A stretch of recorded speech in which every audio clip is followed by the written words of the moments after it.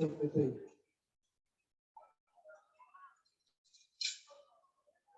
Thank you very much.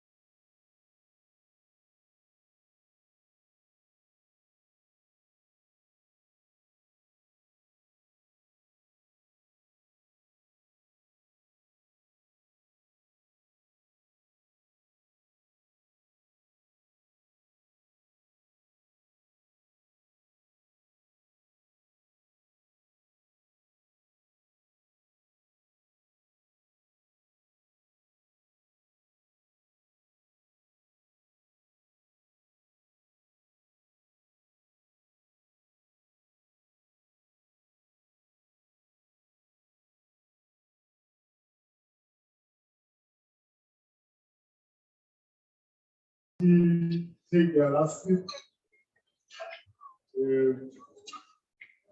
As we prepare to welcome the Honorable Premier,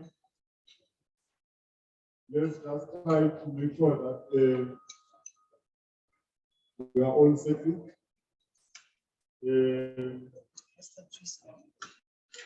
In few minutes' time, we will be welcoming the Honorable Premier, so you can be able to continue with your chit-chatting, meetings, and whatever networking that is happening.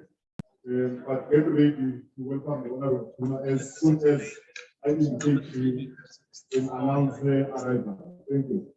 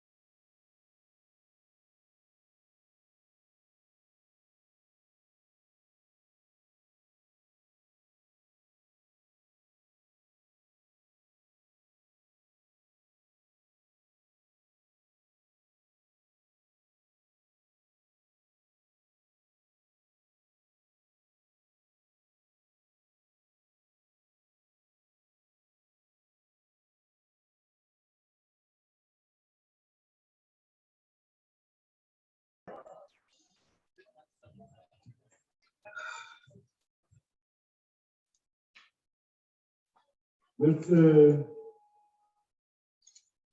welcome the Honorable Premier of Mpumalanga Province, the place of the rising sun.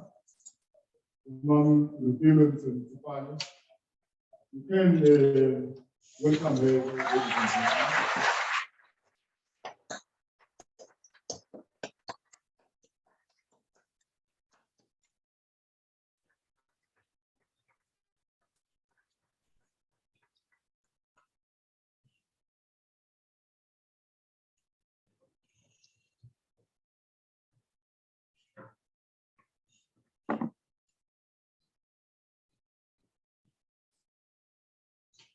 There's no keep standing, ladies and gentlemen. Sorry for that. Yeah, sorry for that. Let's keep standing and then get ready for the national anthem. Fingers crossed that no one falls away. Fingers So crossed we that organize someone who will assist us. fingers crossed that no one falls And away. we know all of us. Otherwise, why we're playing this thing. When we see the national anthem, we must take a particular pose. Very fun.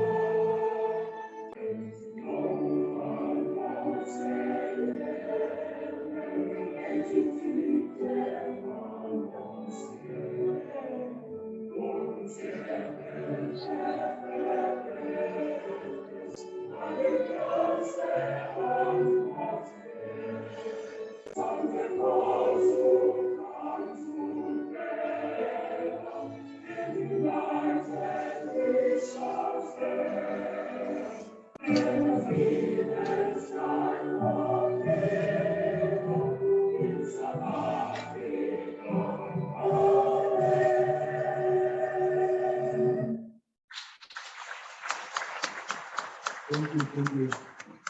We can be seated, ladies and gentlemen.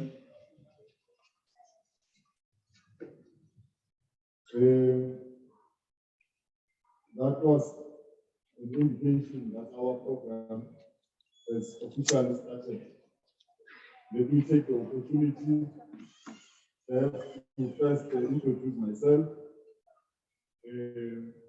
My name is Prince, the other name is Bismu's surname Aja, the Agency for Economic Development and Tourism. And for today, I will be a co-program director. At a later stage, I will introduce my partner in driving this ship. But for now, I'm here with you. Without any further ado, I want to quickly welcome the executive mayor of the local municipality, which is Malafin, to come and welcome us properly before we do any other thing.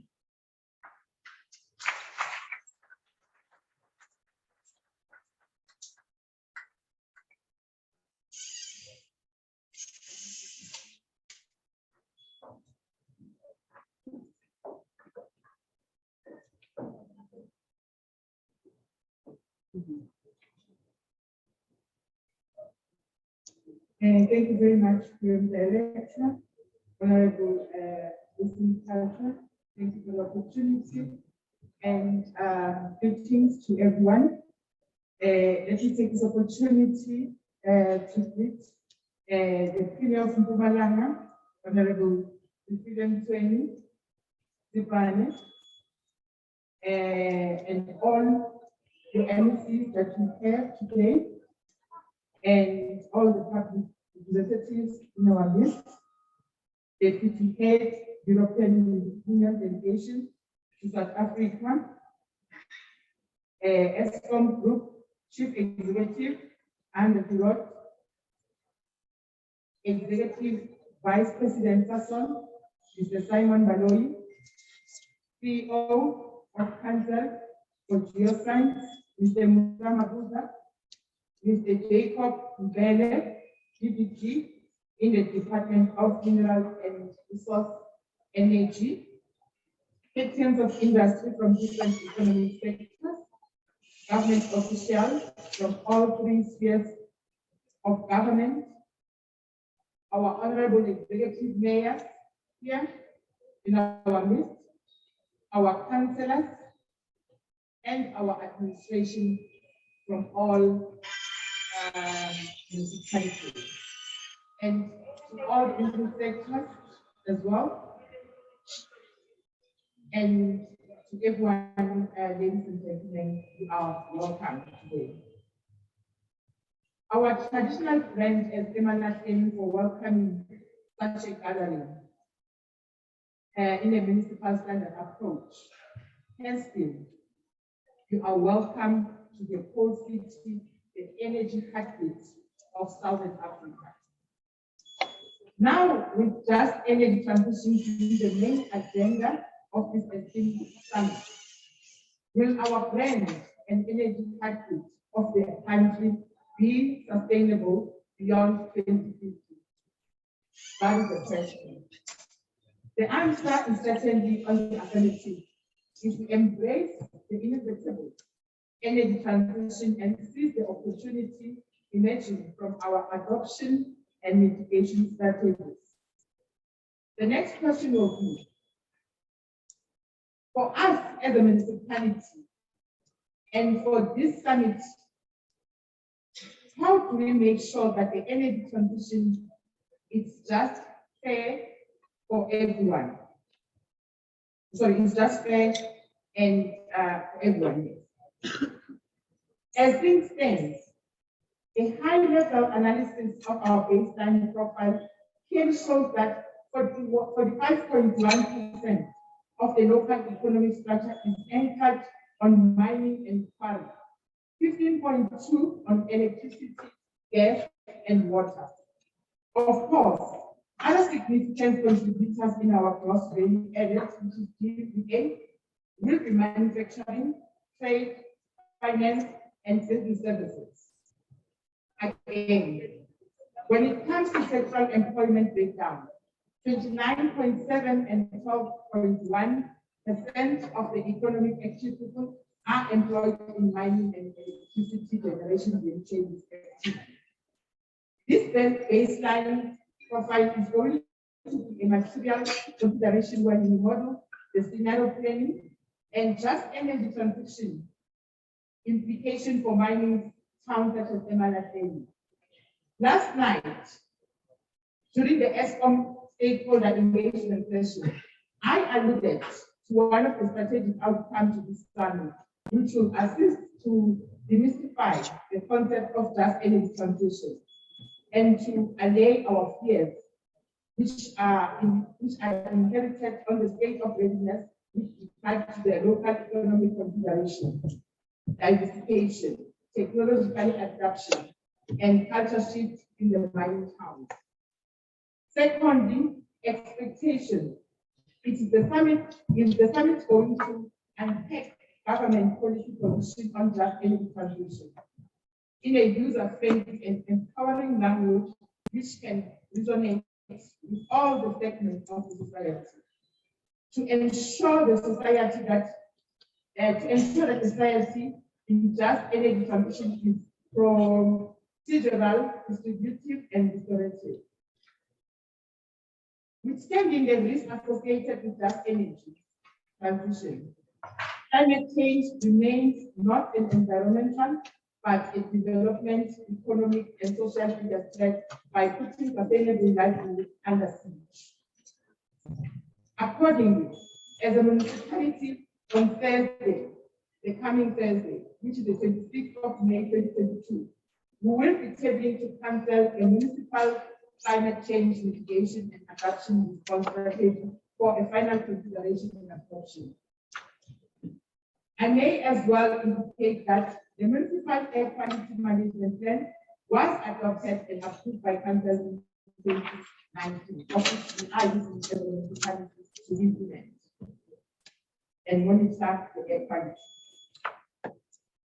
However, budgetary constraints are the biggest challenge in the implementation of the plan. Even under those circumstances, we have just ended a vehicle emission testing program and aligning the municipal commitment to embrace just energy towards a journey of no return to green economy. Embedded in our mitigation and adaptation strategy is to build an internal capacity for continuous research, development, tracking the impact of the reducing carbon footprint and the phase in viable energy mix as part of the municipal medium to long strategy. Mainstreaming and aligning just energy transition into ICT and local economic development strategy. We are, of course, happy that just energy transition is an agenda item in one of the DDM working committees, where we are fully participating as a municipality, giving effect to the spirit and object of intergovernmental relation framework. Mpumalanga local municipality as an energy hub has a requisite competitive edge as a viable renewable energy investment destination. And this advantage was perfectly underscored by Eskom Group CEO last night. Ladies and gentlemen, with these few remarks, I wish to welcome you to the future city of choice. Sorry, to the future green city of choice. I thank you.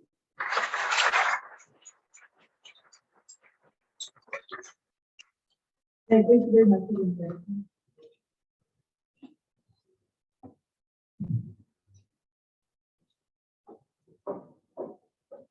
Thank you very much, Mayor. Let's give another round of applause.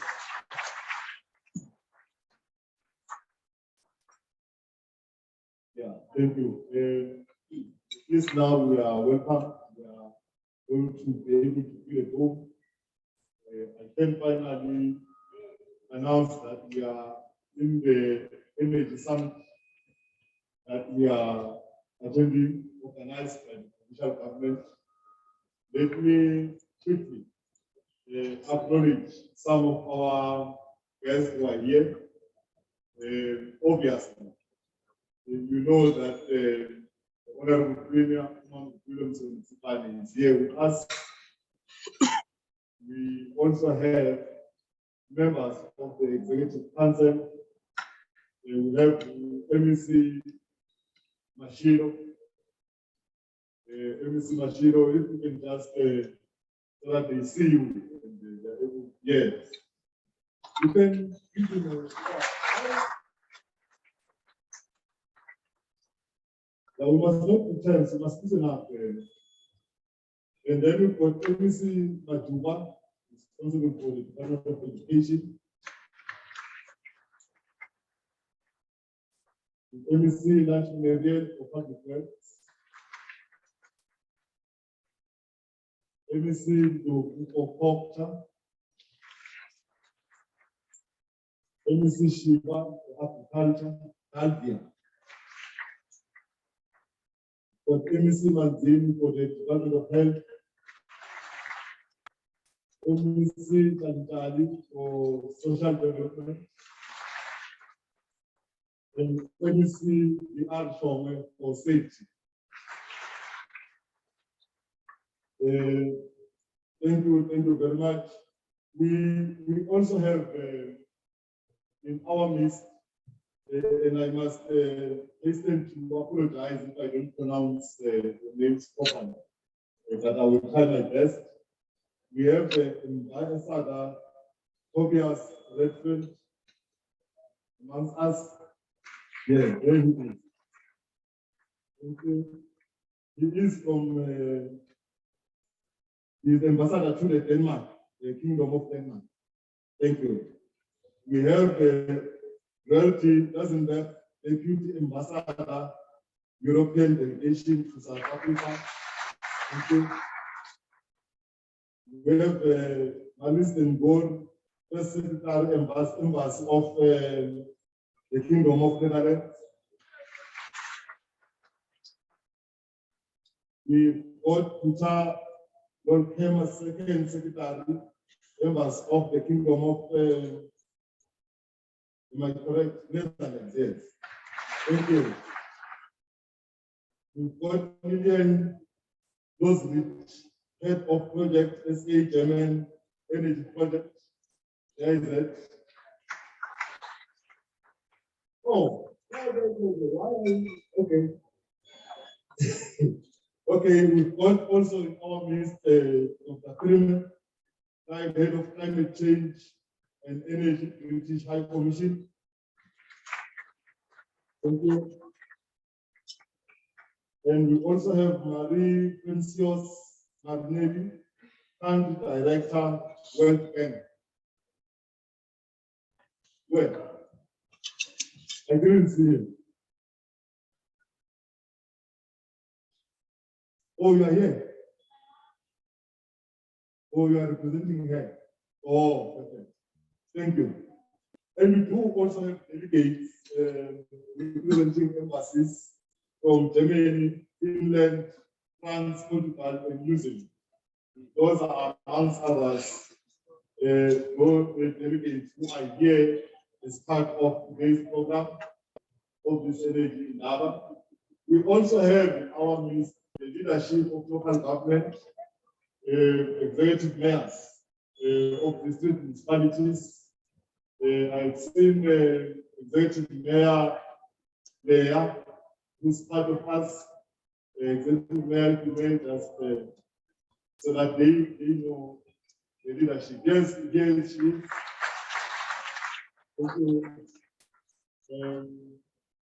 We have executive mayor for Mpumalanga local municipality, who's also here. She is just okay here.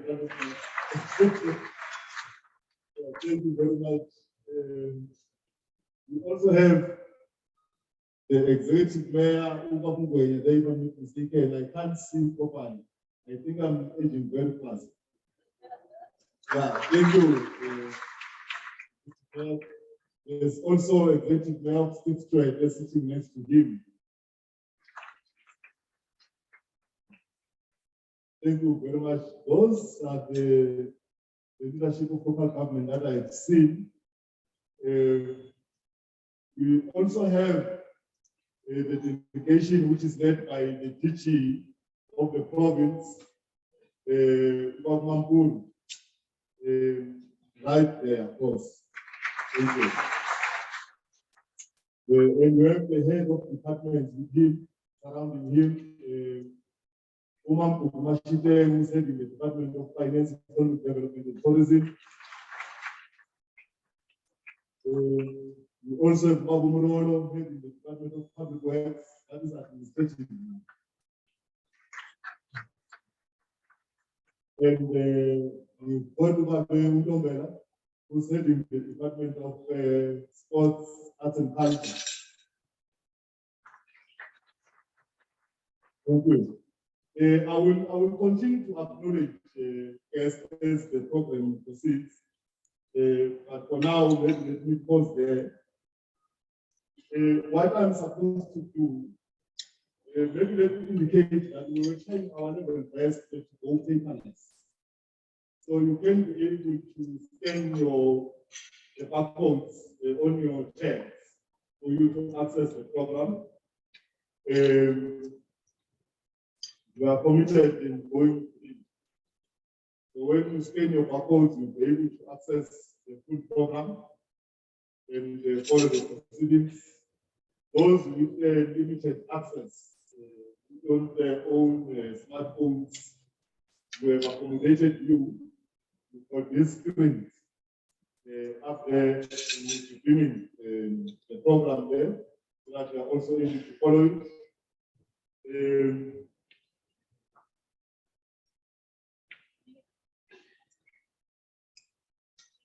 Well, ladies and gentlemen, in terms of the program, I'm supposed to outline the purpose of this event. And it's an opportunity that I think I must appreciate to be able to stand here before you and work with you. And Honorable Premier, let me greet you and all our esteemed guests. And I must also hasten to indicate that the Highveld region is part of the economic backbone of the provincial economy. And if you are wondering why am I saying that,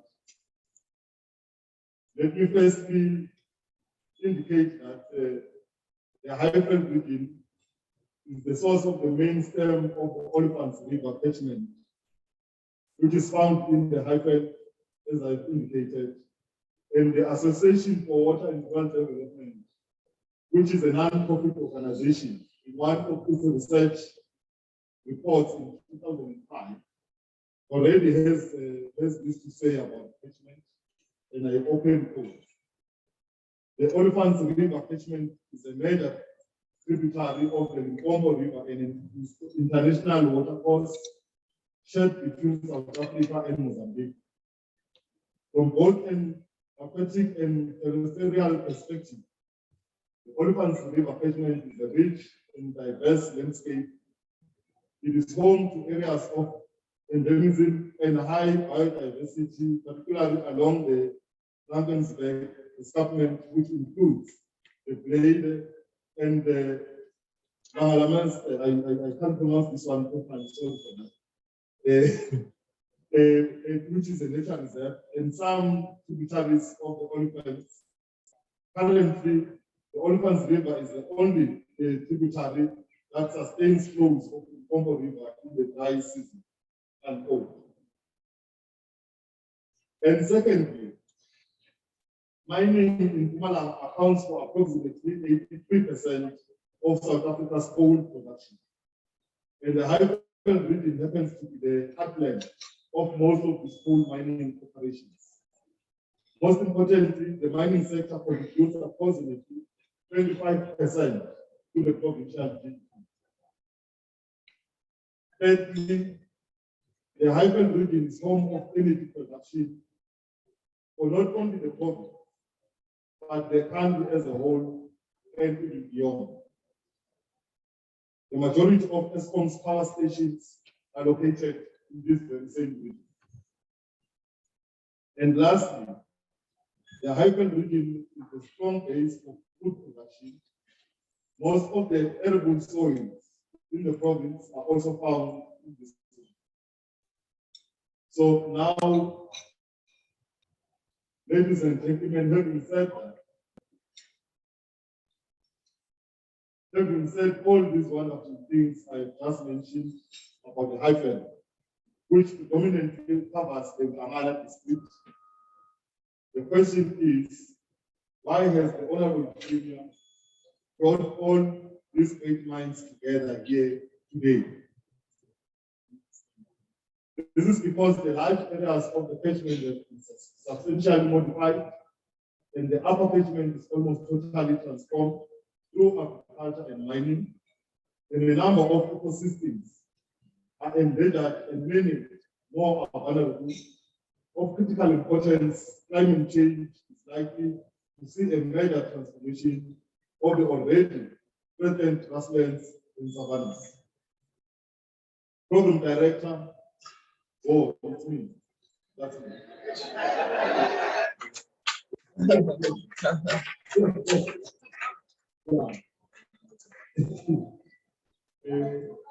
It's important that from time to time, I make sure that we are following you don't get asleep.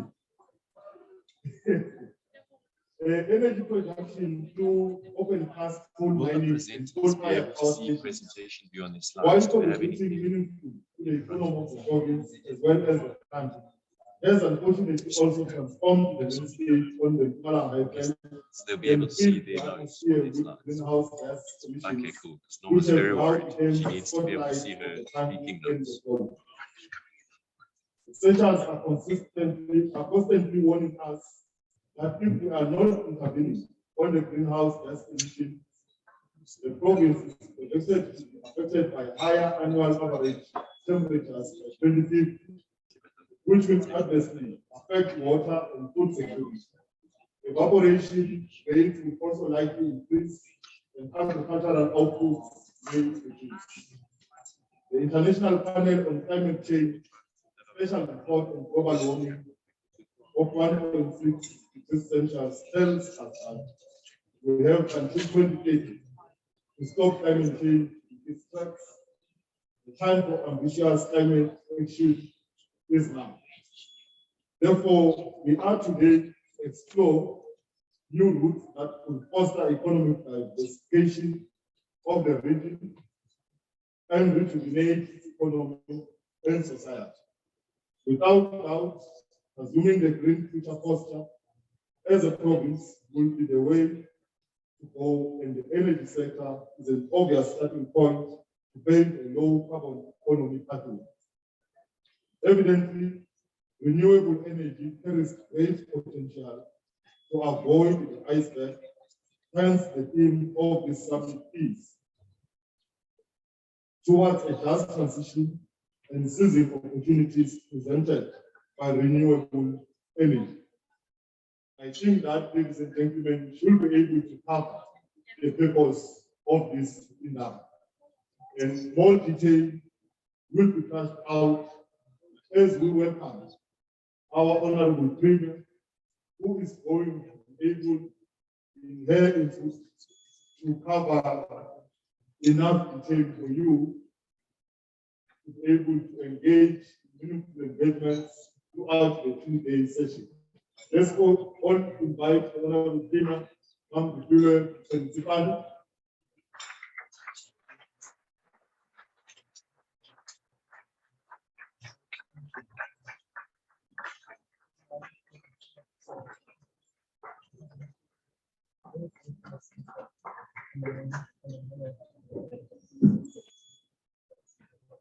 Thank you very much, ladies.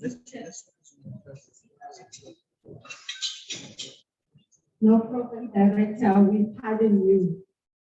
There's something that is called shared responsibility. You forgot about it, hence you were speaking to yourself. Therefore, we want to pardon you on that spot.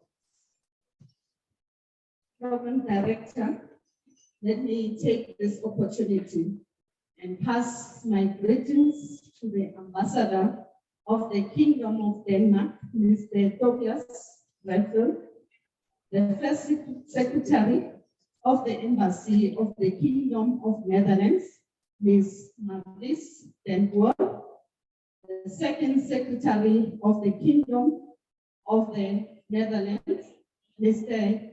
Peter Lolkema, other members of the diplomatic corps present, Minister for Forestry, Fisheries and the Environment, Ms. Barbara Chrissy, the members of the Executive Council for Finance, Economic Development and Tourism, Mr. Busmusin Pacha, and all members of the Executive Council of Mpumalanga, members of the National Assembly and National Council of Provinces present, and those of our provincial legislature.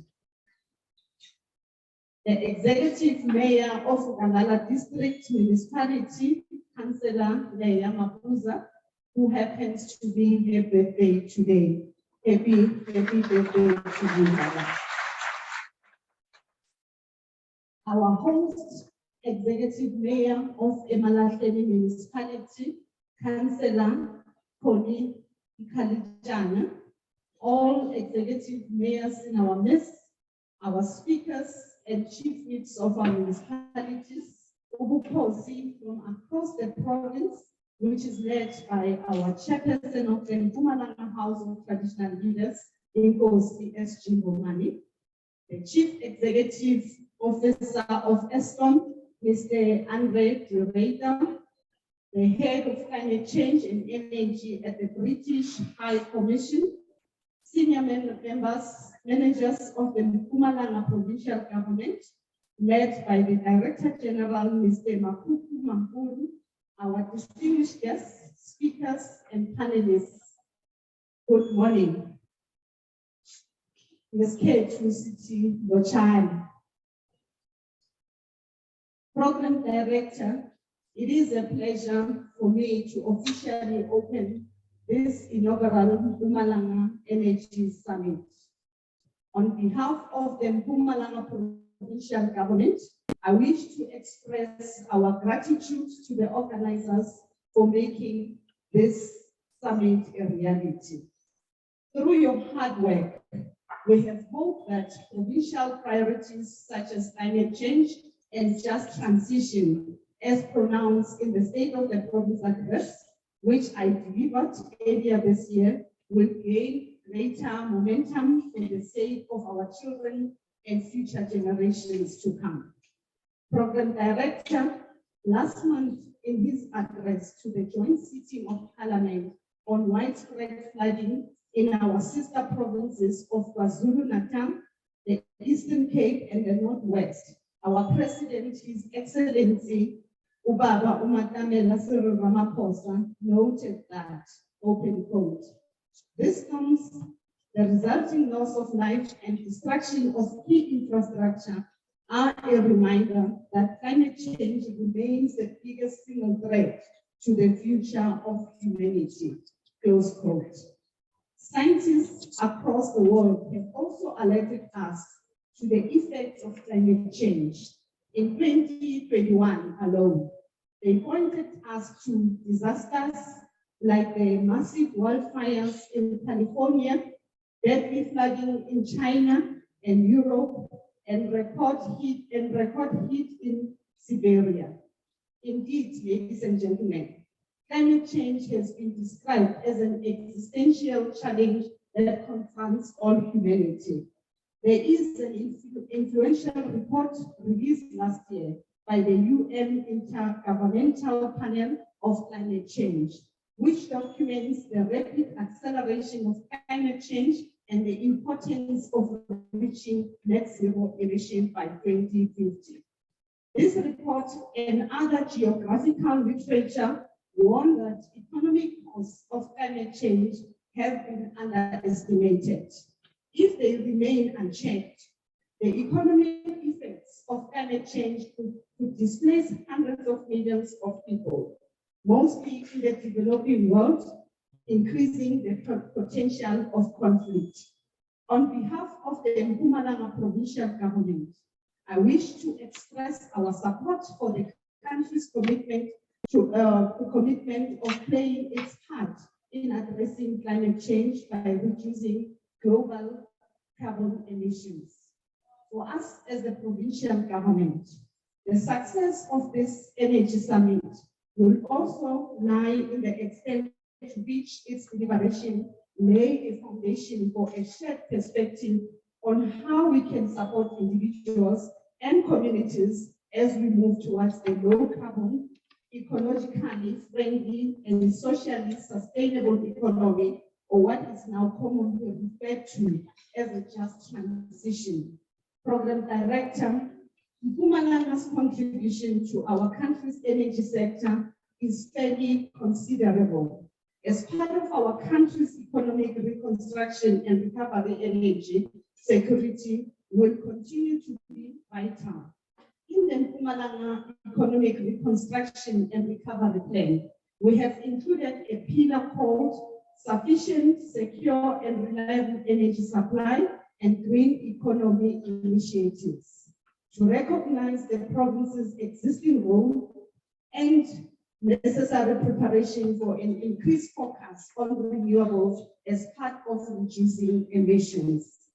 Research such as that conducted by the Trade and Industrial Strategies has shown that 80% of coal mining activities are concentrated in two distinct One of those districts is where we are, which we call it Nkangala district, and also in Katsibade district, which is almost adjacent to this district.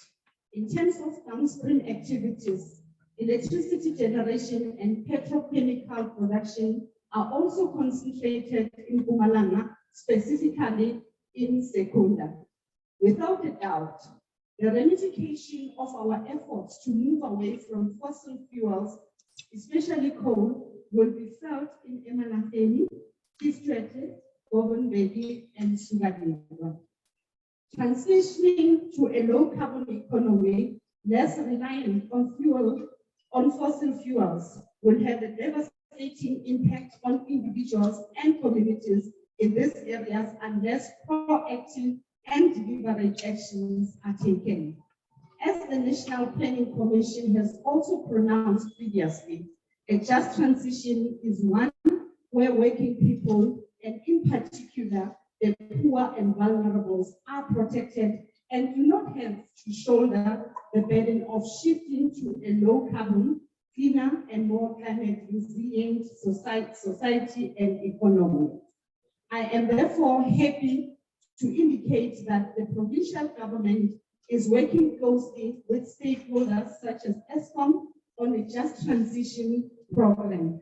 It is our intention that such partnerships must assist not only the transition to a carbon neutral economy, but also increase much needed energy security through fostering renewable energy production, repurpose our power stations, and explore ways for creating opportunities for small businesses and decent wage. Program Director, perhaps allow me at this stage to commend ESCOM for releasing land in our province for electricity projects under 100 megawatts that can now be built without a license and wheel electricity through the grid for self-consumption or for sale to third-party consumers.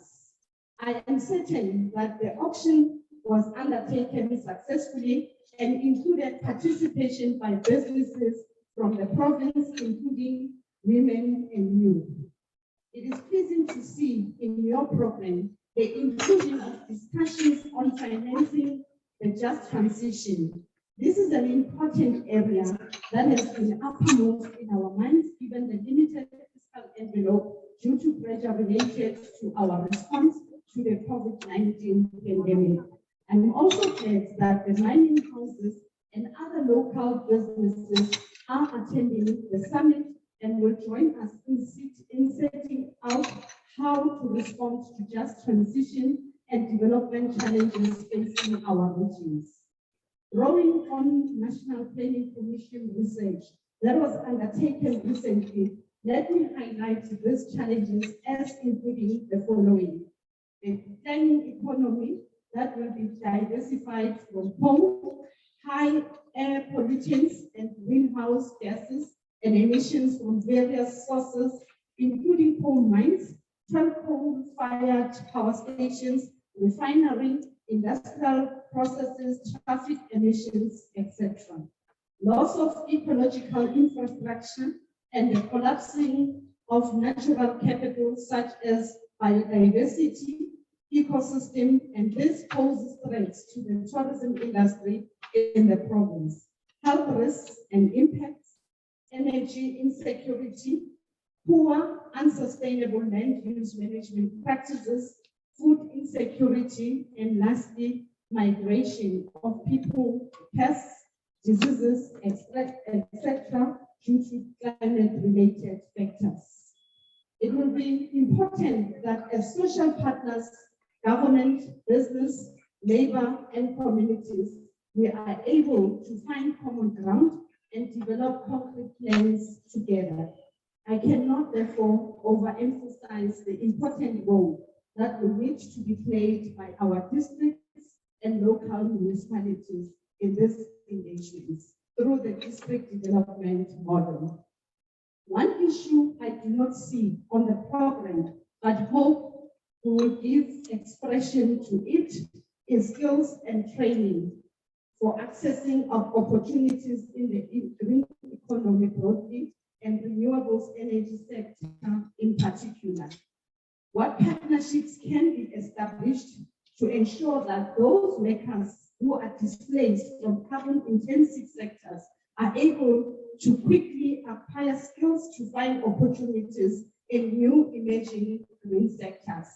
Those are pertinent issues which speaks to the plight of ordinary citizens of this province, which speaks to the plight of ordinary workers within Mpumalanga who have been laid off as a result of mines, manufacturing sectors having to close as a result of productivity that was high at some stage, and also to some extent the issue of emissions having to have a direct impact on the productivity capacity of those industries. And I hope during our deliberations, we will definitely look at those pertinent issues that I've just raised, and also will make meaningful expression towards that. Because if we leave them out, we will be losing the majority of our communities within Mpumalanga, where ordinarily they should be beneficiaries in the bigger scheme of things as we plan together. Therefore, Program Director, I am happy to announce that as a province, we are expediting the establishment of the Just Transition and Climate Change Working Group under the leadership of the Director General within the Office of the Premier, which we announced in this year's State of the Province Address. To augment its work, there will be a group of technical and industry experts in an external advisory body that I shall appoint eminently. Once again, let me take this opportunity to thank MEC Mkhanjwa and his team, including our newly established Mpumalanga Green Economy Agency, for their sterling work in organizing this summit. We look forward to the report on the summit outcomes and how that can assist the province to mitigate the impacts of climate change whilst positioning for the opportunities presented by the green economy. I wish you all fruitful deliberations over the 2 days. I thank you so much.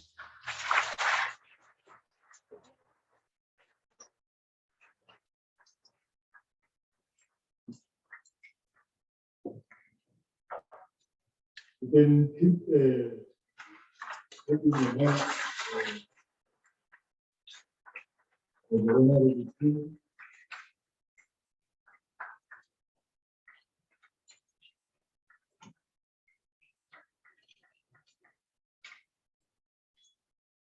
Thank you very much.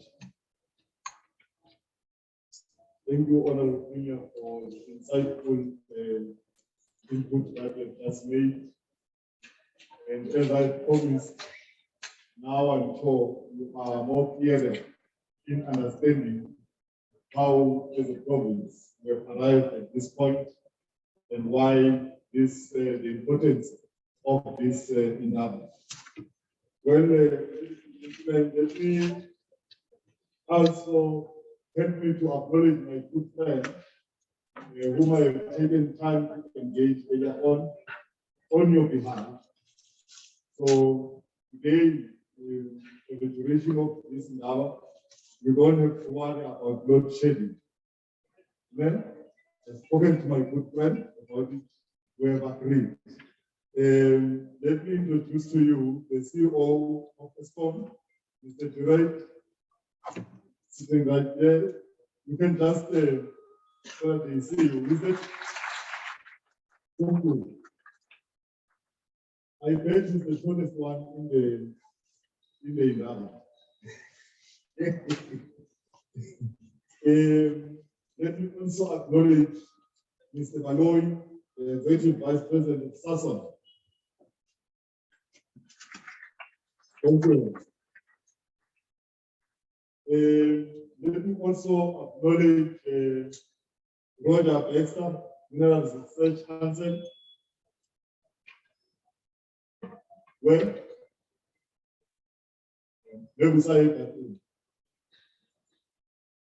Not yet. Oh, okay. It's fine. But also let us acknowledge we've got the chairpersons of our entities here and the CEOs. I think I can see Wapna Chief of the chairperson of the Mpumalanga Tourism and Arts Agency. Thank you. I also see the chairperson of MER sitting next to him. Yes, you can speak. Thank you. Those are the chairpersons that I can see. Oh, it's because of the mask. I also see the chairperson of the Mpumalanga Economic Growth Agency, Mr. Tao. Yeah. Thank you. There's a CEO and his CEO, Mr. Matan. Hey, I'm really struggling. I'm really struggling to see all of you because of the mask and stuff. So I think it's the CEO of the Thomas SCZ. Am I correct? Yeah. Thank you. Chair, the CEO of MER is the CEO of MER is there. Where? Oh, somewhere. Okay. Thank you very much. As I promised, I will continue to acknowledge because we've got almost 350 guests in this Sinaba who are here. Initially, the plan was to at least have 250, but because of the interest shown, we have then decided to increase the number to 350. And beyond the 350, we are also having a lot of our people who are joining us through the virtual platforms and following the discussions that are happening here today. So we will continue to acknowledge all of you. I want to invite Mr. Relti Nazenberg to come forward and deal with the international perspective on climate change and the opportunities. And after him, I will call my partner in crime, then come and take over the steering of the ship. Thank you.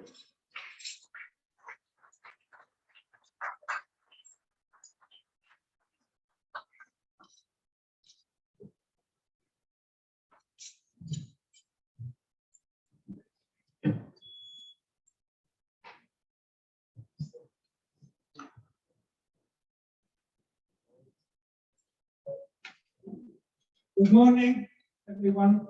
I hope you're well and safe. Honorable Premier Shweni Sipane, I hope I pronounce it reasonably well. Executive Mayor Kavishana, and apologies if that is not the correct pronunciation. Representative of the government of the Republic of South Africa, the Mpumalanga province and local municipalities, CEO De Reuter of ESCOM, all other representatives of the state-owned enterprises and the private sector, members of the Presidential Climate Commission, Presidential Climate Finance team, members of Parliament and national and regional assemblies, members of the diplomatic corps, colleagues, ladies and gentlemen, full protocol observed, and apologies if I have forgotten anyone. Let me say, Honorable Premier, that I'm really inspired by this. It's really remarkable your leadership on leading this meeting and addressing this issue. And I'm very grateful that I'm now the possibility to speak, to represent the European Union, and also I will speak for our member states. In Europe, we know that we need to protect our beautiful world. We need to protect it not only in Europe, but also everywhere. And we know very well that this is not something that Europe can do alone. We need to work together. And we need to protect a beautiful environment like the one that you enjoy here in South Africa. We also know that we need to continue growing our economies and creating jobs. We can't do without this. And we need to embrace the transformation towards a modern, technologically advanced economy that can create new jobs, not just jobs. So let me say, Honorable Premier, that Europe, the European Union, and our member states are your partners. Your, as we say, in Europe partners, meaning the European institutions and all the member states together, trying to coordinate ourselves to help you and achieve an objective together. We think that we need to undertake climate action, leaving no one behind, and to unlock green business and investment opportunities between the EU, South Africa, Africa as a whole, to strengthen cooperation. And let me stress again, we need to leave no one behind.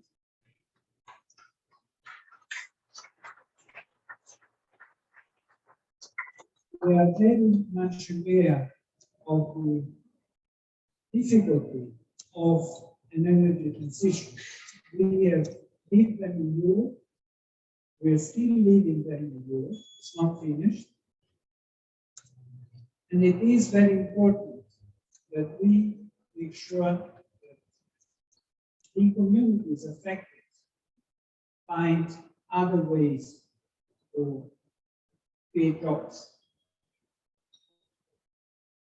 So our leaders guided us to go to protect climate, to take climate action.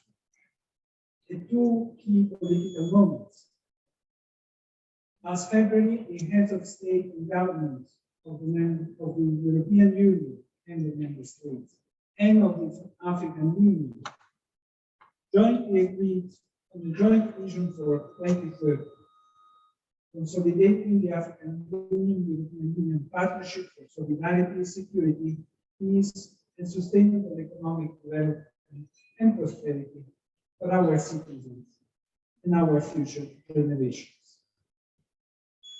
This African Union-European Union joint vision really drives us to take joint action to preserve the climate and to fight against inequalities.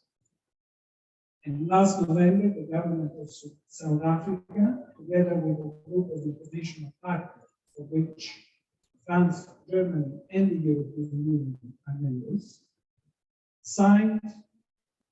issued a political declaration in Glasgow on a new partnership for a joint energy transition in South Africa. This partnership is intended to support South Africa economic growth and job creation alongside reduced carbon emissions, to ensure that workers and communities are the major beneficiaries of our shift to a greener future, but also to ensure energy security for South Africa. In support of this partnership, France, Germany, and the European Union will mobilize upfront around 50 billion rands for the first phase of financing. So various mechanisms, which include grants and loans, sovereign loans, and we have also promised that we will increase this financing as necessary. And together with the South African Climate Finance Trust team and the partners in the International Partner Group, we are fully committed to translate the political declaration into a comprehensive financing plan before COP27 and to make the first pledges before COP27. This must reflect a strong ownership by South Africa. It must be a South African program that we support. And it's your efforts in transition, the efforts you decide, that we will want to support. Most importantly, the European Union is also working within the just energy transition and the partnership and beyond, together with all our member states present in South Africa. The EU is South Africa's most important and most reliable aid, investment, cooperation partner. But let me also say we are the most important partner in research and in building a future South Africa. So, together with the member states, we have decided to join forces and leverage on each other action through an initiative that we've taken together for just in green recovery. This we started and we proposed to the South African government before we arrived in Glasgow. But now that the GTEC declaration has been taken, we are working to organize ourselves and our efforts and to bring in the contribution of Europe, the entire Europe, to this effort. And let me also say, because it's very important, that we have another European in Europe initiative together with the member states. And this is for skills and job creation. And we have, as you, we have signed an agreement with the Ministry of Education for 150 million grants, sorry, I'm trying to translate in grants, with 15 million euro for a program on vocational education, exactly to make sure that the skills are there for new jobs and new job creation. That's what we would like to support in South Africa. But let me say that we're not alone. A number of member states, Germany has a very large program on vocational education. France, Denmark, we have quite a number of, the Netherlands, and we have quite a number of efforts made by Europe in this regard. So let me end with sharing our EU experience in living with us in transition and seizing renewable energy opportunities.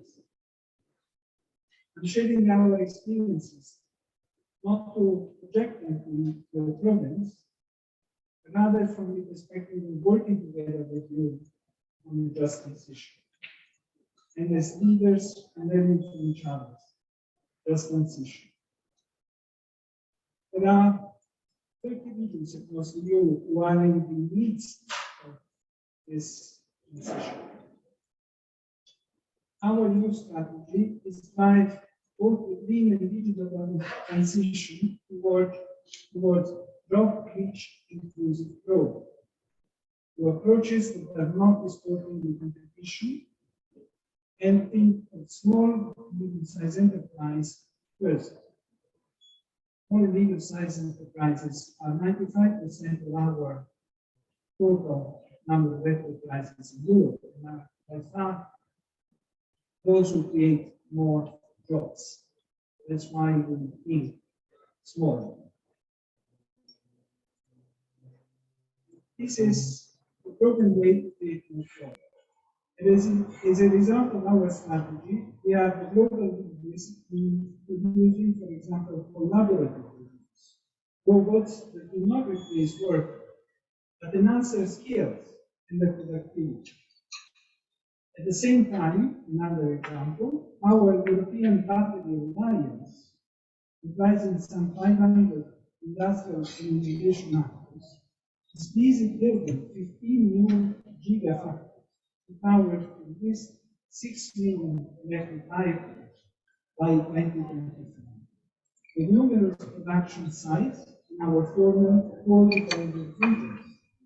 This is how the fourth industrial revolution and the just transition come together.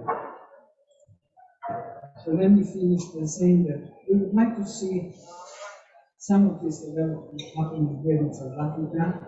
We are here to work closely with you as partners. Thank you very much.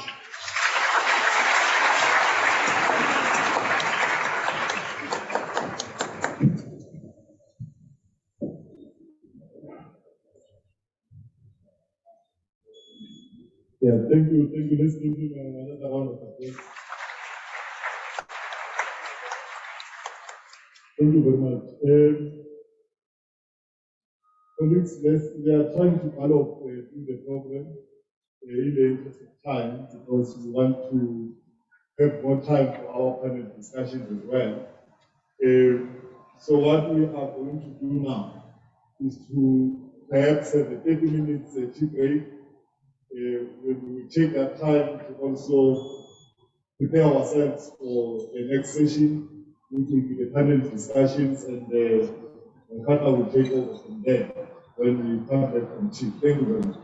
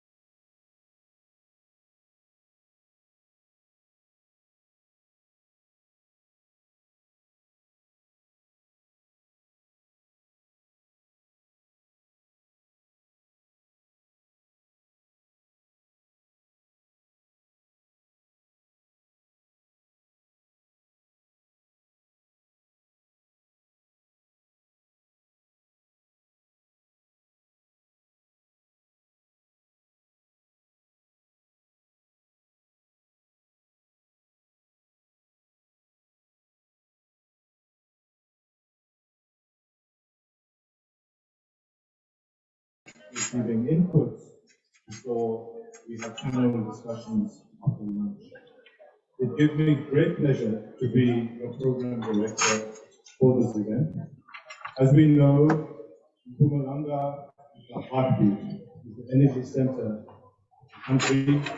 It is in fact the engine room, the backbone, without which our entire country's economic, mining, industrial, and indeed social context will not be supported.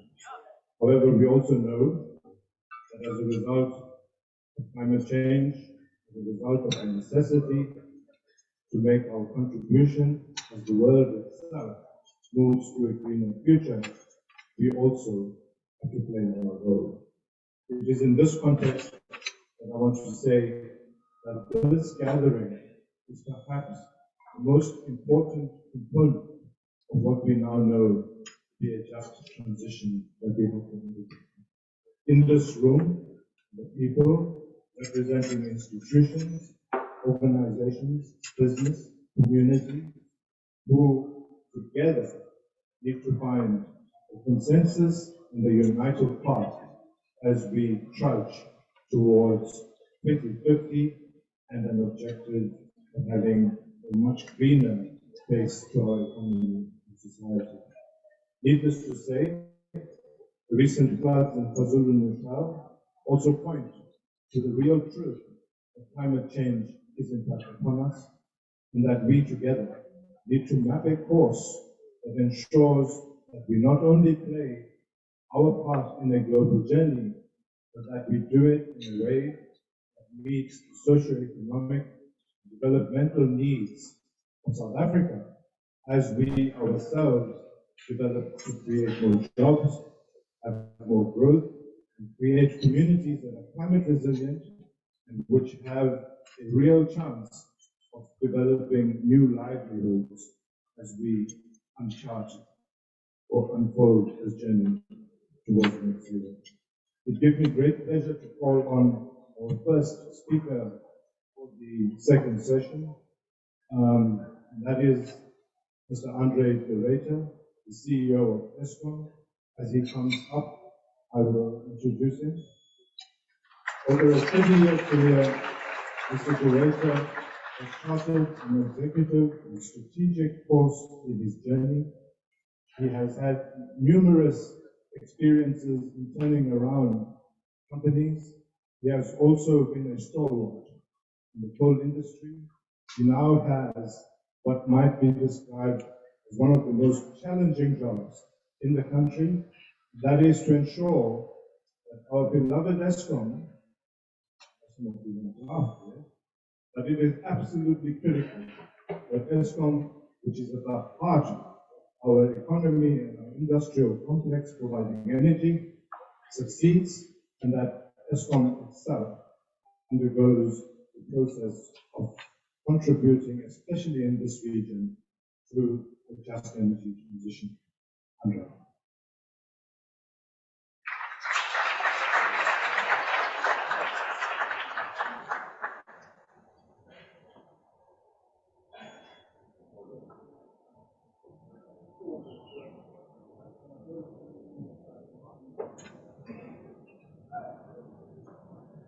All right, good morning still.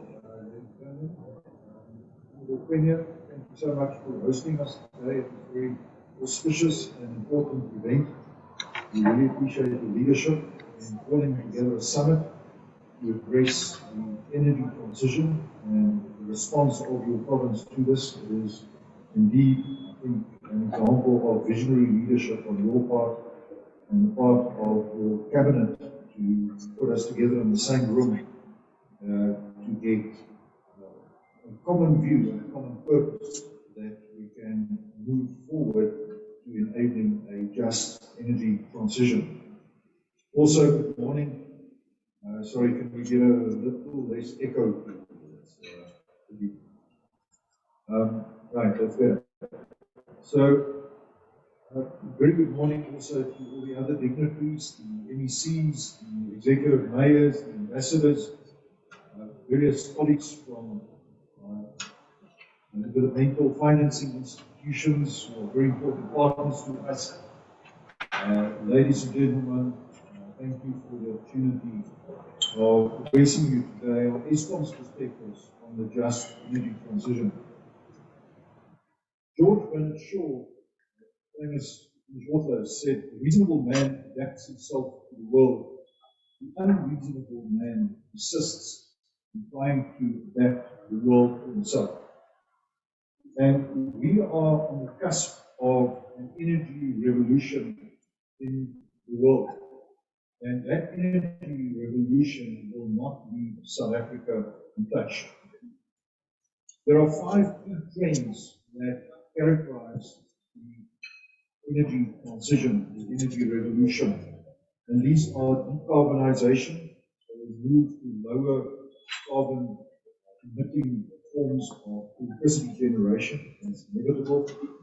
democratization, so greater access, greater choice, decentralization. There's a good old Afrikaans word for a power station. It's called a krachtcentrale. So it's an old centralized large plant. But with renewable technology, we are now able to ensure that we can democratize and distribute the generation of electricity to all who need it, and to address the great challenge also of energy poverty. Digitalization, smart meters, far more transparent billing. Billing, for those of you who don't pay us, that's the document that you get that tells you that you need to pay. As you can cut, Steve Twitter can cut. Steve Twitter, by the way, pays regularly.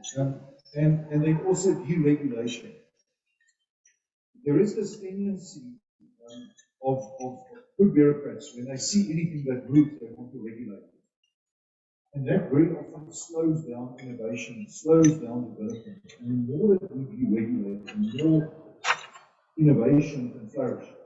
And the private sector and private investors can come up with innovative solutions to our nation's problems. So to echo Wilton Shaw, I want to believe that we are reasonable people. And when we are confronted with these changes, we will take a reasonable stance and work towards grasping this solution. Our history is replete with various transitions. If you look at the mobile phone, a mere 20 years ago, no one would have imagined that we would be carrying this much computing power in our pockets. Yet today it's a reality that we accept as common. Now, this is an important example also for the energy industry. The energy industry is also characterized by enormous advances in technology development.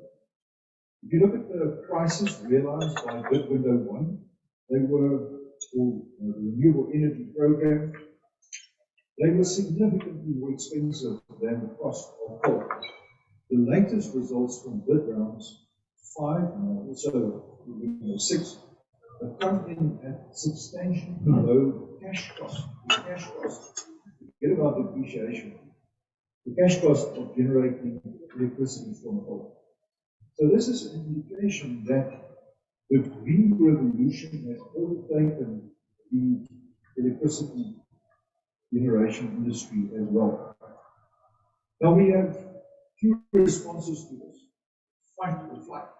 We can say that this is a threat to our current reality, what we know, or we can embrace it and see it as an opportunity. There is a saying that says, the Stone Age didn't end because of a lack of stones. I would venture to say that the Coal Age also won't end because of a lack of coal, but it will be overtaken by technology. And that technology today is available. And it is competitive with alternative forms of electricity generation. You may be aware, and you will have driven, those of you who came in from Gauteng, you will have driven past our Cecilia power station. And you will have seen that there are 3 lights on at that plant. It is substantially overspent, it is significantly behind schedule, and unfortunately, that mega project has been characterized by extensive fraud, crime, and corruption, which came with the years of state capture. And I think we shouldn't deny that mega projects generally are very prone to this type of corruption and capture. I'm not saying that renewable energy somehow is green and therefore it is immune to corruption, but it is far more difficult to engage in these corrupt activities when you roll out modular plants on a smaller scale rather than trying to build these mega projects. As my colleague from Cecil will confirm, building mega projects is a really difficult thing. It's not a South African thing, this is a universal thing. Now, Eskom is by no means anti-coal. We are a very large coal consumer, one of the largest coal consumers in the world, and we will remain a large coal consumer for an extended period of time to come. In fact, the Chile is scheduled to shut down only in 2071. But if you exclude the two new plants that we built, the DP and Chile, the average age of our plant is now in excess of 43 years. And these plants have been run very hard, they haven't been well maintained, and they are therefore unstable and unreliable, as you can all see by going from this unfortunate phenomenon called load shedding. And we therefore have an opportunity, as we have to replace this generation capacity with new capacity, that we can access concessional green financing at much lower interest rates, and in some instances even at extended payment holidays, to ensure that when we build back the required new capacity, that we build back better. This is the opportunity that I see for Mpumalanga. Because in Mpumalanga, the land of the rising sun, is richly endowed with three major resources. First of all, it's endowed with human resources. There are many technically skilled, capable, competent people unemployed in Mpumalanga today, and specifically in the coal belt. And that should not be seen as a problem. That should be seen as an opportunity, as a resource that renewable energy developers can access in order to staff their plants and to help to build renewable energy facilities in the province. And Eskom itself is playing a role with the assistance of our partners in creating a training center at our Kumaki power station that will reskill and upskill people displaced from the coal mining value chain to be trained to be photovoltaic technicians, to train in how to install solar panels, how to maintain a power station, solar power station, and then also the same for wind turbines. And I think this is an example of how we can take our coal shovels and we can beat them into wind turbine blades for trades. Now, ironically, what we are faced with is a concerted fight back campaign by people with vested interests in the coal value chain. You will have seen media reports of extensive sabotage at some of our power stations. This is completely deplorable, and to my mind, utterly incomprehensible that anybody would want to deprive hospitals, schools, businesses, factories, homes of electricity through acts of sabotage. The irony, of course, is that those individuals who engage in these acts, by their criminal acts they perpetrate, are in fact accelerating the demise of coal by making coal less reliable and therefore less effective. The law enforcement authority will have a significant role to play in helping us to literally arrest this trend and also arrest the perpetrators. And I would again request that we all engage in making sure that the criminals don't take over this great province of Mpumalanga.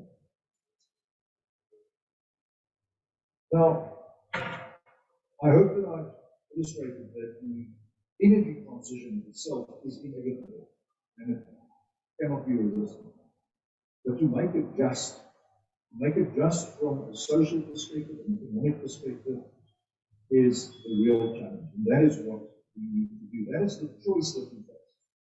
Now, Eskom has the option, in a very cynical way, of putting a padlock on the gates of our power plants as we shut them down, say thank you very much to the communities that have supported us for 50, 60 years, and walk away and go and build new power plants in the Northern Cape. But this is an option that we deliberately decided not to take. And hence, we are focusing on repurposing and repowering our existing power stations.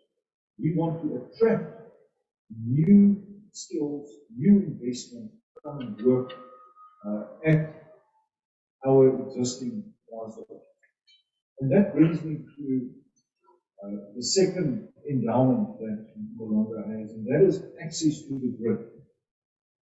Today, Mpumalanga is the owner of an extensive network of transmission lines connecting our coal-fired power stations to the electricity market, which is still predominantly in Gauteng. It will take Eskom, with its unbundled transmission entity, more than 10 years to build a new transmission grid down to the Northern Cape, which is where many of our investors would prefer to go. So Mpumalanga has a built-in advantage to access the existing transmission grid. There are modest efficiency losses because Mpumalanga is not the most ideal location.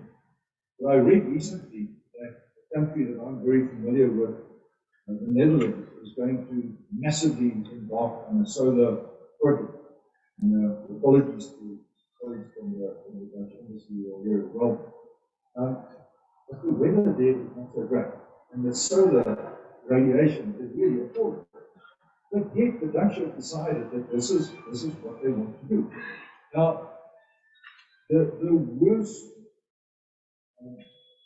solar radiation in South Africa is orders of magnitude better than anything available in Europe, with the exception of Spain. So, ladies and gentlemen, we are sitting here on an opportunity where the third advantage, the endowment of natural resources in terms of solar radiation and wind in Mpumalanga, are really attractive. And we need to capitalize on it.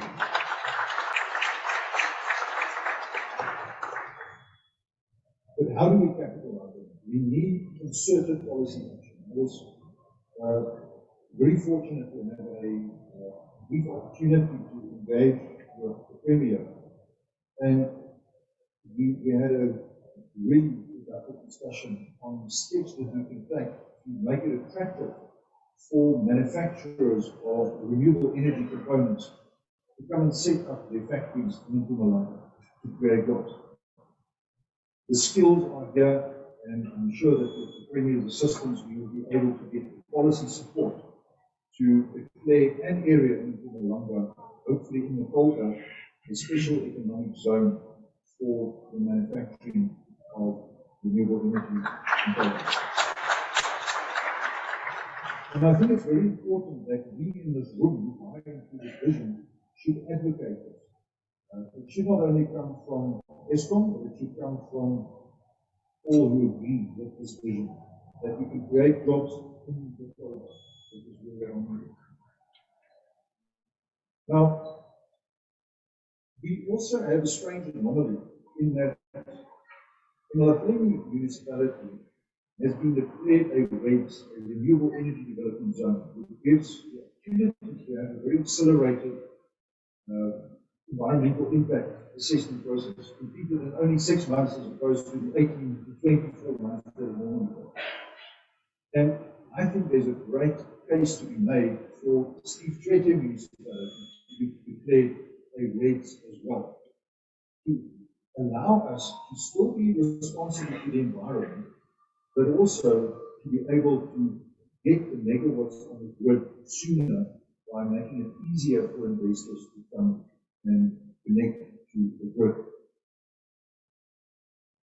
The Premier very graciously referred in a speech to Eskom's program to make available land in Mpumalanga to private investors who want to make available of the recent announcement by the President to build less than 100 megawatt power plants without having to go through an onerous licensing process. It would be very productive and supportive of NERSA if they can maybe revisit their registration process to make it as easy as possible to get these projects registered. But in a period of 5 months, we went as Eskom from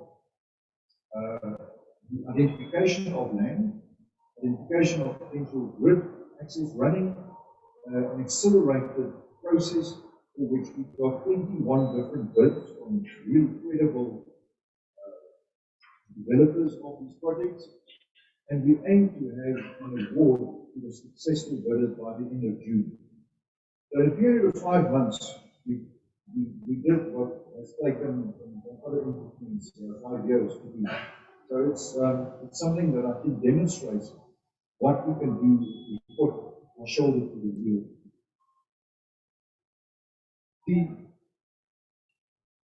The opportunity that we have with our partners from all over the globe, for South Africa and Mpumalanga in particular, to become the flagship for a just energy transition is really enormous.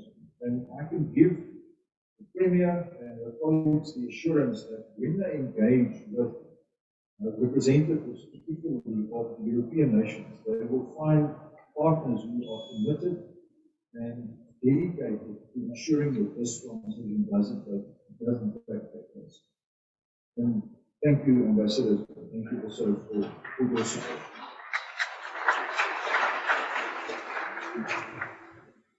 But we do need to ensure that we don't repeat the mistakes of the past. And therefore, good governance is going to be critical. The era of state capture is still fresh in our memories, and it's left great scars on our nation. And in particular, it's left great scars on ESCOM as an organization. And when we roll out this new funding initiative, when we roll out this new great opportunity, it will be very important for us to demonstrate to those who support us that we can spend money responsibly, wisely, and without affecting corruption. Premier, if I can conclude by quoting from the motto of Mpumalanga, which is Omnia Labor means labor will conquer all. And I think that's a very apt note to say that if we all together work hard, we can overcome the challenges, we can make use of the opportunities, and we can build a new energy industry in the land of the rising sun. Premier, thank you very much.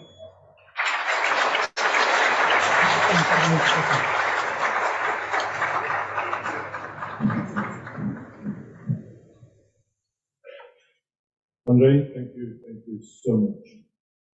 Without wanting to paraphrase you, I just want to say that you've gotten in that short address to the heart of the issue, the heart of the risks, and also the heart of the opportunity that lies ahead of us.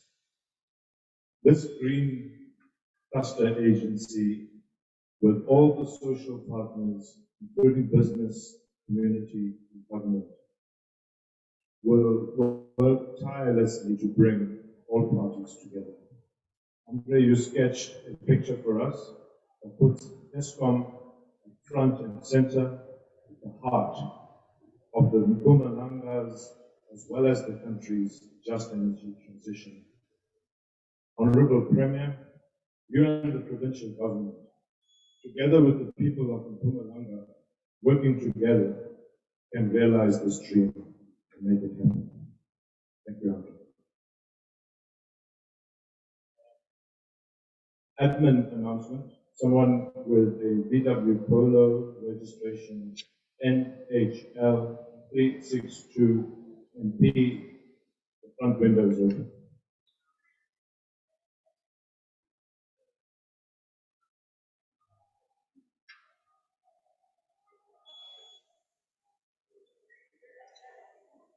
Our next speaker, unfortunately, Mr. Lloyd could not be here, but we have an able replacement in the form of Victor Bester. If you come up, I will introduce you as you do that. Victor is the Senior VP for Regional Operations and Asset Services at Sasol. We all know how critical, important, and value-adding a corporate role player Sasol is in this region. Victor has 26 years of experience in the oil and gas industry, particularly downstream activities. And he also has had extensive experience in nuclear. He holds a Bachelor of Science in Chemical Engineering, and he is passionate about providing leadership and mentorship to up-and-coming human resources and young people. And he prides himself, like Andre does, in getting things done.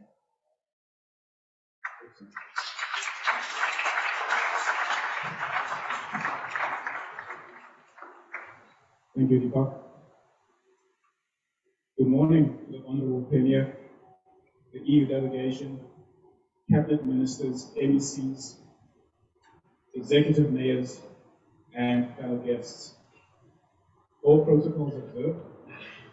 I'm grateful for this opportunity to share Sasol's plans for Secunda, our decarbonization approach, as well as our vision for the hydrogen economy and the just transition. As you are aware, climate change is the defining challenge of our time. As Sasol, we are committed to reducing our environmental footprint and contributing to the growth of the South African economy in a sustainable manner. We will decarbonize our business in accordance with our greenhouse gas reduction targets towards net zero by 2050. Our Secunda operations are key to this transition. Accordingly, we are reducing our greenhouse gas emissions and have placed ourselves on an accelerated path to act and progressively improve our performance. Our transition will follow a gradual approach in support of a just transition.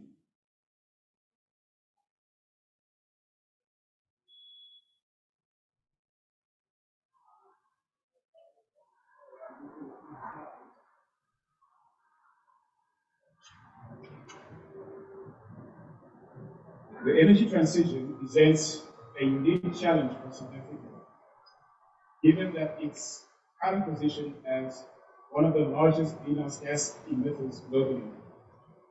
Our economic context is challenging, with infrastructure constraints, shortage of skills, and rising unemployment, limiting the growth potential in the medium term. However, we have a deep belief that the changing energy mix presents a great opportunity for a green hydrogen economy in South Africa.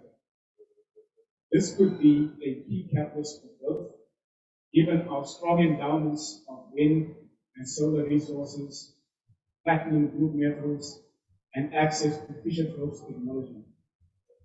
We also believe that South Africa can grow its export markets for low carbon products, given our advantaged geographical positioning and established shipping routes. Sasol Secunda operations offers a distinctive competitive advantage, existing assets and deep capabilities in running complex value chains which play to the energy transition era. As Sasol, we aspire to lead the change in Southern Africa.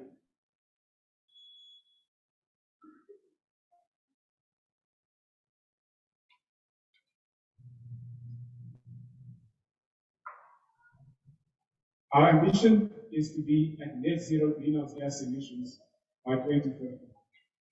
We are committed to accelerating our transition to a low carbon world in support of the objectives of the Paris Agreement. In aligning with the 2050 ambition, we increased our 2030 Scope 1 and 2 greenhouse gas emissions reduction targets from an initial 10% for our South African operations to 30% for our energy and chemicals businesses of a 2017 baseline. In addition, we also introduced a Scope 3 reduction target for our energy businesses of the 2019 baseline.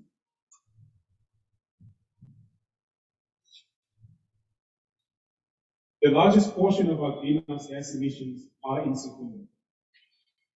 Beyond 2050, our vision for Secunda is to decarbonize our operations and grow new value pools. Given its high-quality renewables environment, Southern Africa has the potential to be a low-cost producer of green hydrogen and scale export to international markets. SASO is positioning itself to be a market leader for green hydrogen in South Africa, producing green hydrogen in collaboration with an ecosystem of partners distributing to the local market through its retail and commercial network, as well as export infrastructure. Our roadmaps show a progressive decline in greenhouse gas emissions until 2025. Thereafter, it is accelerating through incremental gas intake, approximately 40 to 60 petajoules, supported by improved energy and process efficiency and renewables.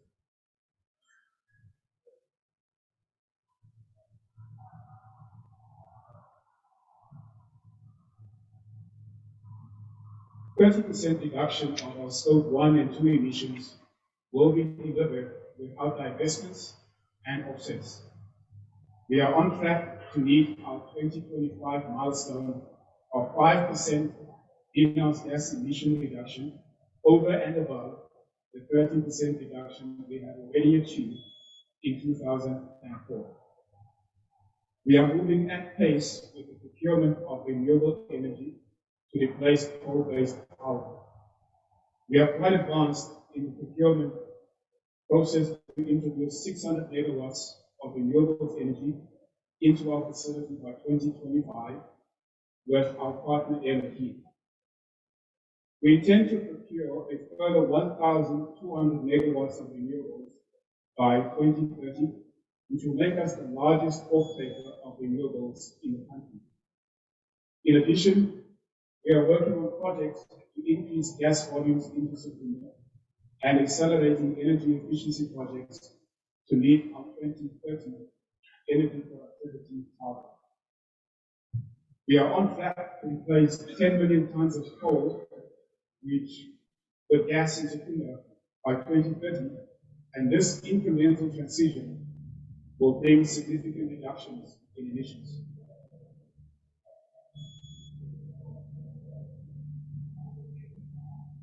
Gas demand in Southern Africa is expected to double in 2030 to enable the energy transition. However, our Panda Tamani gas fields are declining. That's to be expected, and we are optimizing the maturation of these resources. Therefore, South Africa will require flexible LNG as a transitional energy and feedstock in the short term, while the region is developing long-term gas solutions. LNG sourcing will require multiple supply points through both Mozambique and South Africa, with the Motola and Richards Bay terminal being the most feasible supply option for Indian gas demand. Both terminals will play a critical role in ensuring cost competitiveness and security of supply. SASO is in discussions with global LNG players to secure additional gas. To lower costs, we have partnered with the Central Energy Fund, which will assist in optimizing gas supply and cooling demand. Furthermore, strong collaboration is needed between South Africa and Mozambique to accelerate the monetization of gas resources in the region and to enable infrastructure development.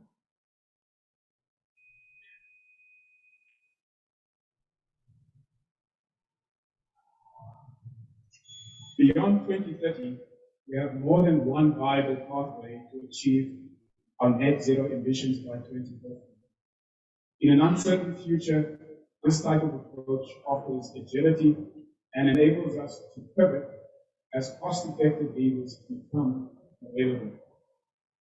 We will progressively shift our feedstock away from coal towards transition gas and then green hydrogen and sustainable carbon in the long term as the economics improve. Given the complexity of the transition, we will leverage existing and new partnerships to to achieve our goals. Beyond 2050, Sasol will operate to or at zero fossil fuel use equivalent, leveraging artificial fuels technology and existing assets to convert green hydrogen and carbon dioxide from direct air capture to products.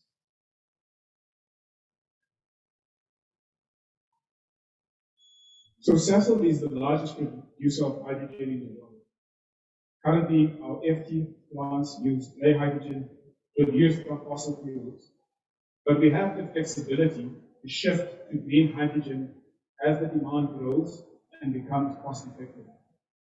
Our technology is feedstock agnostic, which offers the potential for unlimited sustainable feedstock. It produces a wide slate of hydrocarbons, which opens many promising avenues for sustainable liquid fuels and chemicals in the global market. Furthermore, we have installed assets producing synthetic products today, which can be retrofitted to process sustainable, cost-affordable hydrogen and carbon feedstocks with optimal capital to be future fit. This, coupled with our unrivaled experience and our differentiated technology and catalysts, we are ideally positioned to be the leader in green hydrogen economy in South Africa.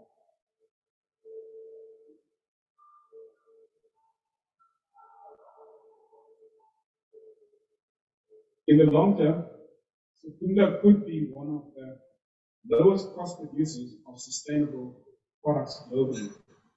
With minimal changes, we can immediately produce high-value premium products such as sustainable aviation fuel, green ammonia, green methanol, and high-value chemical derivatives. This distinctive advantage, coupled with our technical capabilities, allows us to capture value provided that key enablers are available and unlocked. Together with our partners, we are participating in the Hydrogen Global Auction and aim to be the first producer of sustainable aviation fuel in the country by 2025 out of Secunda.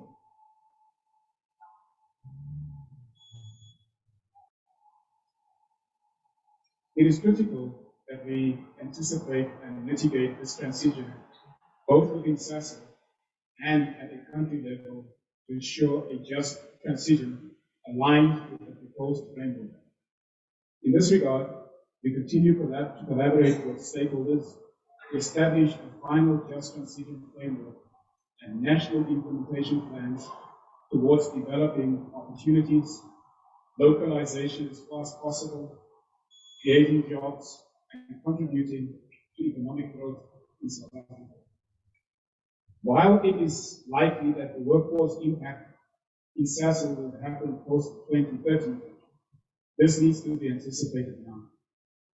With the right long-term human capital plans, managing a natural transition of the workforce involved in fossil fuels and investing in reskilling and upskilling opportunities that will be required in future Sasol. We have set up a dedicated Just Transition Office at Sasol, which is being operationalized. Sasol is developing its own Just Transition framework that would go through applicable stakeholder engagement and governance processes to ensure that it's aligned with the National Just Transition Framework and associated implementation plans. Work is also ongoing with existing programs that are aligned with our Just Transition objectives. The Just Transition plans and programs being considered, like the Bridge to Work program, will support our roadmaps to enable just transition on our progressive greenhouse gas reduction journey with 2030 and 2050 as key milestone dates. The Just Transition program is intended to time in closely with overall decarbonization strategy and associated capital allocations to optimally use our internal resources. But we also intend to leverage partnerships to accelerate the Just Transition initiatives aimed at reaching a broader societal income.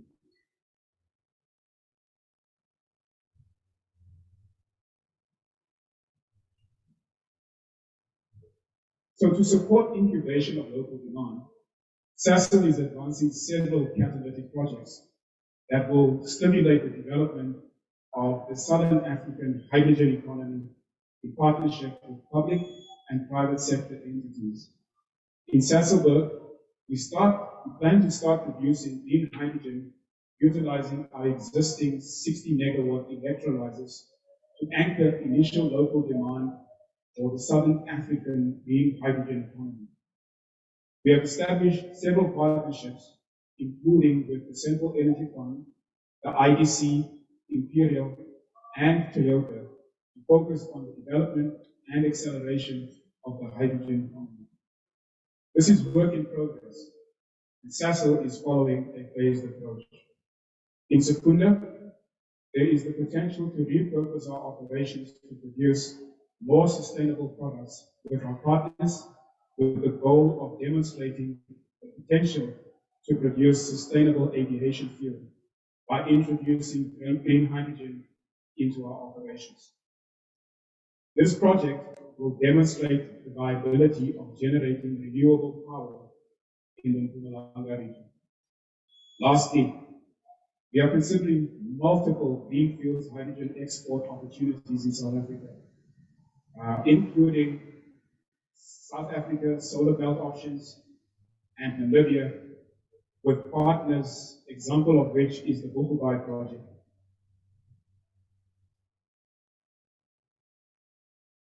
So South Africa has the right ingredients to be a global green hydrogen player. However, collaboration and partnerships are key to a successful transition of the energy landscape.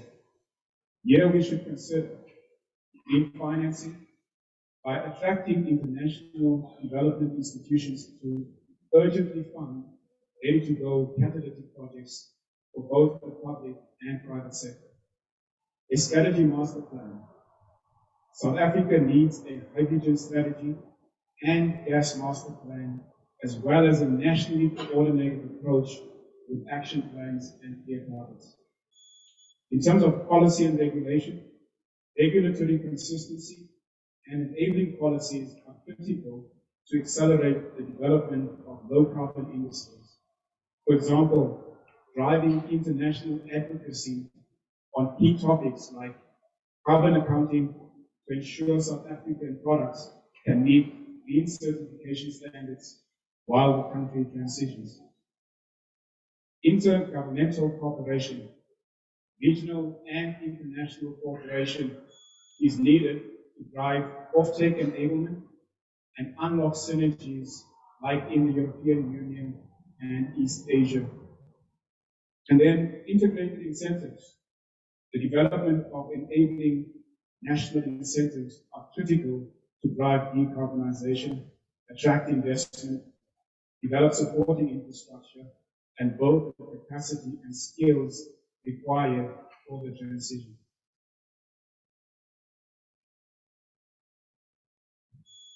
To conclude, as the world moves towards a greener trajectory, Sasol is committed to work with the South African government and other stakeholders towards the realization of South Africa's climate change strategy.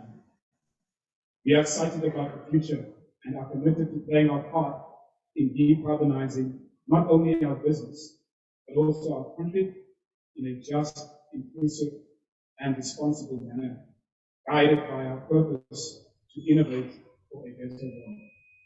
I thank you.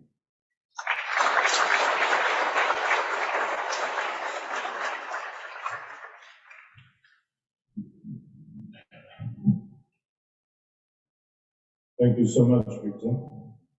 It's clear that together with decarbonization of our electricity system, the next opportunity to decarbonize lies in the production competitively of hydrogen.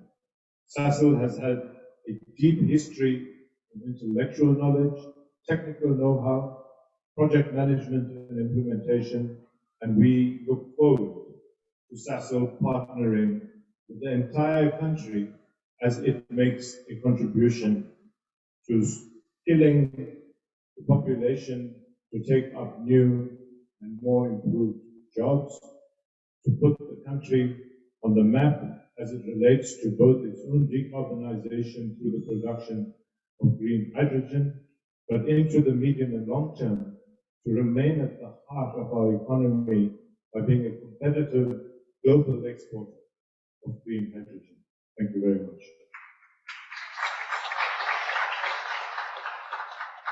Roger Baxter was going to speak tomorrow. Unfortunately, he has had to select. In his stead today, one day earlier, we have Henk Langenhoven as he comes up. Henk is the chief economist at the Minerals Council of South Africa. The Minerals Council is the association or the representative body of all of the mining complex in South Africa. Henk is a sector analytical specialist who has been intensely applying his skills and knowledge to mapping strategic futures for the mining and allied industries. No pressure. We look forward to hearing his views on the future of the mining industry as the transformation to a green economy and a climate resilient society unfolds. He holds degrees in politics and government and a master's degree in economics. Thank you.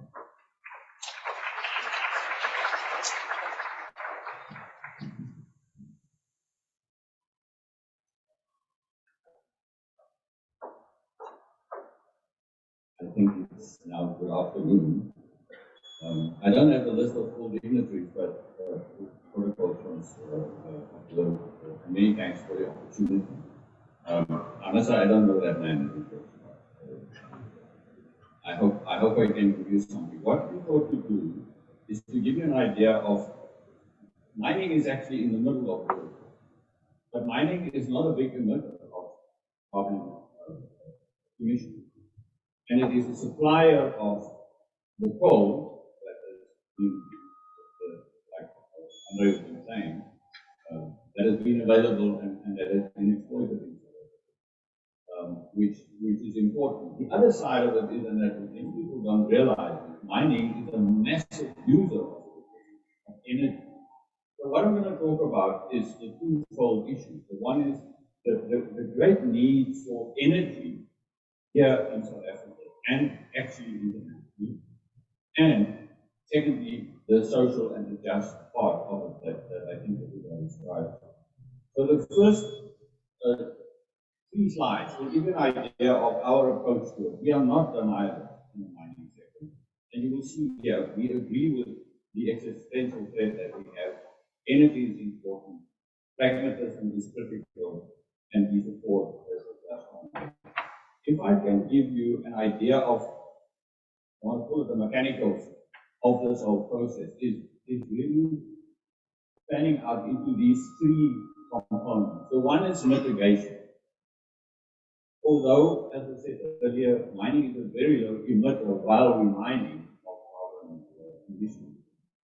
Nevertheless, we need to actually reduce that, and scope 1 is actually us ourselves, but secondly, we buy energy, which at the moment is mainly produced by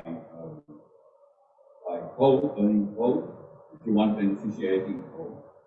But we also buy from all sorts of other areas, and you will see, I'll try and unpack for you how we see coal mining and how that fits into the direction. Then secondly, adaptation. The floods, let's talk about that because it's so close to us. In KwaZulu-Natal shows us what can happen. The heat that we have, I mean, Andre, you can talk about it, but I mean, some of our power stations are in the north of the country. When it's very hot, they can't run at maximum capacity, and it's getting hotter. But the other thing, and coming back to the Natal situation, is the mining sector, transport and logistics system has been disrupted greatly by that. So we need to understand what the risks are.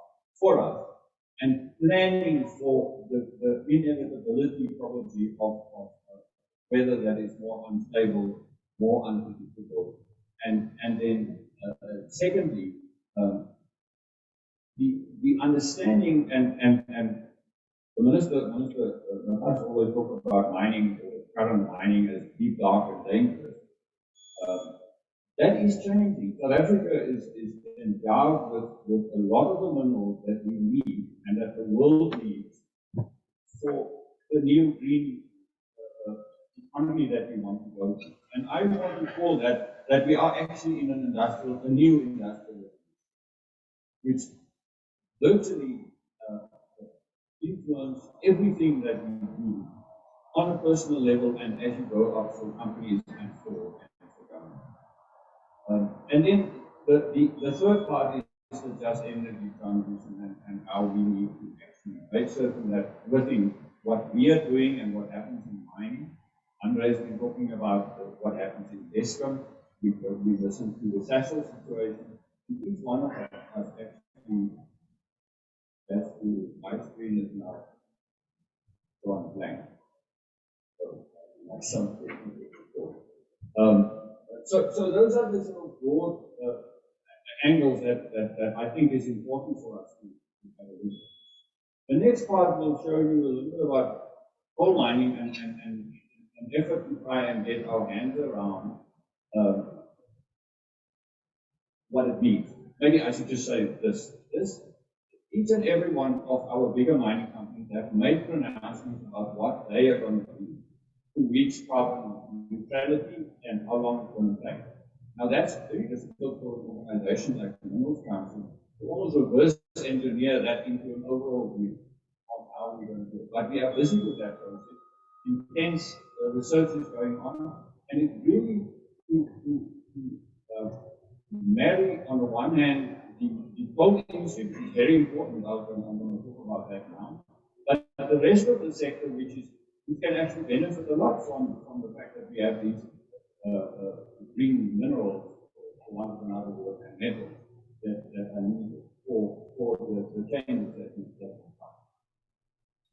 The reality is that we are dependent on coal for most of our energy generation. This is all the slide tells you. The bar here on the left shows you the coal energy that was generated last year, and then the rest is all the other little bit. So it's the new technology that we are going through is actually a minute part of the current situation.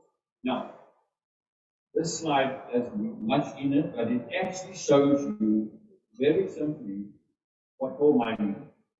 On the left-hand side, you have all the inputs that we buy, and the 69 billion that you see there is actually our impact into the economy.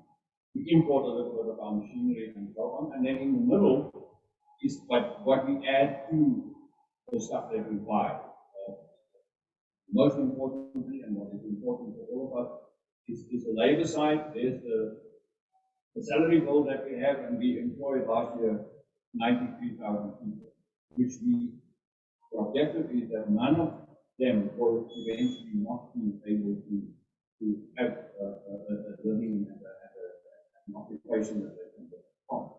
The net surplus is from your companies, and at the bottom you see the taxes that we have. On the right-hand side is what happens with the coal.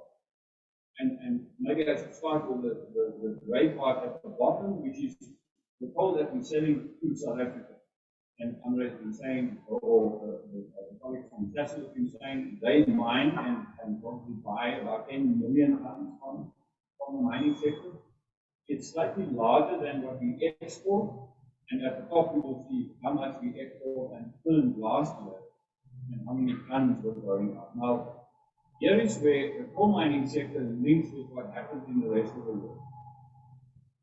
There is an unbelievable demand for coal due to perhaps an over-expectation of how quickly we could actually transfer from fossil fuel to alternative fuels worldwide. I mean, China had blackouts in recent times because of the fact that they couldn't get the coal there quick enough for the earlier and going on.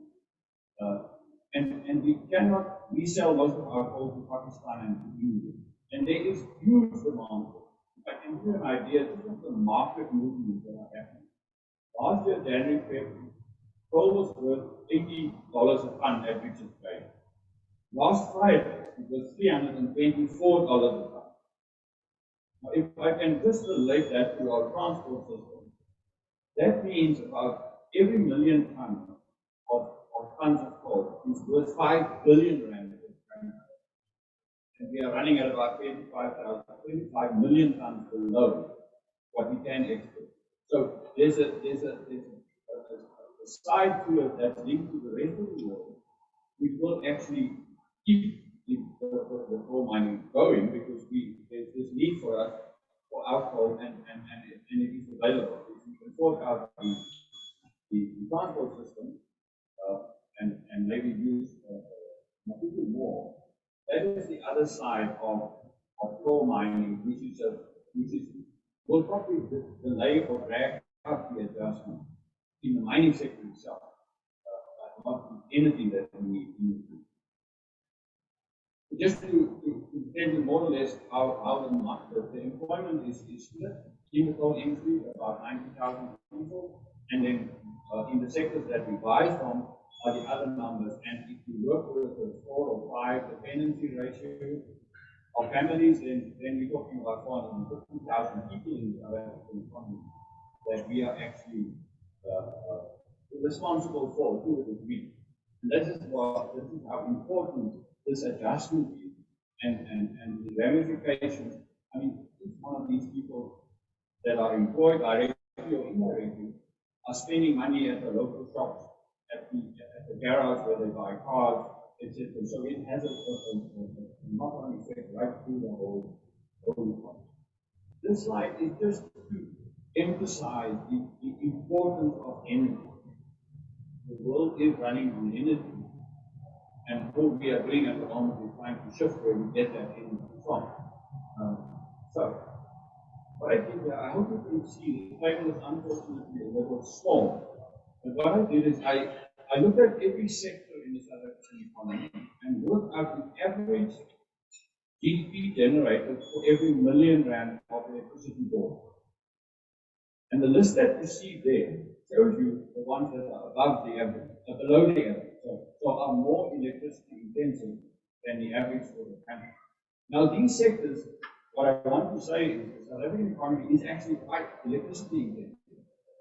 Secondly, these sectors employ 44% of the country's employment is created by these sectors. They generate 41% of the GDP in the economy. They manufacture over 60% of the intermediary products that go to other sectors. In other words, they keep the products that are available inside the economy growing. And they export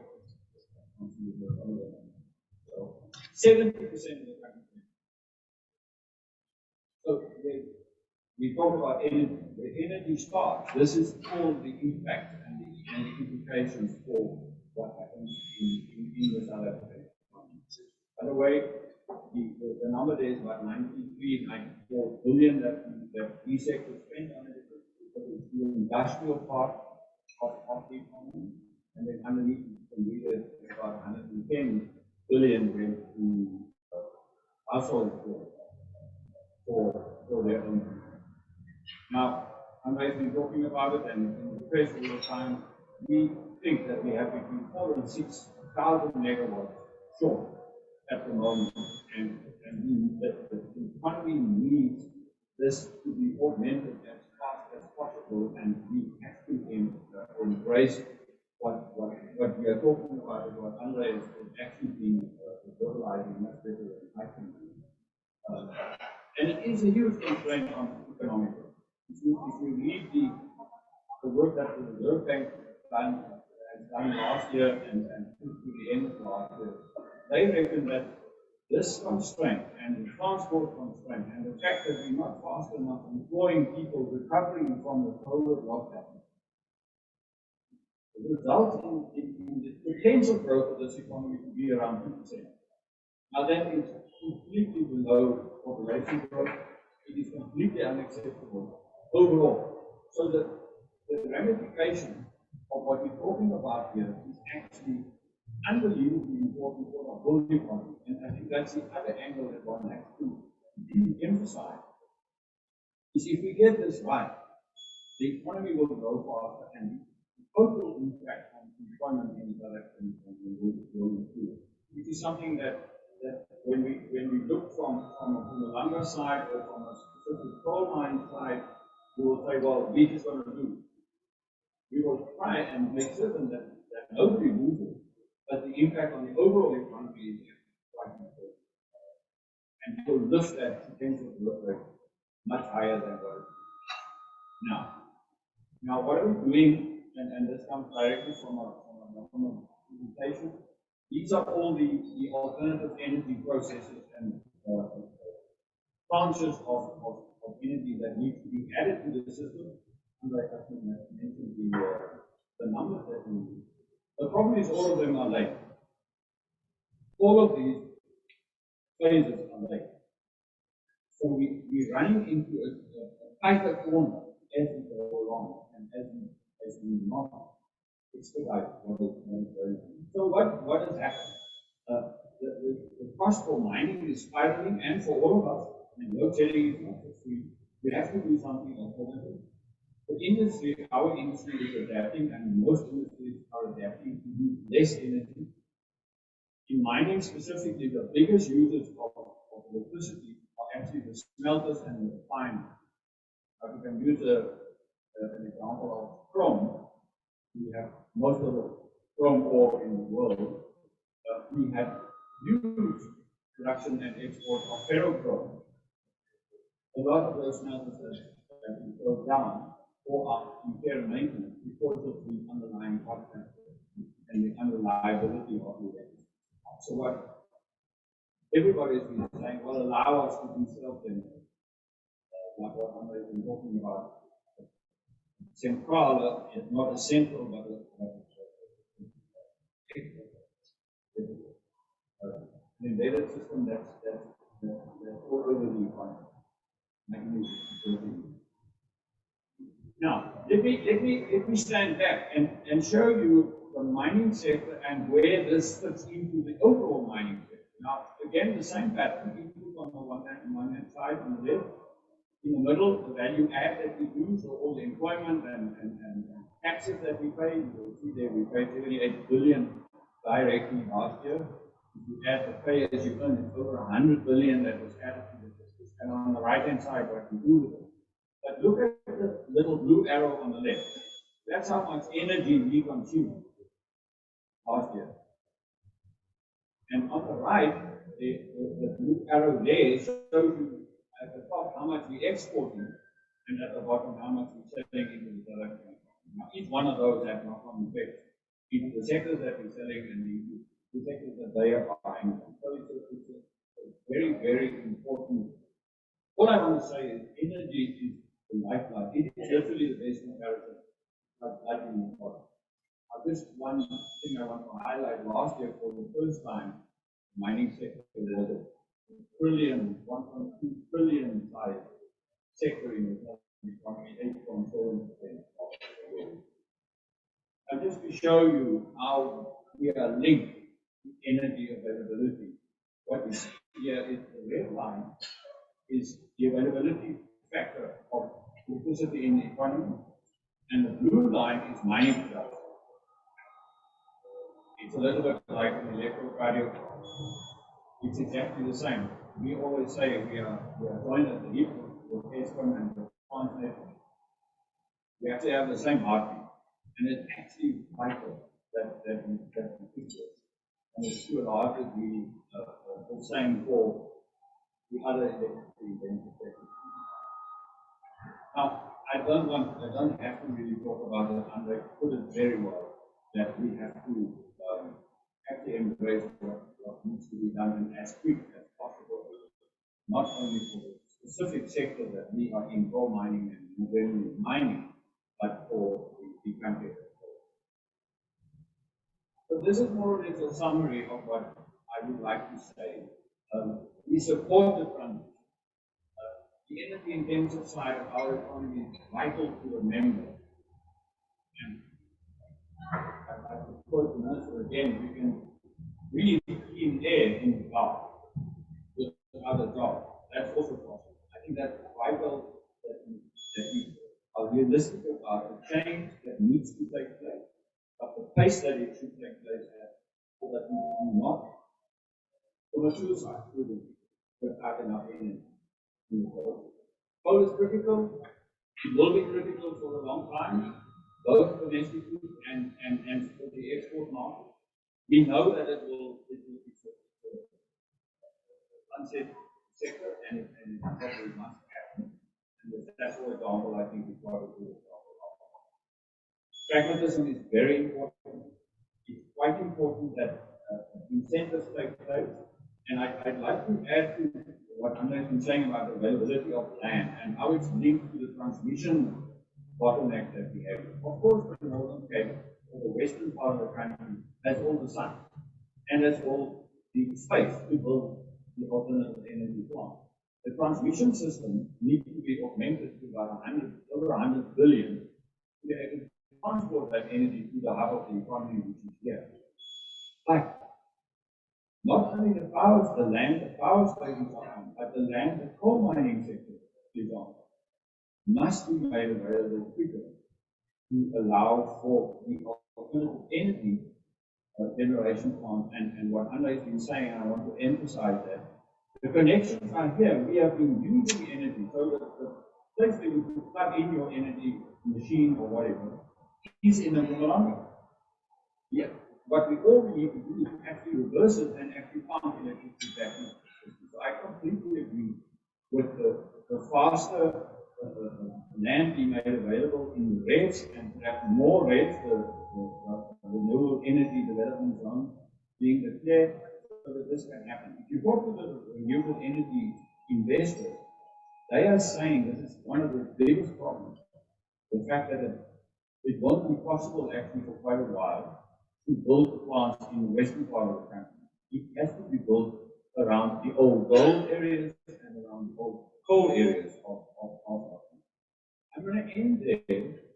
I have at the end of the slides, which is available to everybody, just a map of the bottlenecks around self-generation. One of my team is actually seconded to the presidency to try and solve the self-generation bottleneck. I'm going to be talking about the EIAs. The coal mines had EIAs, or the gold mines that are closing down had EIAs. We are asking, why do you have to go through the whole process again? Why don't we shorten it? And the other issue is there's about 60 mining projects on the table that mining companies are having ready to actually start generating to the tune of something like also the order of about 65 billion rand worth of investment. The faster it can happen and the easier it's made for the mining sector to have closure certificates and to make the land available, the quicker this can happen. I must say the last yesterday actually there was an announcement that 3 of these large projects that the mining companies put on the table have gone through NERSA and have approval. So, but what we need to understand is from the day that a board decides that they are willing to give the money, at the moment it can take up to a year and a half before you get the permission to do it. It can then take a year and a half to actually get the plant into production. So, the need for solving these constraints and delays in the process is very important to help us to actually get to the solutions that we need and to get as quick as possible the energy back into the system. And remember, the 4,000 to 6,000 megawatts that we don't have at the moment is just to keep the economy going at the rate it's going now. There's not space for growth. We have to actually add the energy so that we can have growth. I'm going to stop here. Many thanks for the invite. I hope that the little schematics give you a handle on how it all fits together, where the employment is, and how mining fits together, and how important it is for us. And we are at both sides. We are in the coal mining sector and huge consumers of energy. And we can't really take sides. So, many thanks, and I hope you have a fruitful discussion.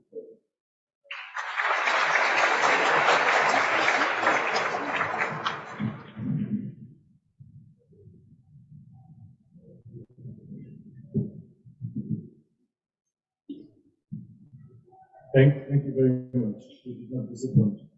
I'm not going to even try to summarize what you said. Safe to say that one of the cornerstones of South Africa's economy, both with respect to jobs, as well as with respect to contribution to business, and finally, with respect to its contribution to export earnings, is critical. You also told us that coal mining is part of mining, but all of mining is not coal mining. And therefore, as the mining sector adjusts to a global as well as a domestic future that is greener, the challenge is how to transform the mining sector to become more competitive as it relates to exports and as it relates to the new opportunities in what we now call green minerals and metals. You also said that the highest input, or one of the highest input costs towards mining or in mining, is electricity, and therein also lies the risk that while mining product itself does not contain carbon necessarily, the embedded carbon deemed to be in the production or extraction of those resources is what lie at the heart of the risk as it relates to exports when we start seeing carbon price being factored into border adjustment mechanisms, for example. So thank you very much for that. Next, we have a duo, and I'm going to leave it up to them to decide how they do their act. But as they come up, we have Brian Day and Dr. David Jacobs from the co-benefits team. The co-benefits team has been doing impressive work in broader socioeconomic development analysis, as well as work with the Mpumalanga community and stakeholders to try to find answers to what the future of Mpumalanga might look like as the just transition unfolds. Over to you.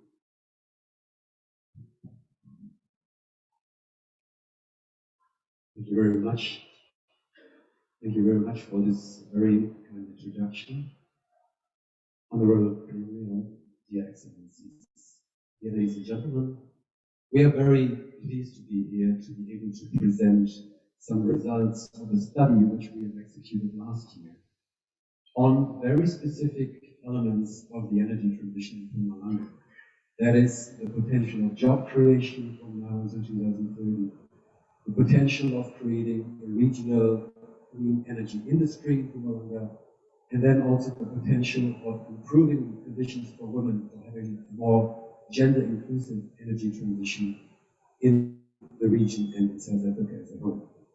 Before I get started, I would like to start with a round of thanks. First of all, to the Mpumalanga provincial government and the Green Cluster, especially, who've been very crucial in this work, and really giving us guidance on what elements to analyze, which aspects really need detailed analysis. So to Nati and his team, big thanks for this guidance as part of the Co-Benefits Council. I'd also like to thank the International Climate Initiative from the German Ministry of Environment, which was funding this work for the last 5 years with various studies on socioeconomic effects in South Africa, which I will present to you shortly. And last but not least, of course, also big thanks to all of the research institutes and all of the consulting firms from South Africa, because you have to know that all of the work that we have done under the umbrella of the Benefits Project was done by South African researchers. So this project has been led by CSIR, and therefore Brian Day will present some of the more detailed findings after my short introduction.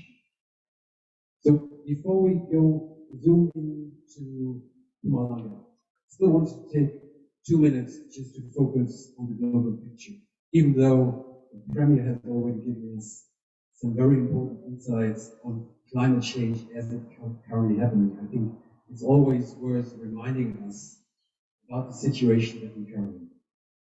So as we speak, we see large parts of Siberia burning without anyone being there to eliminate the fires because the military is currently busy with someone else. As we speak, we have record heats in Northern Africa, about almost to 50 degrees Celsius. As we speak, we see substantial flooding in Pakistan and India, with 2 million people fleeing these areas because they can no longer stay there. Just following extensive weeks of heat in India, where there were reports not only of human beings suffering immensely, but just of birds falling from the sky because they no longer had water to drink from for several weeks. And this is the kind of dire situation we live in already today in a world that's just 1 degree warmer on average. And we're heading towards a world which is going to be 3 or 4 degrees warmer. And we don't really want to imagine how this is going to look like in the future. So we are the kind of last generation who can really make a difference. We should always keep this in mind, whatever we discuss here, that this is kind of our human responsibility as this generation who has some still the ability to make changes for the next 1,000, 2,000, 3,000 years of human beings living on this planet. Now, what does it mean? It means we have to dramatically change our way of life, our whole economy, and of course, the entire energy sector in just a few decades. So we're really talking about 1, 2, 3 decades that we have time to transform our entire economy. And even though some countries have already taken a few steps, we are all in this together, that this is really something new that we have to face. I just want to give you a few examples. In Germany, we were tapping on our shoulders for the last decade because we're deploying around 2 gigawatts of solar PV every year. Now, the new government came in and said, okay, what does it actually look like when we want to decarbonize our economy by 2045? So they changed from 2050 to 2045.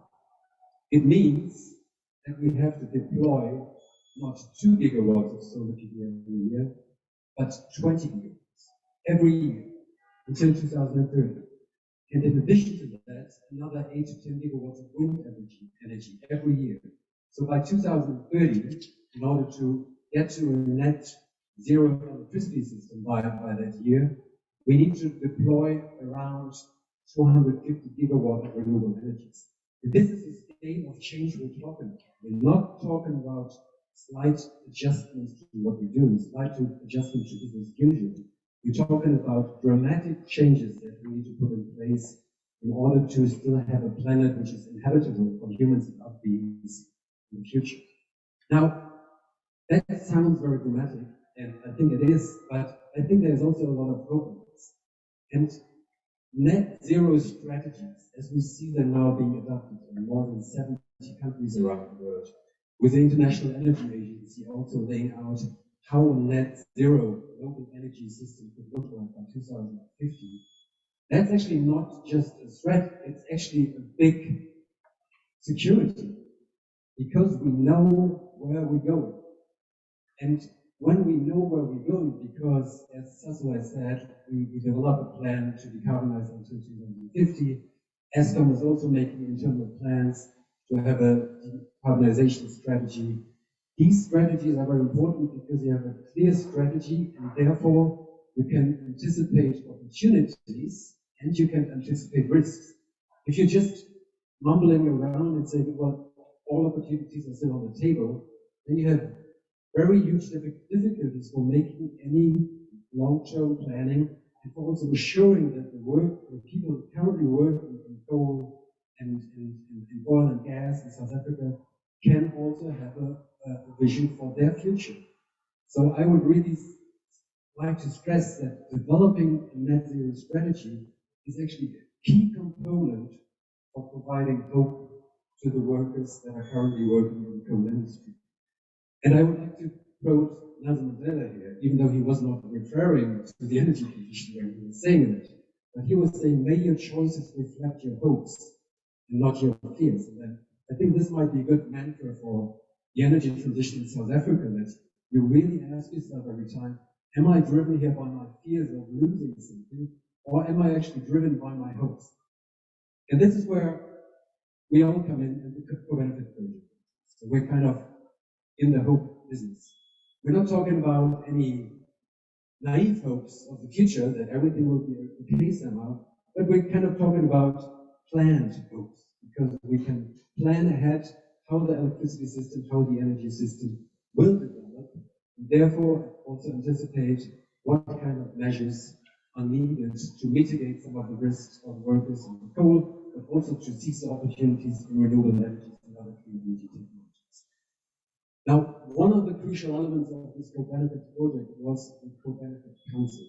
And as I already mentioned, the Mpumalanga provincial government was part of this, but also representatives from the other national departments, Department of Energy, as it was called, part of the Coal Started Energy and Mining, the Department of Environmental Affairs, DEF now, the Treasury, all of them, Saga, IPP office, all of them came together and were really telling us which kind of analysis we should execute in terms of socioeconomic impacts of the energy transition in Mpumalanga.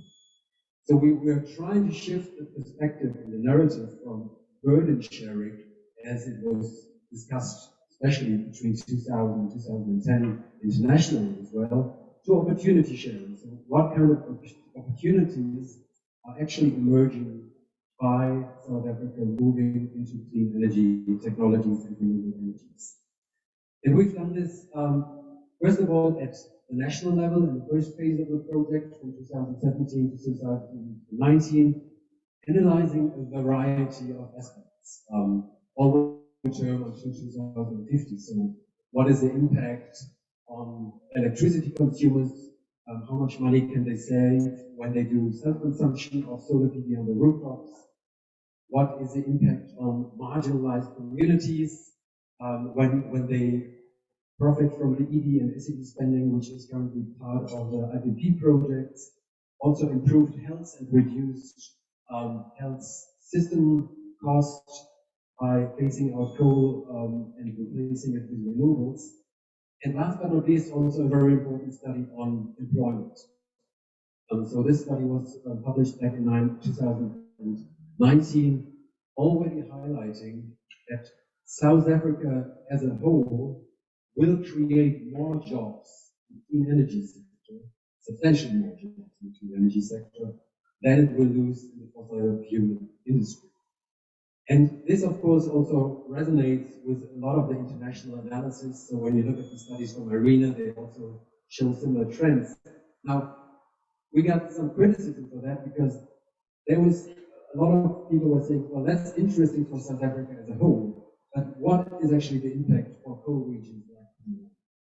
This is why we had shifted our focus in the next phase of the project. And this was why we had initiated the study together with the Mpumalanga provincial government to really look into the shorter term effects of rolling out renewables in different scenarios in Mpumalanga and what kind of effects this has on the regional economy. And this is the study that Brian Day will present to you in more detail in 1 minute.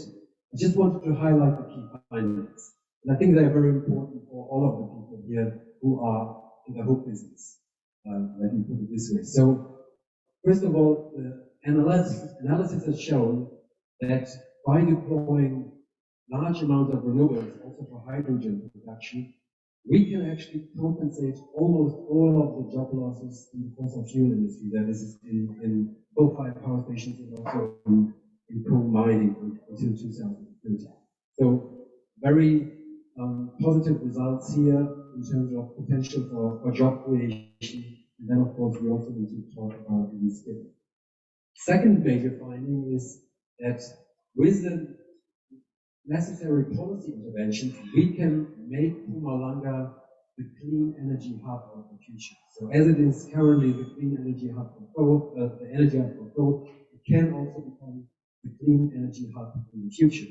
And this, of course, requires industry policies like Andrew already mentioned before, having some special economic zones, and other industry policy interventions which will allow for this to happen. And of course, a lot more deployment of renewable energies needs to take place in the province and not just in other parts of Zimbabwe.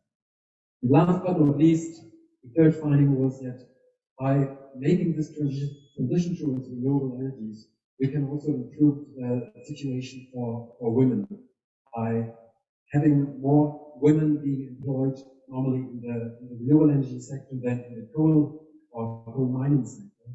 And therefore, also based on very specific policy interventions and support also for women in the sector and creating networks, we can actually also, at the same time as managing the energy transition, creating a more gender inclusive economy. So this was just my 10-minute introduction, and now I would like to hand over to Brian, who actually has a real hardcore findings as representatives of the CSIR, who was actually leading this thing.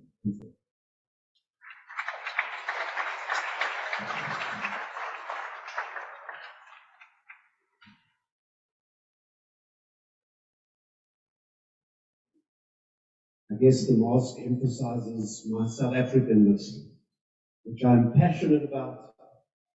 It's a huge privilege to be here with you today. Honourable Premier, Executive Mayor, MECs, Minister from the EU, the Danish Ambassador, and all the other dignitaries from both the international and the local contingent in both the private and the public sectors. My name is Brian Day, and the last slide of our presentation you will see the organizations that were represented on this program. I was privileged to be part of the Enertrog delegation, who together with Navitas and the CSIR and Prime Africa executed the work for the study. Special mention to the researchers who were involved, one of whom is here today, Ruan Puri, others, Pauline Mpumalanga and Dineo Makate. Thank you so much for the privilege of working with you. David has shown the good news of the national positives of jobs growth in the transition to renewable energy. The reality, though, and it's a stark reality, is that Mpumalanga stands to lose the most in this transition, because the benefits are dispersed, but the losses are localized. And that was the realization of the co-benefits team leading up to this last portion, where I was fortunate enough to get involved. So the objective of this part of the co-benefits work was to quantify the socio-economic benefits of renewable energy facilities that are replacing coal-fired power plants in Mpumalanga, namely the employment effects, the industrialization opportunities, and skills development and gender opportunities.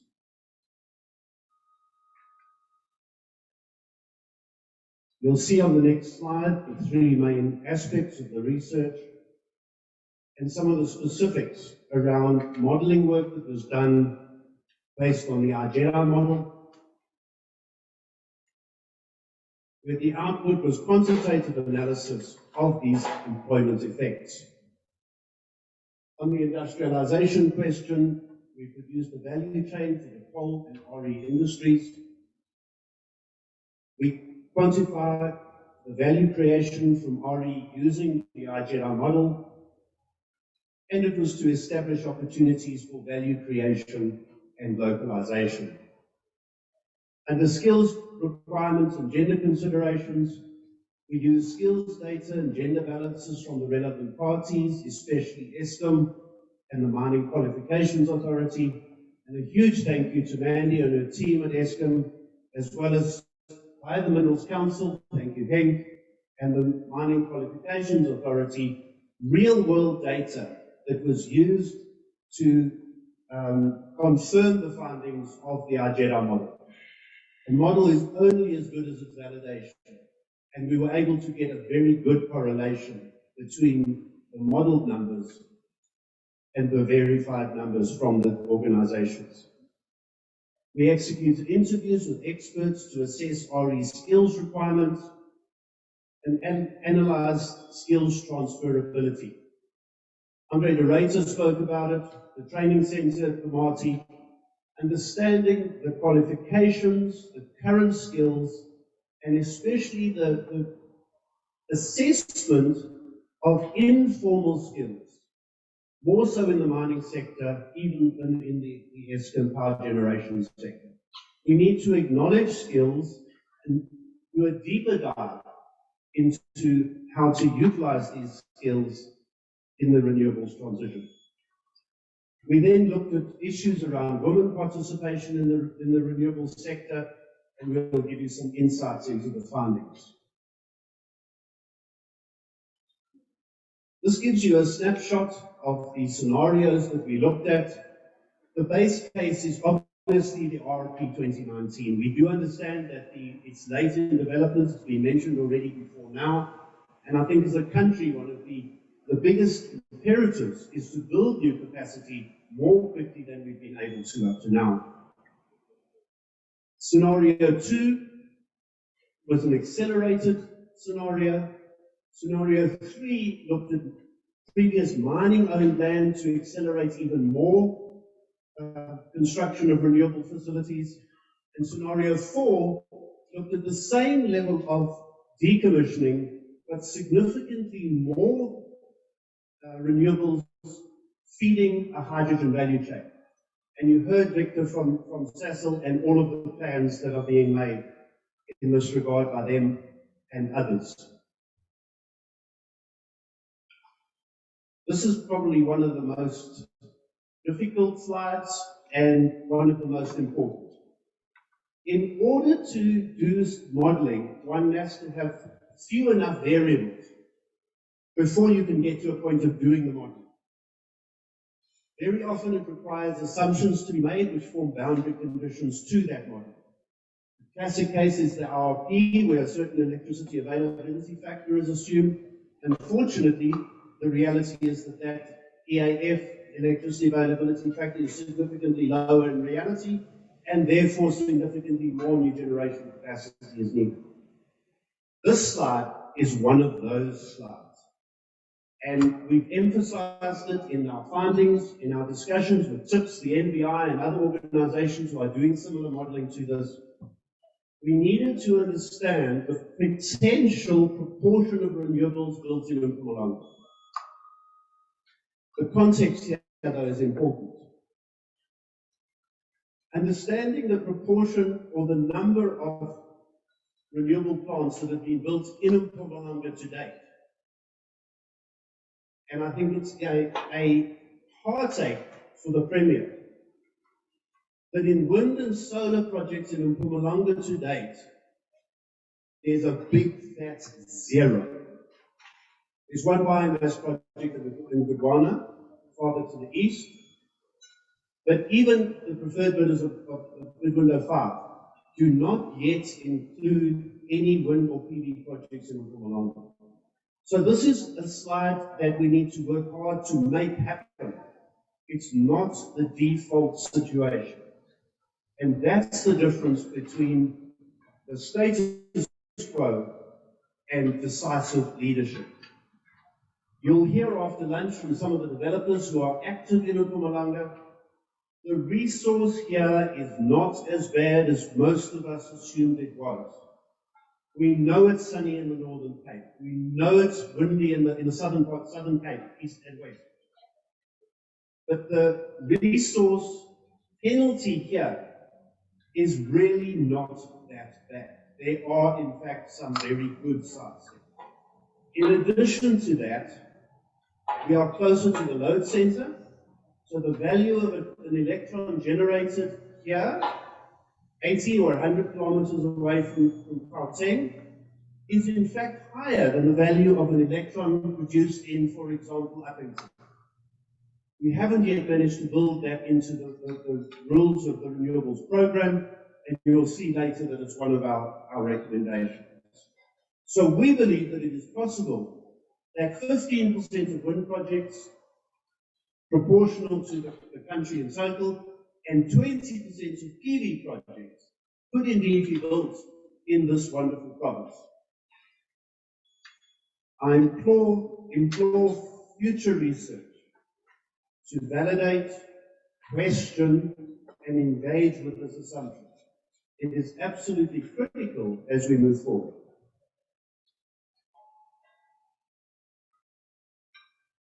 Moving on then to the key findings of the work.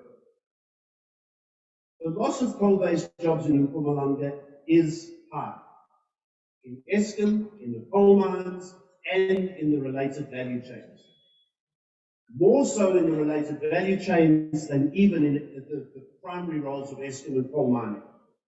And I think it's something that as renewables proponents, we need to just take stock and be willing to acknowledge. It's too easy to come up here and suggest that renewables is a panacea, it's an easy win, it can solve all your problems without the difficulties of the transition. The reality is that we've seen that renewables can play a profound role. That doesn't mean that it's easy. So you can see on the left-hand side for the different scenarios, the level of job losses, 74,000 job losses in scenario 1, increasing with more ambitious scenarios. That's Eskom, mining, and related.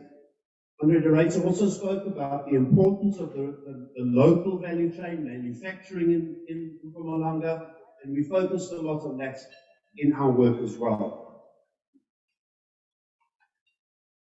It's important that Eskom and coal mining job losses were corroborated, a comment that I made earlier, and about 27% of the job losses are actually in the power stations and the mines, with the balance in the value chains. And it's especially in the value chains, where there is similar equipment that's required in PV and wind systems facilities than is required in power generation from coal or other sources.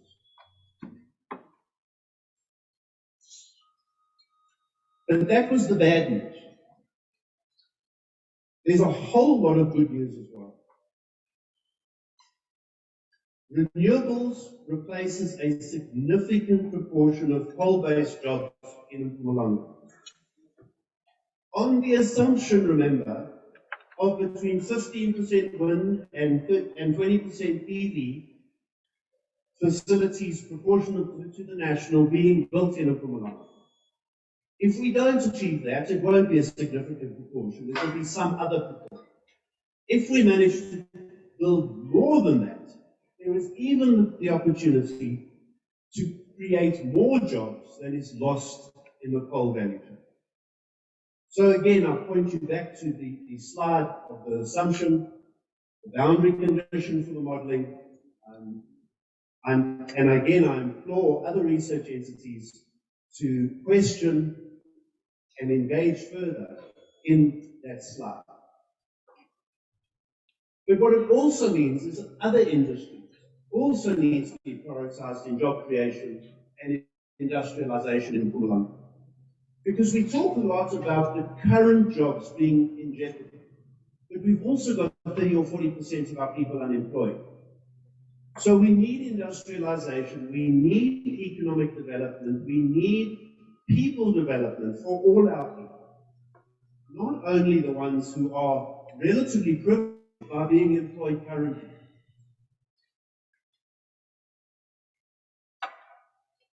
Moving on then to the second main leg of the research, value creation and industrialization. A very big number of 340 billion rand in value creation between 2019 and 2030 at the higher levels of local content.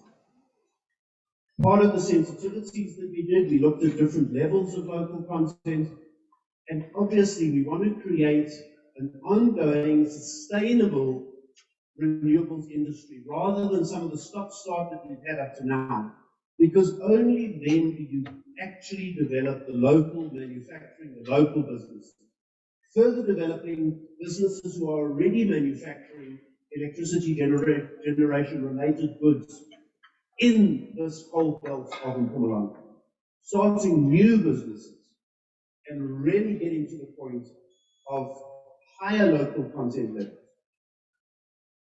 The value creation with renewables can be 3 times higher than the value losses in the coal sector. Obviously, we've got to look at the value creation relative to jobs, and there's been discussions already around the type of jobs, the skills necessary. And Andre de Ruyter also spoke about the training center in Marti. A lot of good work can be done. Moving on then to the skills requirements and gender. Madam Premier, I would bring you back to a comment you made in your speech. Skills requirements and gender form one of the 3 legs of the work that we did. Noma Kwase from the Department of Minerals, Resources and Energy, thank you for putting this on our agenda. We did a lot of work on this, but a lot more is still needed. Here you see some of the key findings. In terms of females employed, Eskom employs 29% of their staff are females. In coal mines, it's 21%. Of the females in Eskom, 67% have post-matric, whereas in mines, for males, it's 49%. Female unemployment rate, nationally it's 38%, slightly lower in Mpumalanga for the year 2019. And importantly, 8% higher unemployment for women with a minor child. That means our mothers, often not by choice, are less employed than our women who are not mothers. It's a tragedy, and we need to make accommodations, basic accommodations. For example, if we're sending a woman for a training experience, can we accommodate her local child in that accommodation venue? Or is there just a single room available? Small things that can really bring in women into our industry. Looking then at challenges and opportunities. 3 challenges, 3 opportunities. A lot, if not most, renewable plants are in remote areas, which creates security risks for women. Some plants or some facilities in industry not even providing separate restrooms for women. Women engineers having to prove their capability because they are disbelieved as a point of departure. But there are also 3 opportunities. And this has come out directly from the interviews and the research that was done. As a new sector, there is a lower perception of renewables being a male-dominated industry compared to power generation and coal mining. We've got an opportunity to grasp that. I don't know that that's going to last forever. So the sooner we grasp that opportunity and teach our girl child the opportunities, the better. There's a gender diversity working group and other initiatives within the renewables associations, and I really do applaud the associations for the work that they're doing in building gender diversity. Under the renewables program, there is also an enhancement in women participation. The rules are created by government, the private sector coming to the party. So what does this all mean in terms of the outcomes of our research? One of the critical aspects is to create frameworks for renewables in Mpumalanga. How do we reverse the trend of the big fat zero in terms of renewables, wind and solar built in Mpumalanga today? And we'll come to a few specific suggestions in a minute. What are the levers to create clean energy policy for Mpumalanga? To create the sort of industrialization, manufacturing, and decent jobs that is so necessary in this area.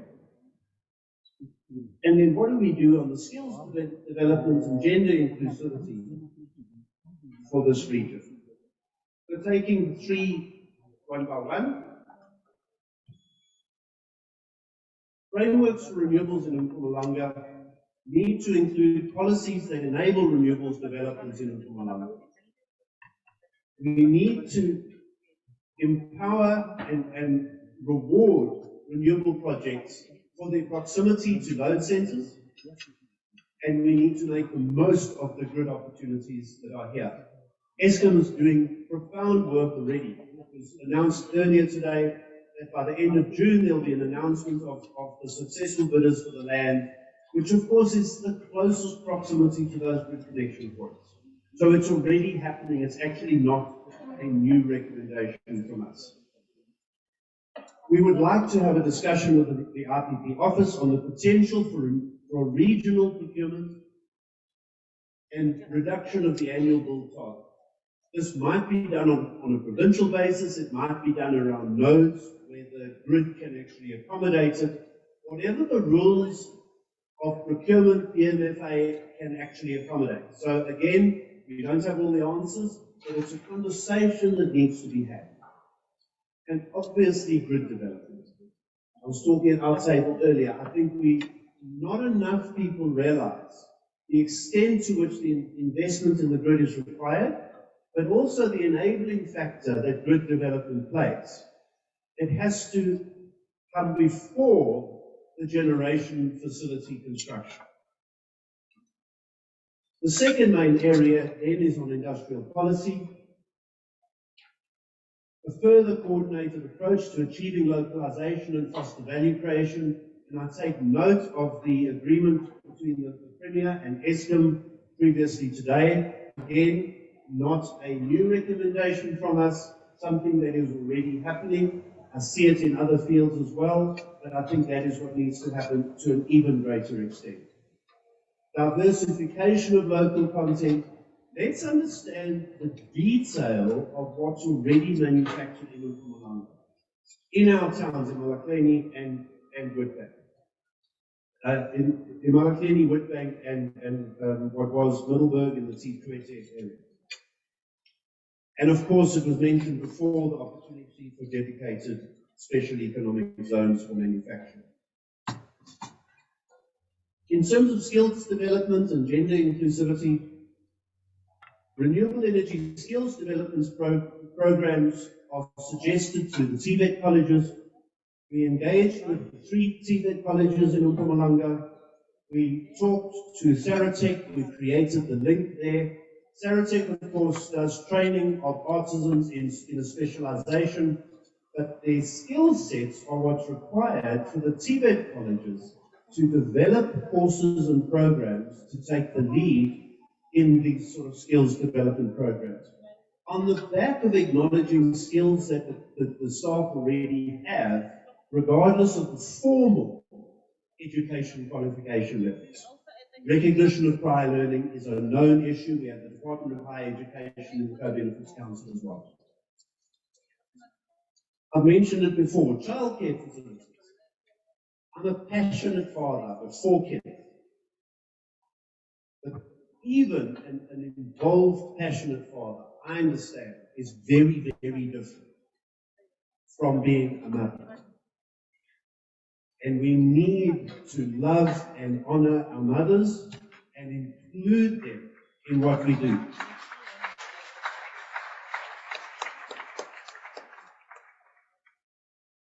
And entrepreneurial development for women. Let's create women leaders in business.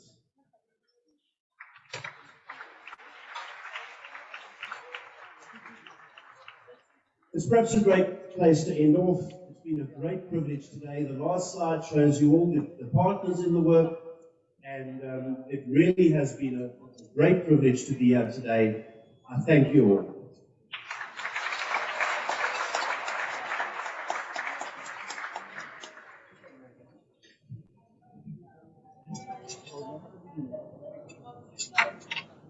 Thank you so much,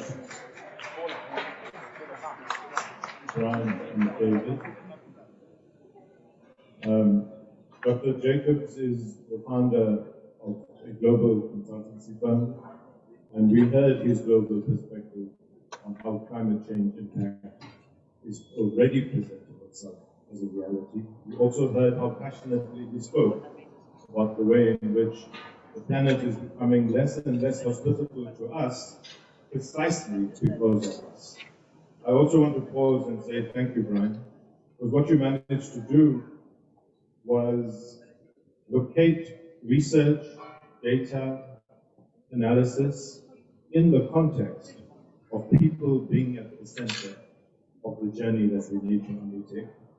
In your elaboration of analytical insights, you did not fail to locate people, jobs, women, the youth employment opportunities that will come as we undertake a journey that maximizes on the natural potential that presents itself. You also said, I think, and I'm paraphrasing here, that hope plus courage plus strategy gives us a future, in particular for the Mpumalanga region, to undertake this transformative journey that is not only necessary, but full of hope and potential to bring jobs, industry, as well as growth and prosperity to the region. Thank you very much. I would now like to call on Mosa Mabuza. As he comes up, I will introduce him briefly. He is the CEO of the Council for Geoscience. Mr. Mabuza is a qualified geologist with extensive exploration experience in multiple jurisdictions, including SADC region, West Africa, Canada.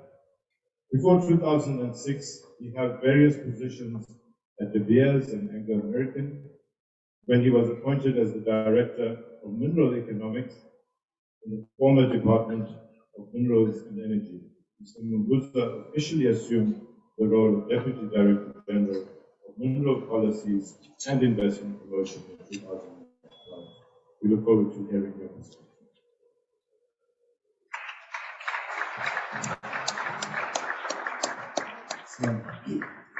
Thank you very much, Honorable Premier, HODs, members of the diplomatic corps, and all esteemed delegates. This podium is not very friendly, vertically challenged. Are you going to help me? Okay. You are very selfless. Honorable Premier, when I saw Mr. Jamaica's lead, I thought, I hope he's not going to switch off the lights.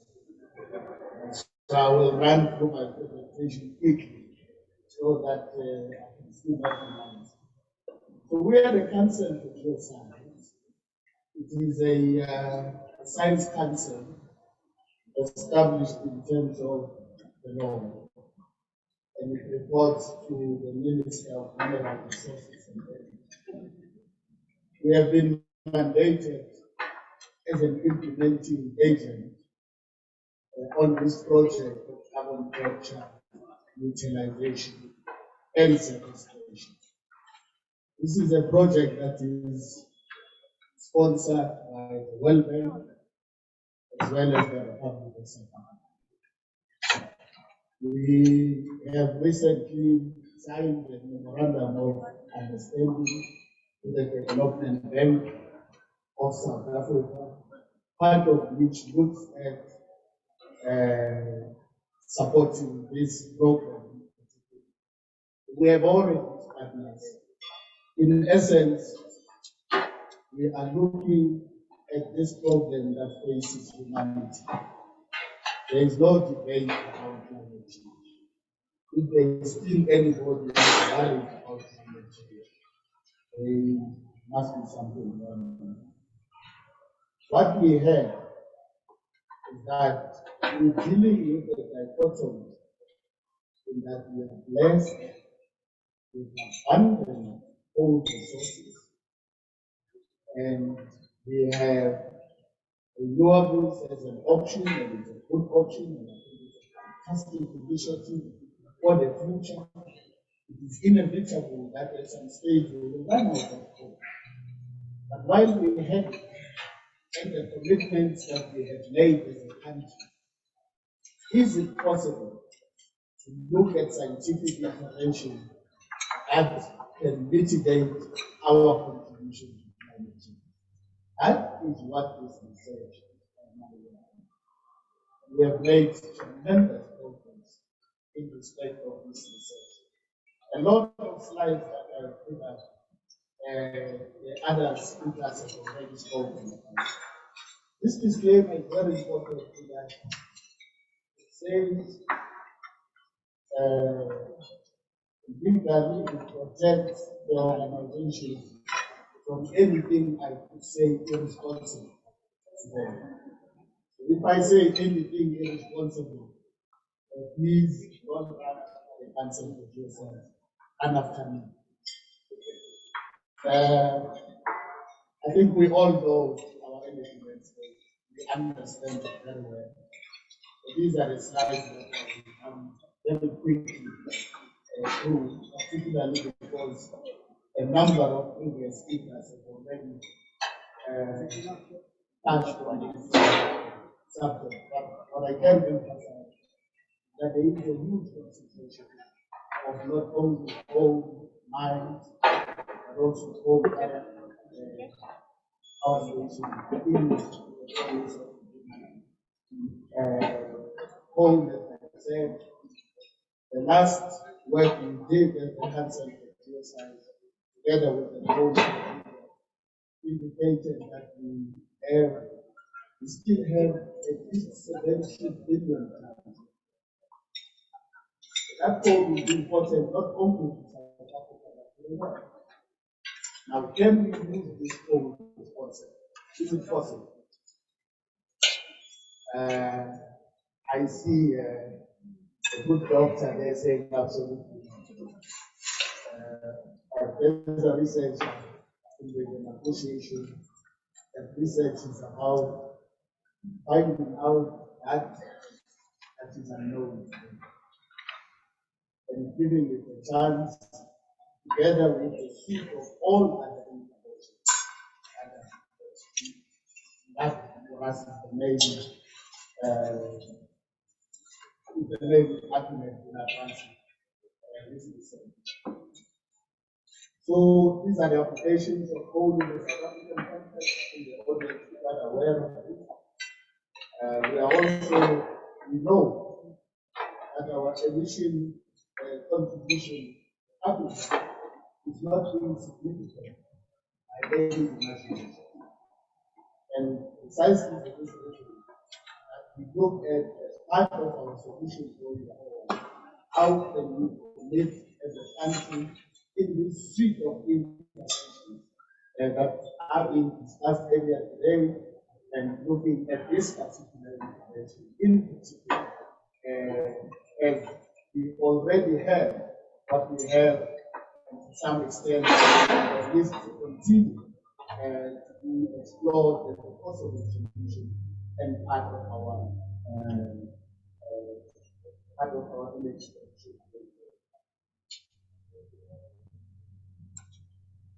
Out of this slide, the only thing that has been said, which I will emphasize and reiterate, that a just transition must be about justice.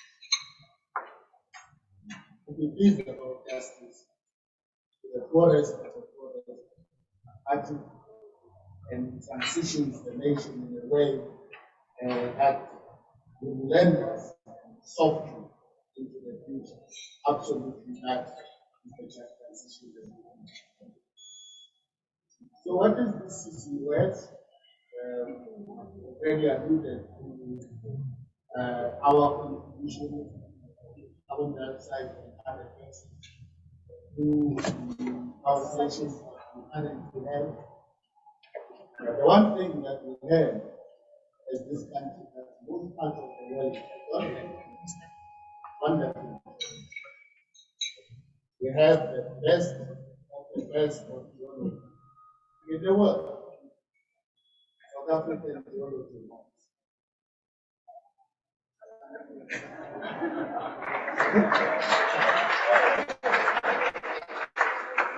It's truly well. And so we're looking at the geology as and saying that in this carbon trading economy that is emerging, could we possibly explore the possibilities to reach these rocks and present new opportunities to contribute to our economic growth, reinvestment. So we look at the rocks, we studied the rocks, and we found that we have quite a number of what we call appropriate rock basins, both onshore and offshore, where there's a possibility of sequestrating the carbon dioxide. And of course, the integrity of research has to be beyond now. We have got to confirm that these bases are correct and that there is no likelihood of the post-sequestration, the release of these gases that will have an environmental detrimental effect. And so that sketch demonstrates the profile of the geology in a particular area and what the sequestration entails as we envision it. So we have now selected a site in Leandra. We selected this site for piloting purposes precisely because it is proximal to major emitters. We know. So the rocks in that particular area are presenting the possibilities of a site in which carbon dioxide. And I say it's a possibility because we are still confirming with more detailed assessment, basically, geological assessment. The leadership of Mpumalanga has been absolutely supportive. Thank you very much, and the leadership we have a piece of land that is 5 by 5 square kilometers that has been donated to us to undertake this research. We are currently flying high resolution geophysics in that area. We will be undertaking a more detailed seismic assessment so that we can characterize those rocks. And there's a number of other geological functions that we are undertaking there, which will give us a sense of what kind of rocks are there. Are they appropriate? And are they safe? That is the first part of this research. If the first phase of the research fails, then we cannot continue. We'll have to go back to the authorities and say, rocks are not possible. We want to do something else. And if they do pass, and the site that we have tested has capacity for anything up to 50,000 tons. It is for piloting purposes, not only technically, but also to assess the economics, the must make sense.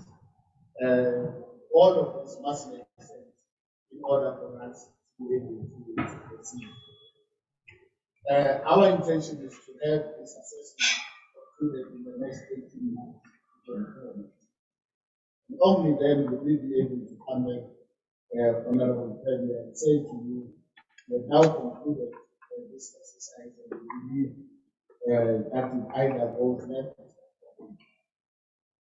And there is something else that we have added to as when this project started, it was CCS, carbon capture and sequestration. So we've added aspect of utilization. So in the event, it's a hypothesis, in the event that we are able to capture all these billions of tons of iron, should we just go and pump them under, or are there possibilities to catalyze other economic activities? Now we have found that carbon has quite a number of applications in the chemicals industry, in the construction materials, in the industrial gas and fluids, in the fuels, polymers, in new materials as it were, as well as agriculture and food security in respect of fertilizer. In fact, there's an unpronounceable, I think I'll get to the next slide. There's already a factory somewhere in Luxembourg, in a country, in a city I cannot pronounce, where they are already using carbon dioxide as an input into the fertilizer to secure their food security. Now, not only do you capture the carbon, work towards fulfilling the obligations we have made as a member of the global community, but we also have the possibility of catalyzing other economic activities that are much needed, and not only in the province but the country level. So this hypothesis has extended. It remains until the research is confirmed. We are saying, don't go, give research a chance to be part of the solution. Because in these times of crisis, I don't think that we can have one solution. We need a basket of solutions. We are standing here to say that it is possible that this research may present opportunities as part of the solution that the world is looking. But at the end of the day, what we are interested in is humanity to move from high carbon emissions to low carbon economic activity. And if this research can contribute to that, together with everything else that was discussed earlier and other things that are yet to be discussed, I see it as part of that solution. Now, other applications, I think Honorable Premier, you'll be quite aware that both Mpumalanga and Gauteng have a problem of acid mine drainage. And we are looking at possibilities of using carbon dioxide as a treatment for acid mine drainage. That is the hypothesis. Now, what is the crisis in terms of what 100 vehicles is running now can be captured and used to solve other national problems, then we are turning a crisis into opportunities that solve national problems. Our mantra at the Council for Geoscience is what good is science if science cannot find expression in addressing societal problems. Now, it is our duty to apply the knowledge that we have to reduce the noise and raise the quality of our arguments, supported by science evidence, so that we can focus on solving the problems that are before us. This is the fertilizer production in that unpronounceable city. But I know the Europeans in the room, they might assist with that pronunciation. It is in Luxembourg. It is already operational. So you capture the carbon, you reduce carbon emissions, you fulfill your climate change commitments, you get to net zero, you catalyze other economic activities, you solve your acid mine drainage problem, you produce fertilizers, secure food security. Isn't this a wonderful hypothesis?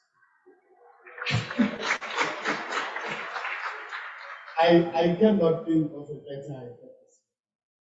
As I conclude, all we ask is give science a chance. This is an opportunity. I don't think that this research is in contradiction with everything else that is being written. All of them are moving forward to find one thing that all of us are interested in. And that thing is, how do we solve the problems of climate change and solve them moving together with all. And hopefully one day I can stand here and say our goals. Thank you very much.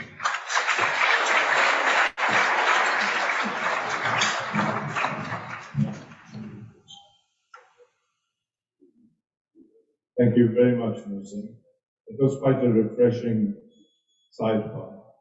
As we undertake this journey, let us not forget that not only are we talking about transitioning away from a natural resource environment like coal, we have other endowments that lie beneath the surface, pun intended.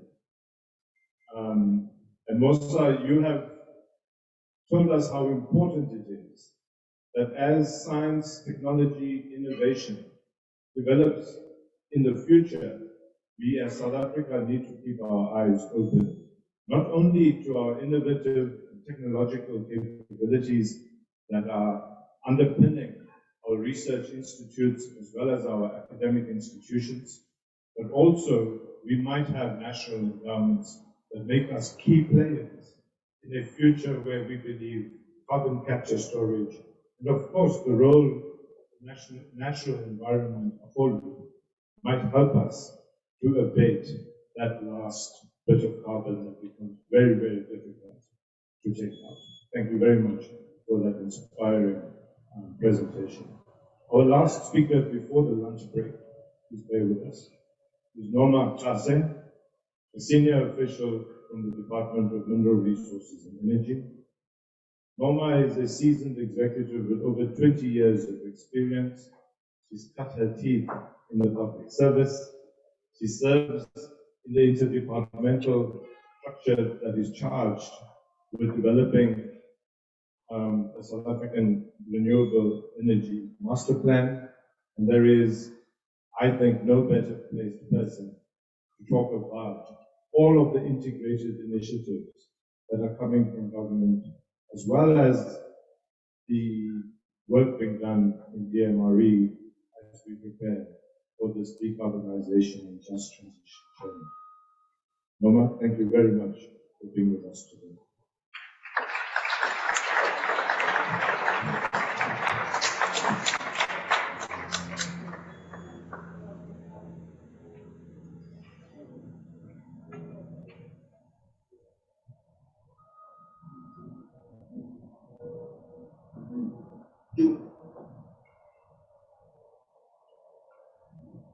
Good afternoon. Greetings to all the VIPs. Ladies and gentlemen, I do not want to mess up with the protocol. So I'll just say, ladies and gentlemen, all protocol observed. I will be talking to you, I will be talking to the South African Renewable Energy Master Plan that we are currently busy with.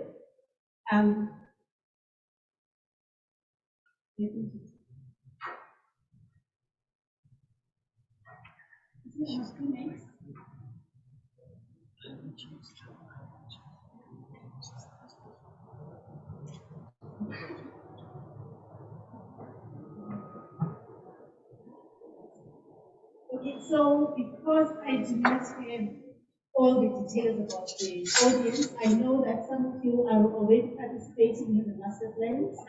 Others may be hearing about it for the first time.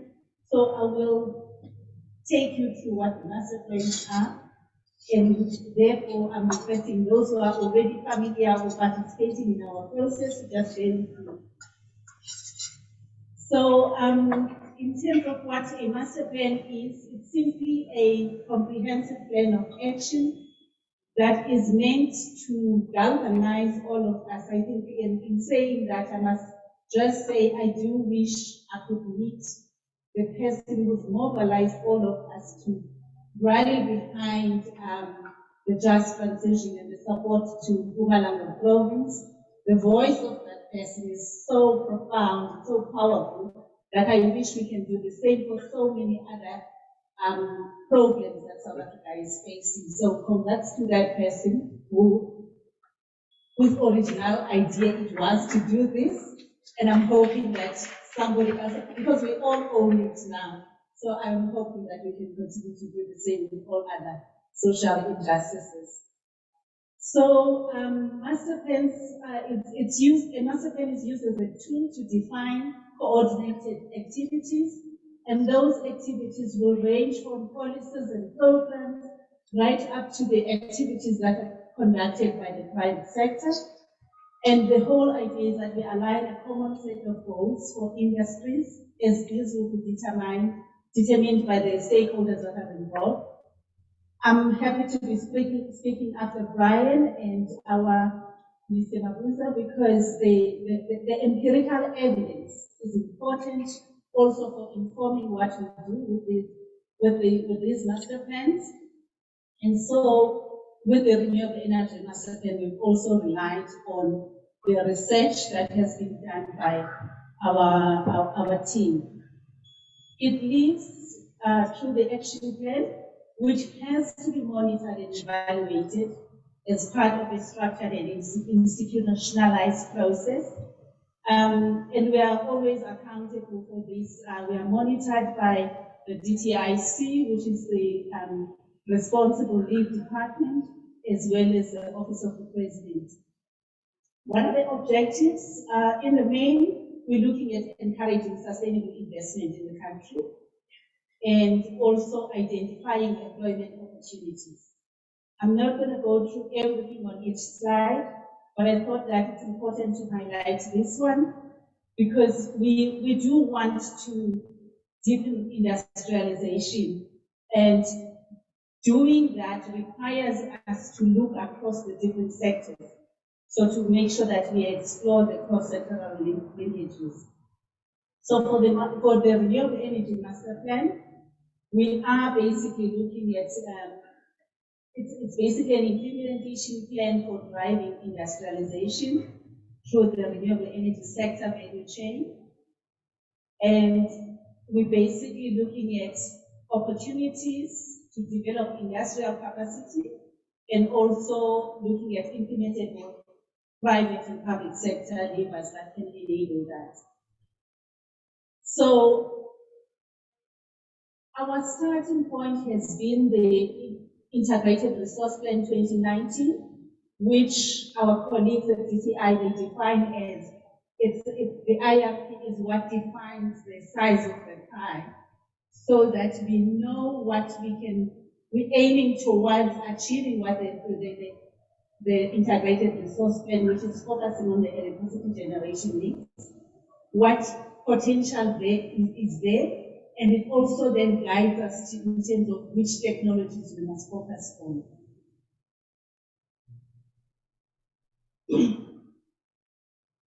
All master plans are following the same methodology. We're supposed to do research. There is an emphasis on consultation, because at the end of it all, we are supposed to have a social compact that all of the key stakeholders, labor, government, and business, are supposed to buy into, and therefore commit to working together to meet the targets.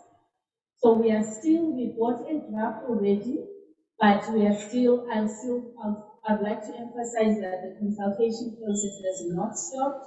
We're looking for feedback. I will present to you now what the vision and the objectives are for this master plan, so that, because that's what aligns our thinking and also our focus, and it also enables all of us to be talking in one voice. So in terms of the vision, we have tried to emulate what we saw on the automotive sector. And so there the vision is that we're looking at industrialization of the renewable energy value chain to enable inclusive participation in the energy transition, serving the needs of society and contributing to economic revival. That is what the vision is, and to be able to realize this vision, we have a set of objectives. So for these objectives, I would like to, so the objectives that we have, we're looking at growing the economy, the measure there being GDP, the GDP contribution. And then we're looking at creating and sustaining decent employment. I think the speakers from the dignitaries, I remember that the EU deputy head, the deputy head of the SAEU delegation was talking to decent employment. So it's basically, what you will notice is that there's a common thread throughout all of these presentations, because all of us, we are trying to solve one problem, and we are all trying to make a difference. And so then the other objective is around growing capacity in the value chain, and we measure that in terms of percentage that's localized, and then building a transformed industry. There we are focusing very much on ownership and management of local manufacturing capacity, and especially by Black persons, women, youth, and people with disabilities. And I'm glad that I don't have to explain that further, because Brian has taken us through all of that. Thank you so much, Brian, for making our work easy. Then we're also looking at, as a fifth objective, contributing to a just transition. And in this case, we are focusing on the just energy transition, where we are looking at integrating with the hotspots, and Mpumalanga is our identified hotspot. So we've got 2025 and 2030 targets. Out of the targets, I'm not going to read everything, but what I want to emphasize is that on employment, we are hoping that by 2030, it could be possible to achieve 36,500 jobs that could be created. The contentious one is around localization, where we are, by the very nature of these master plans, that we have to be ambitious. Without that, there is nothing that inspires anyone to get involved, and there is nothing that inspires those who are waiting for change to look forward to what we think, if we are not promising to make any difference to their current situation as it is. So what we have, we are looking for 2030, we're looking at a percentage of 70% in terms of key components, and then 90% around the balance of plant and operation and maintenance activities. This is a substantial change from 2025, which is 2 years from now, where the target is at 40% and on key components, and then 80% on balance of plant and operation and maintenance. So to put this into so let me just say, in terms of contribution to just energy transition, we are looking at, in terms of our target at the moment, we are saying 10,000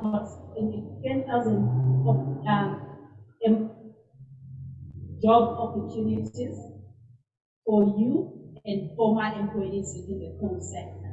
So there we are then looking at least people must be provided with training, and then they must also be receiving those decent job opportunities that we have spoken about. So to put all of this into perspective, we are saying, in terms of if we said the integrated resource plan is our starting point, then the government procurement up to now are basically bid window 4.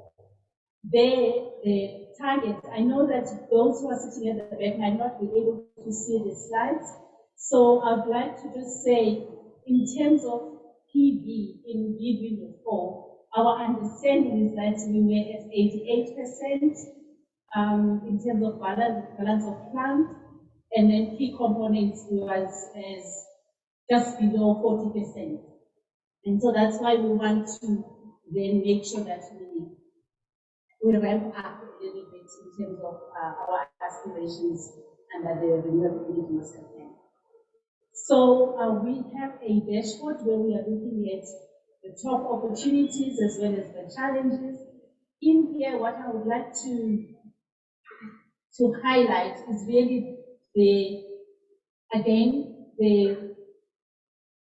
fact that we are looking at manufacturing, that we're hoping that it will provide economic diversity in terms of the change that is happening in hotspot areas, but also in terms of the challenges.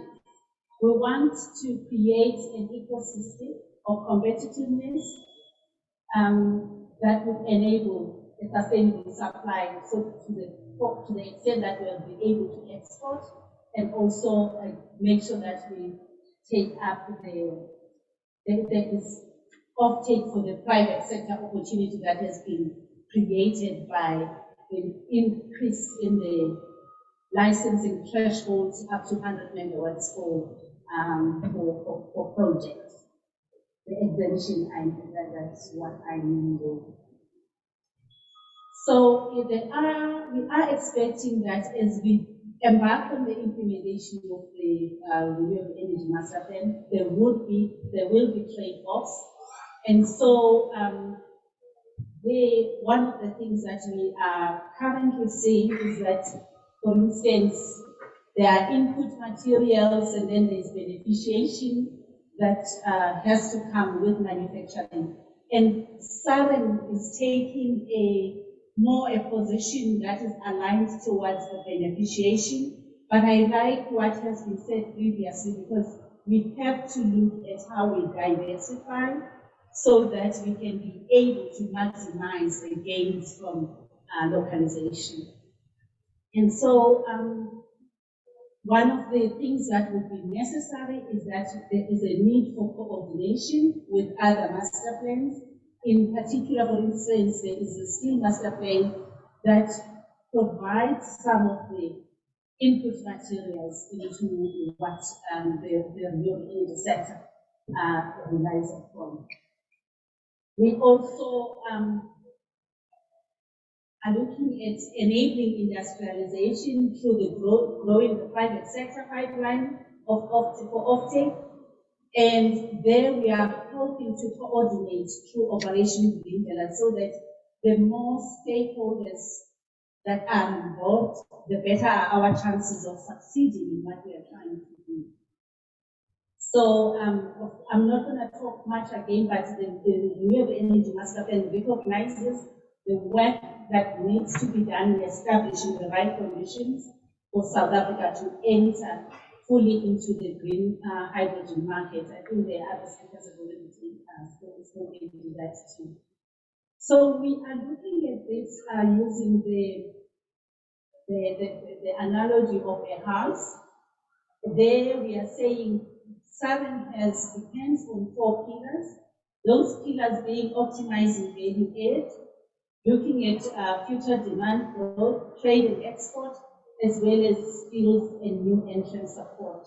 So the new entrant support is very, very much important, because if we want to make sustainable changes and we want to make this economy, we want to take this economy to the next level, we need to accommodate those who are actually outside at the moment, women being among those. So I like the fact that all of us are aligned in terms of that. So all these pillars, they sit on these cross-cutting aspects where building a transformed industry, enabling co-location in terms of where there are transition spots, and also having market certainty. So those are the determinant of how strong these pillars would be, because each and every one of them has to ensure that we take into account these cross-cutting issues. And I think I reheard how Mpumalanga itself is looking at creating local manufacturing within the region. So again, explaining the previous slide, I thought this is important to also just flesh it out for people who might look at the slide after. So we are as I've said, we are putting together an ecosystem of competitiveness just because we are expanding the type of participants in the economy and our where we are playing a role in terms of the manufacturing sector. It does not mean we should ignore competitiveness, and so that is also something that is important. In terms of our focus on having a transformed and inclusive industry and also contributing to a just transition, we say in each of the work streams that we have who are developing the master plan, we have to make sure that each of these cross-cutting areas is applied, and that we should not be looking at each work as a standalone, because the integration is important for success and for meaningful contribution. So we also talk about the levers that are required to build competitiveness, and we're saying this can be targeted to increasing the capacity to compete for Black people, women, young youth, and people with disabilities. The example that we have currently is that we need to leverage the Black Industrialist Program and also to deploy competitive capital and guarantees for emerging suppliers. We also need to be looking at increasing the geographic competitiveness of the just transition hotspots, for example, through the establishment of socio-economic development zones and eco-industrial parks. So I'm not going to go through the private offtake in detail, but what we are saying is that we cannot ignore the possible impact that private generation could make, or the losses that we could incur if we do not take it into account. I mean, if you can build a 100 megawatt project without going through the government tender processes and all of that, or meeting the requirements that are stipulated, then we might be missing out on an opportunity. And so we said, under SARA, we need to balance our attention to this, both private procurement and public procurement and private offtake. So in terms of the value chain, we are basically looking at the value chain starting from the project planning right through to the end of life of the plant. And so, but what we are zooming on under the development of the renewable energy master plan is, of course, manufacturing. So what we have then done is to recognize that so far in this slide, the country has done well around system assembly, but we then need to make sure that as we move backwards through this value chain, we also maximize opportunities for creating more jobs.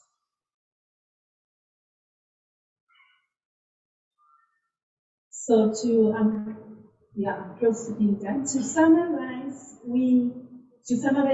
what I've just said now, in terms of emerging opportunities for action in priority areas, we're looking at short-term market certainty and to encourage competition to build local capacity. We're also looking at medium-term market certainty and support for establishing a manufacturing base that can compete internationally. So one of the opportunities that have been identified is that our manufacturing sector cannot rely solely on what South Africa can buy or contribute, but we need to then also be looking at international markets, what are the opportunities within the region and beyond. So I must just emphasize that everything that we are doing so far, it is the work in progress. There is no approved or agreed set of actions that we are going to follow. We're still consulting, and then when the consultation process is finished, or when there are agreements, we will then be looking at how those could be implemented. But this is a living document. There is a proposal that we need a platform for a demand-led skills development program, and so in doing that, we would need to bring in the other departments, for instance, the Department of Higher Education and Training, that is not currently part of the development of the master plan. We need to work together as we are doing already between industry, labor, and government institutions to make sure that whether it is around reskilling people who have lost jobs, for instance, in Mpumalanga in the coal sector, or young people who still need exposure to opportunities, we need to make sure that we create the right platform for that.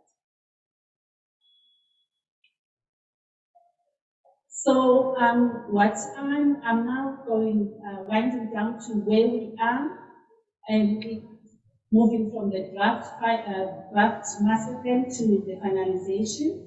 So we still have a few steps to take. We've got research and consultation that has informed the work that we already have that are presented now at a high level. And from the issues that are mentioned, what is happening is that all of the stakeholders, in particular industry, for instance, are grappling with committing to targets. From their perspective, we can only commit if you know what the market conditions will be. And a reference point at this stage is the procurement from government. And then we need to look at possible enabling actions that would then be championed by mandate holders. So by mandate holders, I'm talking to the key institutions, let's say in government, what the Department of Mineral Resources needs to do, what DTIC needs to do in order to ensure that we are able to effectively implement the plan. So the draft that we have, we are expecting that all the mandate holders will review what is proposed from the process to see if it resonates with them, or if not, then we can look at possible refinements or even adding new information. So the argument on targets, it's still outstanding. We need to be able to say, can we live with the kinds of targets that we are proposing? Can we commit to them as those who are responsible for ensuring that the targets are met? What are the agreement and prioritized actions that still are required as well? And then, as far as we are concerned, we're almost there. Implementers, decision makers are constituted into implementation task teams with conveners that's required.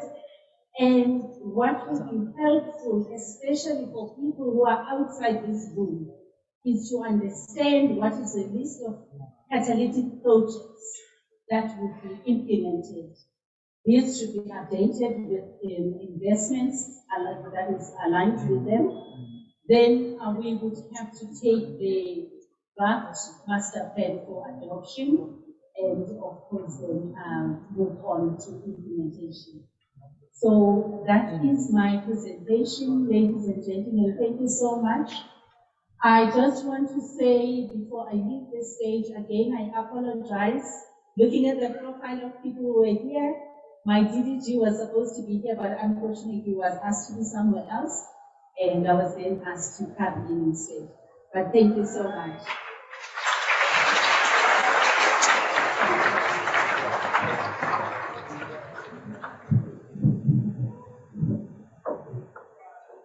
Norma, thank you very, very much.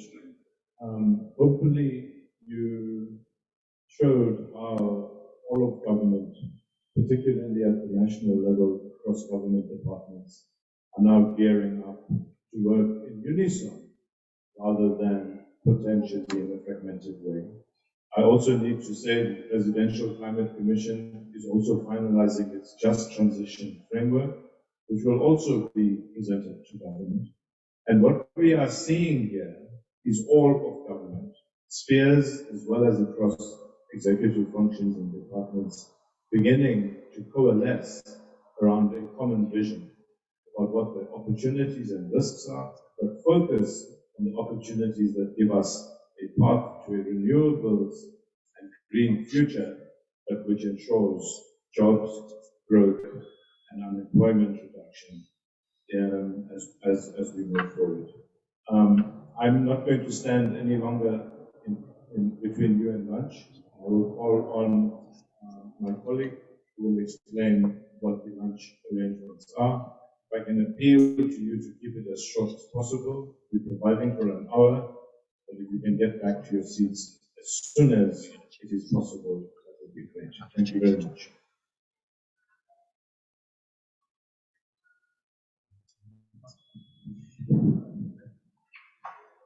Thank you very much. Just a small announcement.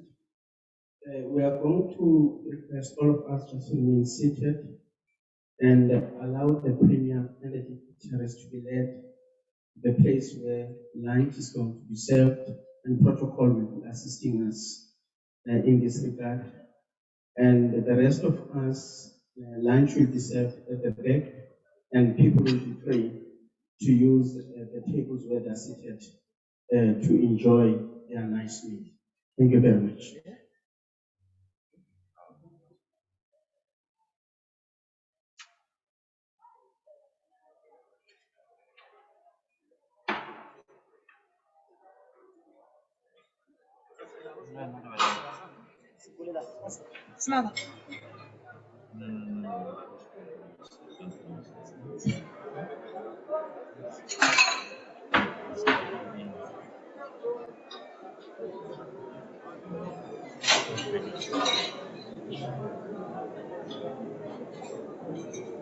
Don't worry about the zoom up.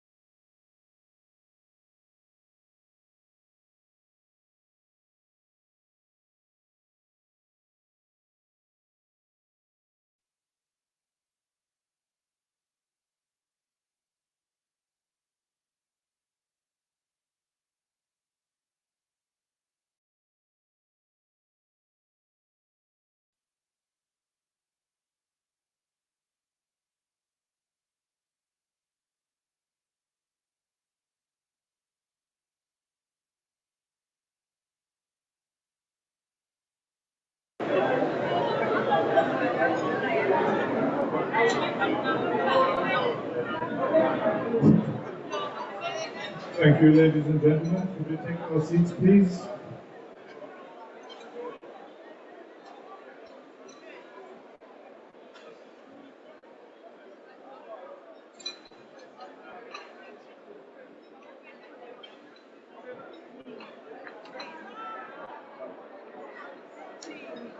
Thank you. Thank you. Welcome back.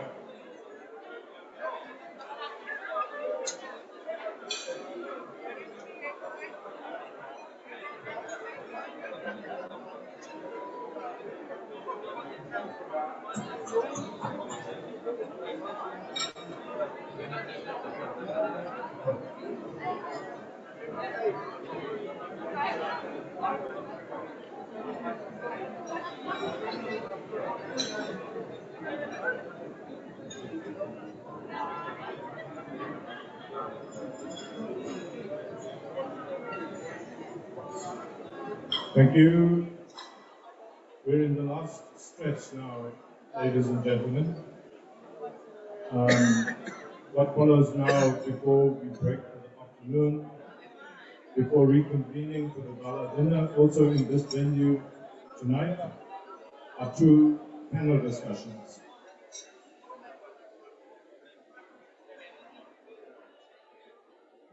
Thank you. Thank you. During the course of the morning, as well as over lunch, there was only one complaint, and that is they don't know who Patel is because no one introduced him. So I'm going to spend just a quick minute saying who I am, and then I'm going to hand over to the chair of the first of two panels and the panelists to come up. Ladies and gentlemen, I'm Deepak Patel. I'm an all-rounder. I must admit that this is the first time I'm program managing anything, at least on the stage. But a little bit of my own history is that, for better or for worse, don't judge me please. I'm a former MK combatant. I am a veteran. I gave that up when I joined the New Democratic Government as the National Director General of Transport in our Tata Madiba's government.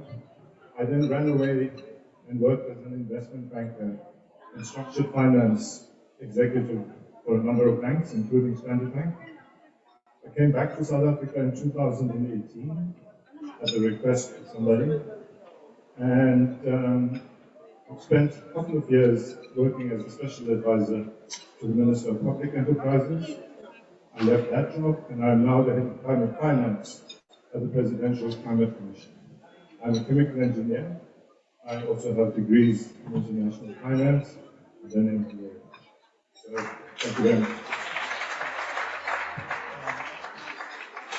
If I may now call Zoe Lincoln, as well as the panelists, up to the stage, please. Zoe is a principal consultant at an energy consultancy called TNEI. She is a professionally registered electrical engineer with considerable experience working in finding and executing technical solutions to grid infrastructure planning in South Africa. And I think this panel is going to go a long way in further enlightening us about what technical issues are and how we can find solutions of a technical nature to some of our energy and related problems. Zoe, over to you.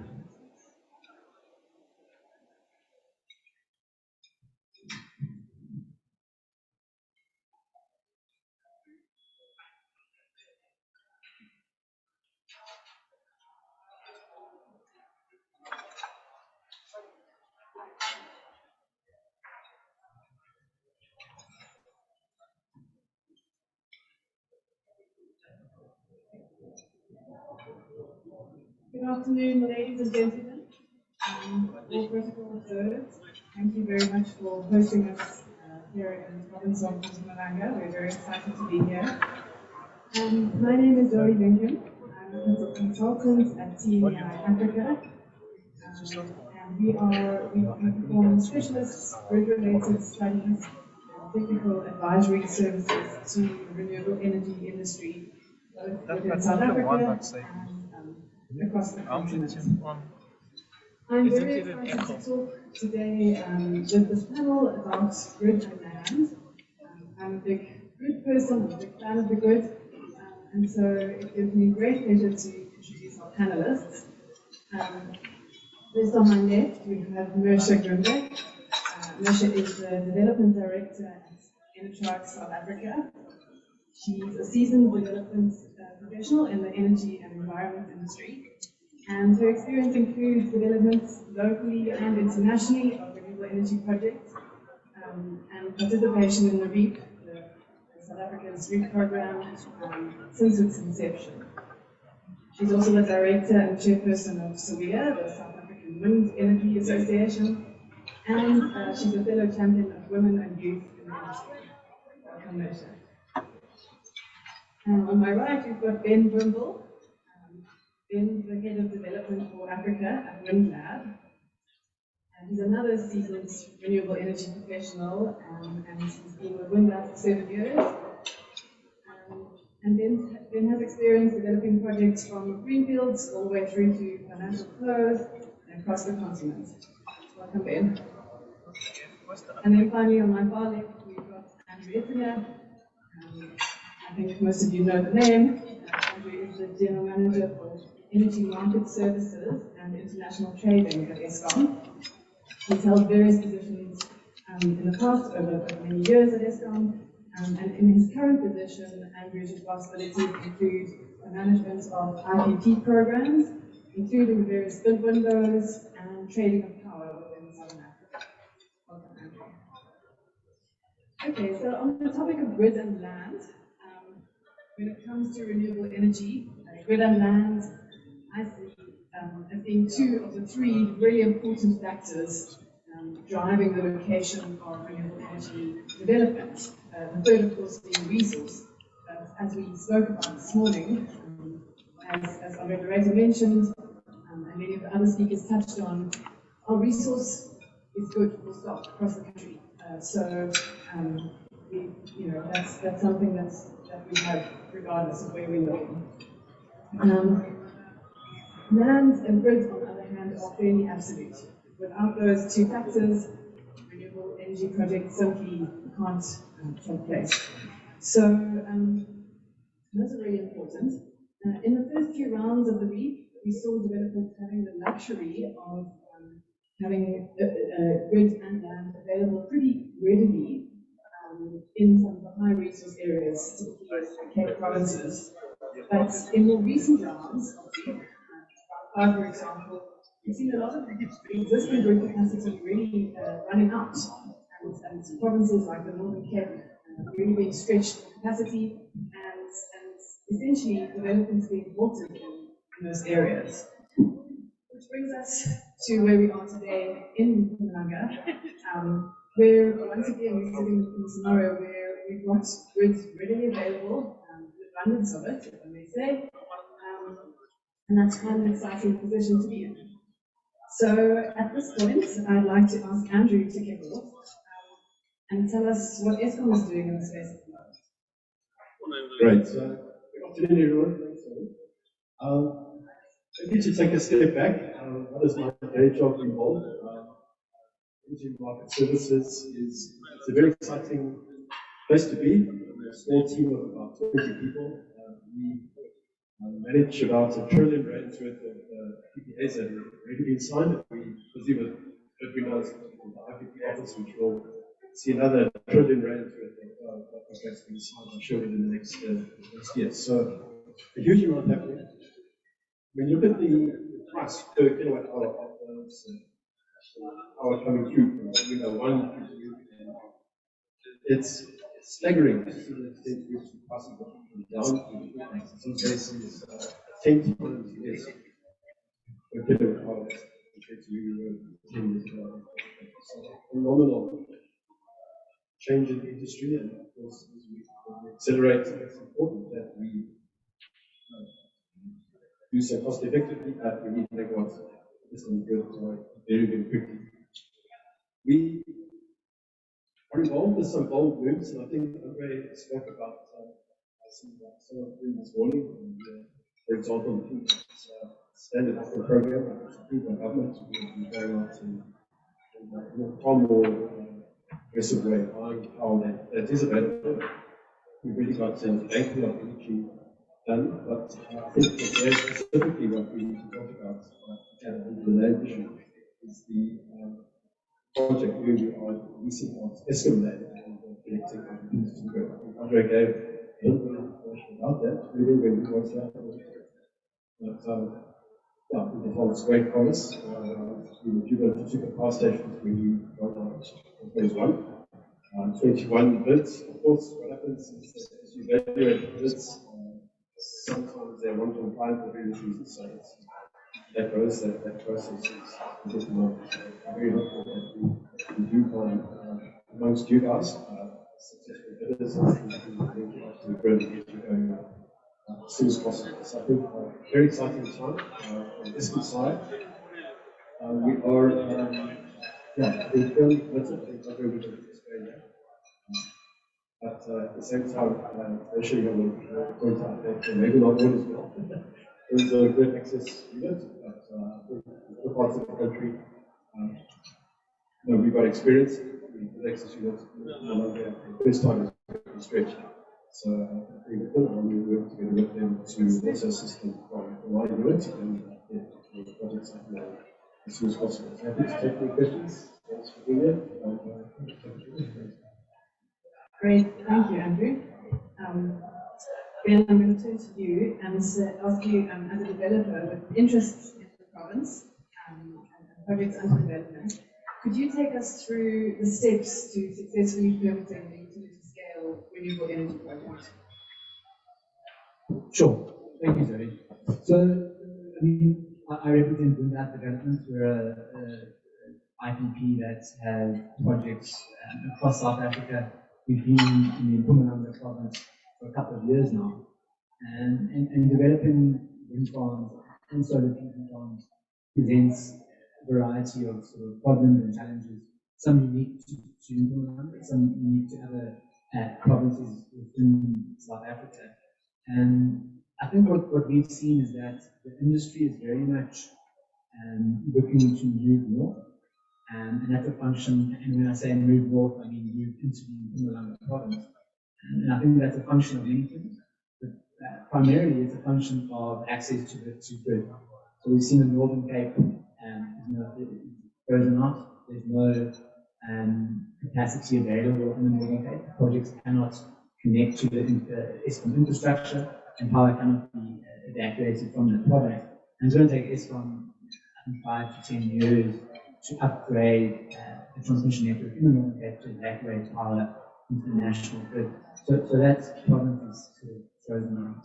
I think in 2 to 3 years, the Eastern Cape will also be frozen out. Not frozen out, but grid will be constrained. And the same applies to the Western Cape. What we're seeing is that it's becoming increasingly difficult to connect renewable energy projects to Eskom infrastructure in the sort of historically popular provinces of South Africa. And that has forced many developers and IPPs to look into Mpumalanga. So to circle back to your question, I think the normal way of developing a project would be to secure land through some type of lease, perhaps purchasing land or long-term lease with the landowner. You then enter into the development stage, you secure the permits needed to build a wind farm or solar farm, you measure the wind, you finance the project, and ultimately construct it. And when doing that, when identifying sites to secure and develop, grid is up there, front of mind, and the most important thing besides the resource that we look at before we make the investment decision to move into an area or to secure a particular site. And for that reason, the Mpumalanga province is a very compelling part of the country to develop wind farms. And that's purely due to the abundance of available grid capacity. And that's a function of all the coal-fired generation that occurred in Mpumalanga. And I guess as those coal plants are slowly decommissioned up till 2030, even more grid capacity will be made available to IPPs. So, look, we looked at many issues and many concerns when we develop projects, but grid is incredibly important.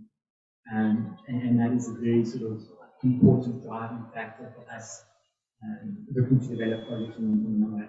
In fact, I would argue in South Africa right now, the distance, it's a very much, it's number one, and resource is a distant second. So that's wind speed and radiation for the development of solar PV plants. Clearly, you need a resource to be viable, but if you can have a decent grid connection that is available and is cost effective, that is much more important to us than having a very, very windy site or a site with very, very high radiation. And we're seeing that around the world. I use Australia as an example purely because we are in many respects sort of tracking Australia. So whatever they were doing sort of 5 to 10 years ago in terms of energy procurement and how the energy landscape is evolving, we're kind of doing that now. In Australia, the resource is almost not important. So IPPs and developers are securing land with available grid capacity, and then sort of post that, looking at how the resource stacks up. And I think we're going to see that happen very soon. So to answer your question, many sort of hurdles that need to be overcome to successfully develop a project.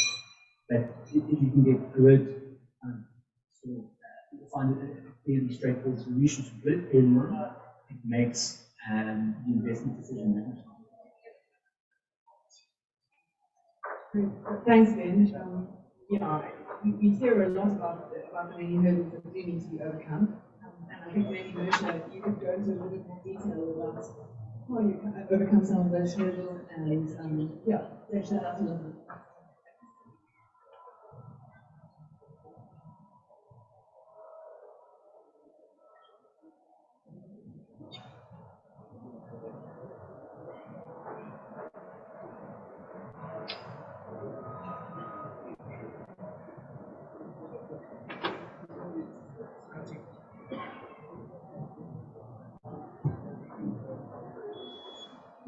Ladies and gentlemen, I'm a technocrat. These things don't work before. Yes, like any other province, there could be potential challenges in Mpumalanga, but I'm quite happy to say to the Premier and to all the dignitaries here today, there aren't that many challenges that are insurmountable. We're looking at 2 developers here, Enercon and Windlab, who are actively developing in the province. We talk about resource. We've been measuring wind resource for the last 2 years. There's a business case. We are looking at solar. There's a business case for that. I think, it's more than just saying we need to go with the best resources. We've looked at the co-benefit report. We've heard what Andrew and his team are doing at ESCO. We need to allow ourselves the mindfulness of being part of the just energy transition. We need to look at where we can put electrons on the grid.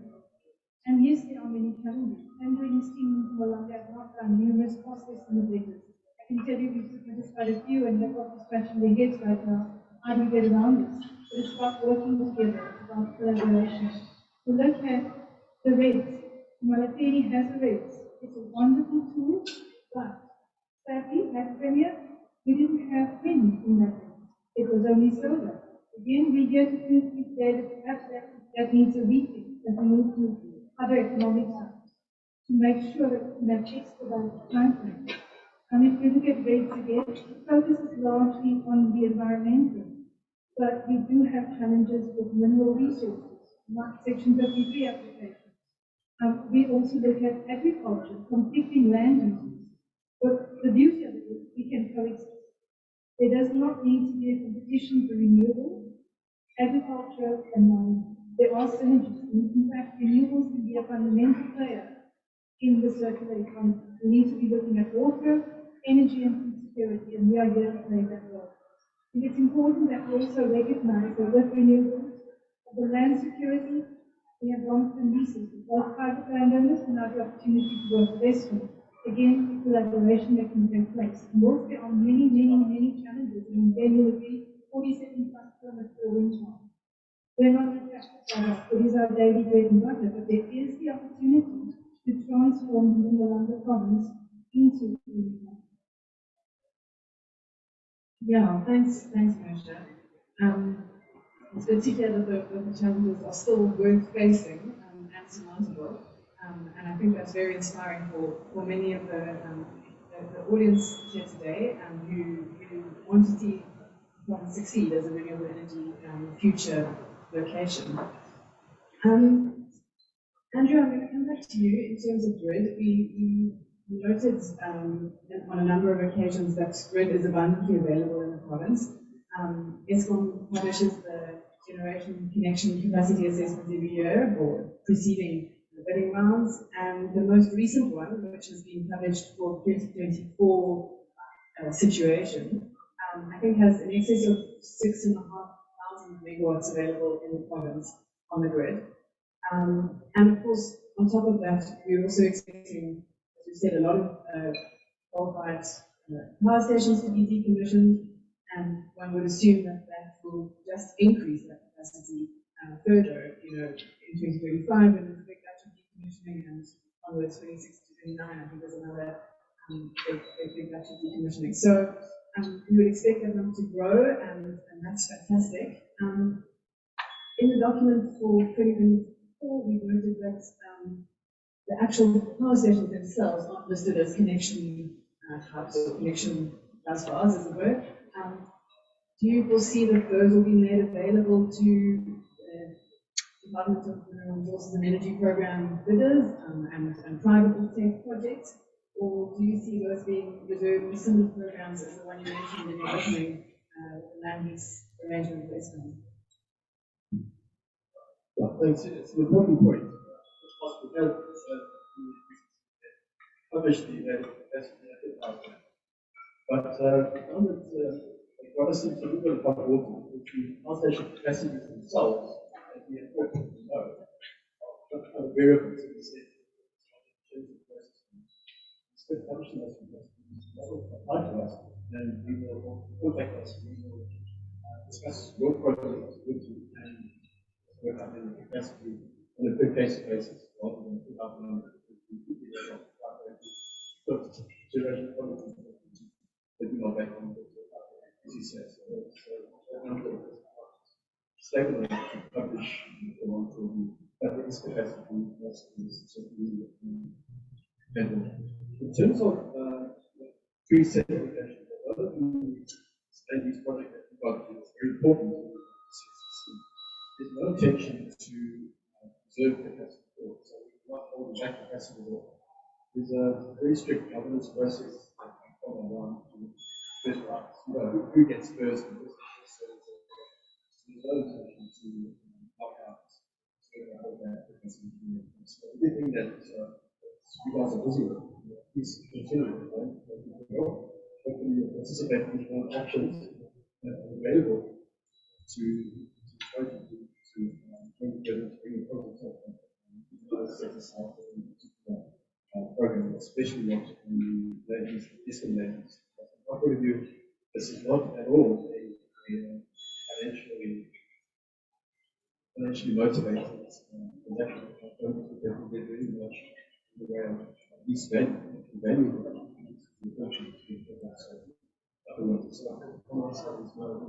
if that capacity is taken up the program, that's right. And we can get a little bit to the growth. That's the way the best and most efficient and That's good to hear. So capacity is on the table, it's available, and Eskom needs to be engaged to realize those connections. And as we said, that will only grow in coming years. So unlike the Northern Cape, the Western Cape, the Eastern Cape, where those capacities are fast shrinking and disappearing, and well, I'm getting some signals to speak louder. All good? Thank you. So we'll see that in Mpumalanga capacity growing. Then you mentioned a little bit about resource being, I think your words were a distant second. and grid really being in the forefront of your plans and your development activities and ensuring that grid is available.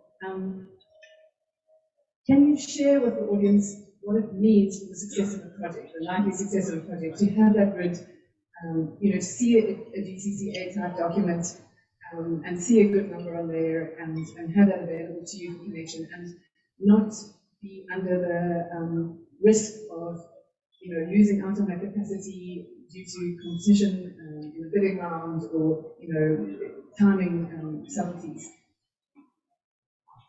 So I think the key here is the time it takes for grid infrastructure to be built and to essentially become operational within the country.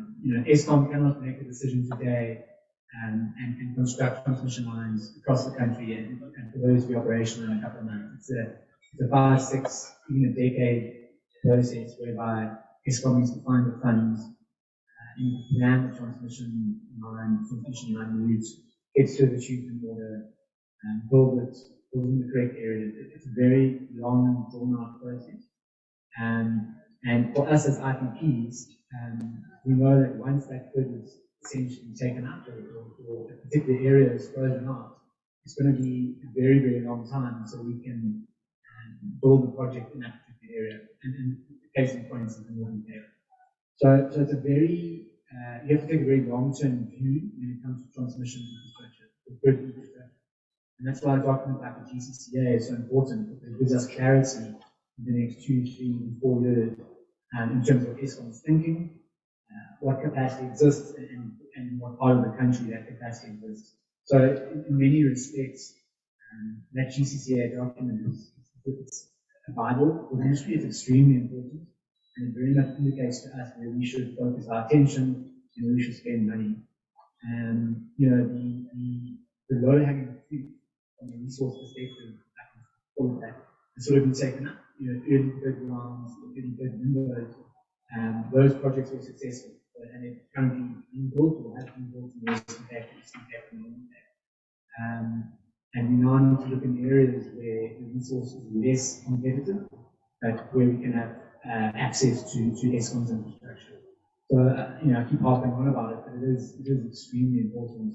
And once again, it's the main reason why Mpumalanga is such a compelling place to invest in renewable energy.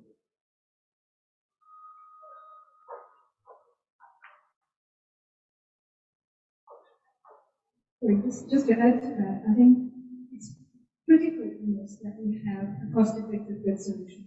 Whilst resource is secondary, if you have what we term a lower resource, ladies and gentlemen, it's not that much lower than what we thought it was like the actual data. But if you think it's that much lower and you have a very high grid connection cost, you're looking at the feasibility of the project. So the lower the grid connection cost, the better the bankers will like us, because the lenders will look at it and say there's risk on the project, and we are making a viable project. I mean, what you also need to remember is we have grid, but we also have huge energy intensity in Mpumalanga. We do not have them in the north. So we should not just consider, we should be looking at how regulations are changing and how we as IPPs are adapting to that changing regulatory environment.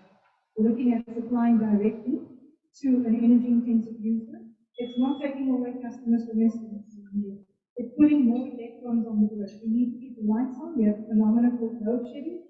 If we can provide clean energy, green energy at best, and intensive users, the decarbonization strategy, where we're making sure that Andrew and his team can keep getting more electrons on the grid, we're going to make them. And that's going to help Mpumalanga grow the industrialization process. Because whether we like it or not, we cannot build more factories and manufacturing concerns if we don't have electricity. Exactly, the economic benefit to the country, I think, can be shared. Shared by all parties involved. Mersha, I'm going to stay with you. You mentioned in your previous answer a little bit about the REDs. Now, the REDs were first identified some years ago, and then a number, or 3, I think, additional REDs were identified in 2019. One of them was right here in Mpumalanga. This morning, I'm going to raise a table the possibility or his proposal that second REDs get theirs, perhaps in the Steve Twitter municipality. Can you tell us what you see the benefit to something like that being, and how that helps you, and how it might speed up projects and help us meet these crucial timelines that we so need to be aware of? I think my first response to that, and again, I think the team might as well, sending a message to my project team, how many projects have we got in that area to possibly get environmental organizations faster. Rates are really, really useful. We're not saying that we're not cognizant of the environment, but the rates gives you already a strategic overview of the environment and potential impact. If I can put together an environmentally permanent project in a 6 to 8 month time period, it's much better for the province, for the local area that we're in, for the country, if we can get the electrons on the grid versus a normal EIA process which takes 18 to 24 months. We are in an energy crisis, and we need to get electrons on the grid faster than before. The average build-out time is 12 to 24 months between wind and solar. So if we can take away time on the permitting side, it means we can get electrons on the grid faster, and I think that's not only good for the Mpumalanga economy, it's good for the country as well. Great. Andrew, as we've said, and as you pointed out, Eskom is acknowledging the need for private sector development of generation and working with renewable developers to get that going. What can you tell us about what's happening behind the scenes in terms of Eskom readying itself for operational changes on the grid, given that going forward, you're likely to see a large proportion of renewable energy in your operational mix, and that does come with different technology operational factors? Yeah, that's a very important point, and we'll probably have a separate conference just on that. It's really, really complex. The process that our system office goes through, first is to predict the amount of electricity that's forecast, needed, and with renewable energy, obviously, the values of the weather play a big role, etc., and wind blowing, and cloud cover, etc. First thing is that you can't look at forecasting lightning. You can't get as close to the final forecast as we were able to in the past. That has an impact again on the amount of reserves which the system operating splitting at any point in time, operating reserves. And that in turn even impacts our maintenance regime because we're not certain about the weather's going to be what we use to do it, or let's say maintenance for the quality. So there's a big change in the scheduling on. The second is that our coal fleet is aging, as we all know, and when you have a young coal power station, that power station can change or vary its output from 60% output, let's say, to 100%. And different times of the day, you push it harder and it'll keep you it back. Because these plants have been used and pushed so hard over many years and they're getting old, they don't have that flexibility to ramp up from 60 to 100% capacity down to 60 because the thermal shock of the boiler is just too much. So that means either very expensive running of the plant like the fuel boiler, or you have to keep that band not smaller. The trouble with that is that with renewables going onto the grid, your peakiness, we've all heard of the duck curve, becomes far more exaggerated. So when the sun's shining, the net demand is very low. When the sun goes down, you have a big spike. So operationally, again, very, very tricky to manage that. One thing about the South African context is the older power stations which are closing down. Unlike Europe, once they close down, we can't start them up again. We've seen with Hamilton, Kirkland, Martin, the return to service power station. 10 years to bring them back to service. So if we don't have that backup, once those stations are gone, they're gone. And we've seen in Europe, we've seen last year, this year, that they brought back their coal stations. We won't have that. So we've got to be very sure that we've got enough backup to back up the renewables. We've got to build renewables and a backup for it. So it definitely is a very exciting problem that one will have to don't worry, we'll solve it. The last we're going to create a system inertia. So that together with the fact that at the moment we've got very large chunks of splitting at these stations, the turbines, 3,000 RPM, you know, a lot of ability of the grid to withstand shocks. So you can have a fault or something. Because of solar momentum, those who just ride through those faults. But in the future, as those power stations are coming around, that system inertia gets less and less and less. And it's not just in South Africa, that's a goal of that problem. So again, we're going to figure out ways in which we can solve it. And there are ways to do that. Same power station, just keeping the turbine there, just to to system stability on the grid. We are, in terms of active IPPs, with a 6 for the first time, rather prepared for the RMI. Looking at ancillary services for 51. Operating as bidding reserve to be part of the operator. And ultimately, it comes down to a debate for the future market of the developer is to whether generators need to be compensated for those ancillary services or whether the grid owner can just bring it along anyway as part of your position and bring it to which we still need to work with. I think it's hard to I'm not worried that we will solve it, but certainly also keep our system operator on their toes, particularly these marginal months, spring, resolve. Certainly. And speaking of keeping people on their toes, I think what's facing us over the next couple of years is a race to get sufficient additional generation onto the grid. And I think earlier we heard that number could be between 3,000 and 4,000 megawatts or higher, and it needs to be built as soon as possible. So my last question is going to be to both our developers. With that urgency in mind, with the challenges you've spoken about, with the additional requirements that Andrew's mentioned in terms of ancillary services, but also with the opportunities that abound in places like this province, is the private sector up to the timing challenge? Can you do it?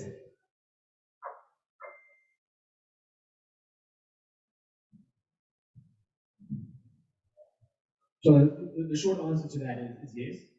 I mean, there are enough shovel-ready wind farms and solar farms that if given the green lights to start construction tomorrow within load shedding in a year and a half. That's how long it takes to build one farm. And it really is that simple. Clearly, there are many technical considerations that need to be dealt with, but I'm no doubt that you can find solutions for them. With some of the best engineers and some of the best minds in the world working in Eskom, and we can find solutions to these technical issues.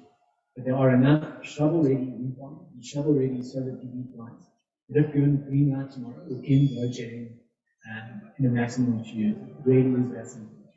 The key is offtake. So we need a counterparty to agree to buy our power. Historically, and when I say historically, I mean the last 10 to 12 years, that has been Eskom to the REAP, the Independent Power Producer Procurement Program, which has had these bid windows, and we're now currently in bid window 5. And that has been the main route to offtake, which has then allowed us as developers and IPPs to go ahead and construct. So I think the big sort of stumbling block to answer your question is avenues to offtake, and we're finding that is becoming a lot easier. So with the lifting of the threshold for generation license from 1 megawatt up to 100, actually this week we saw the first 2 PV plants registered by NERSA and making use of that lifting of the cap. And I think that really is an open floodgate, and I'd like to think that over the next 6 months to 12 months we'll see many wind farms and solar plants registered by NERSA, signing of PPAs, and then starting construction, which will immediately add capacity to the grid, and help with load shedding. So from the private sector perspective, there's absolutely nothing stopping us going ahead and doing this, with the exception of offtake and making sure that we work within parameters, technical parameters set by ESCOM, which clearly we need to adhere to maintain system stability. But there are 100% enough projects out there that are shovel ready. They have good projects, good resource, good access to the grid, land is secure, they're permitted, they're ready to go, and they can deliver kilowatt hours very quickly at a very, very competitive tariff, well below what ESCOM coal fleet currently produces energy at. It's been spoken about a few times today that the tariffs currently being offered by wind and solar is extremely low. The wind of 5, the winning projects were 30 cents per kilowatt hour, in that kind of range, which is extremely low. So yes, the industry is standing by. We have a huge portfolio of projects across various technologies that we would love to build. Doing the green lights to go and do that. We spend money at risk. So if I look at Windlight's portfolio in Mpumalanga, we spend probably 5 to 6 million rand. By the time our projects are shovel ready, and we'll start to spend anywhere up to 15 million rand getting those projects ready. That is all money spent at risk, measuring them, permitting, land securement, etc., etc. And you do that with the expectation that you can get offtake and build our projects. So that is the main stumbling block, and I think NERSA is realizing that, and NERSA and the department are working together to find, make the road to offtake a lot easier. The first step on that road is looking at capture and regulars. But just to be clear, it's sort of one step forward, and I think there's a lot more NERSA can do to make that process easier. Thanks, Zoe. Would have been an interesting conversation if I said no. But I can absolutely echo again saying there is sufficient private sector interest. There's definitely sufficient projects ready. To echo what you're saying around possible constraints, even offtake, as I would say, is a challenge, but like any new entry, will overcome that. I would look towards regulators, I would look towards government, so please continue to give us support. You can escalate red tape in your need. We'll bring new entrants into the market. There's a big enough market. Looking at 6 gigawatts available in the province in terms of grid access. You have 2 developers who are actively developing. I think there's room for more. Competition is always good. And if you can give us that regulatory support, we'll definitely do that. Great. Well, I think that's just about wraps things up. I would like to thank our speakers. The panel has been very interesting, and I think you've added to the very exciting sentiment in the room today that ESCOM's ready, the industry's ready, we want to make this work in Mpumalanga, and we hope that in not too long a time we'll be sitting here with a number of renewable energy projects on our doorstep and enjoying the fruits of those. So thank you all very much.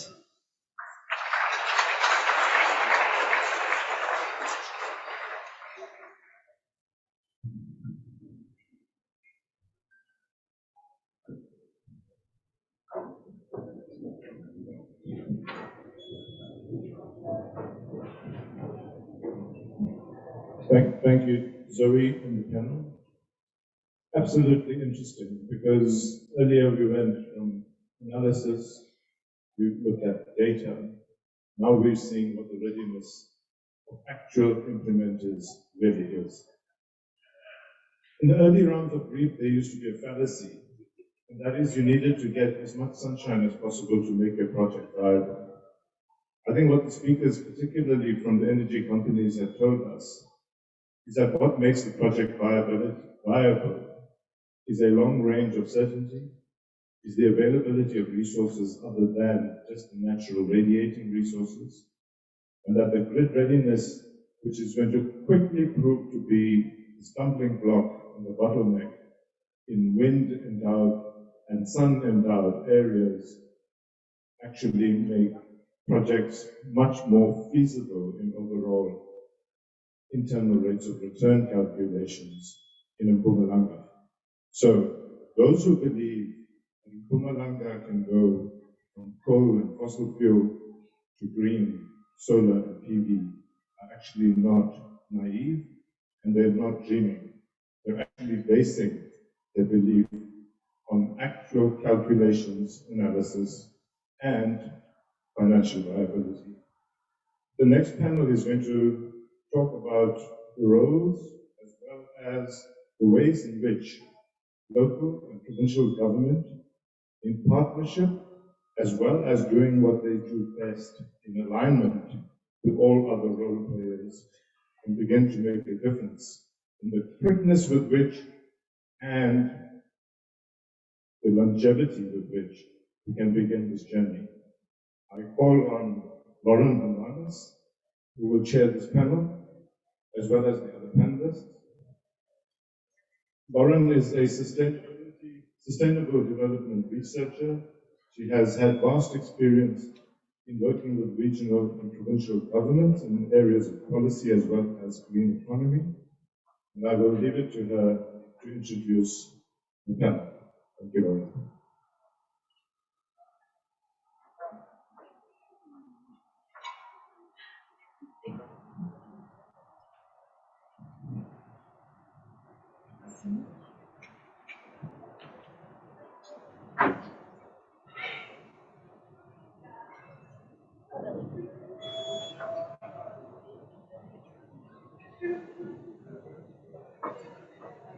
So, good afternoon, everybody. Wonderful to see so many familiar and new faces.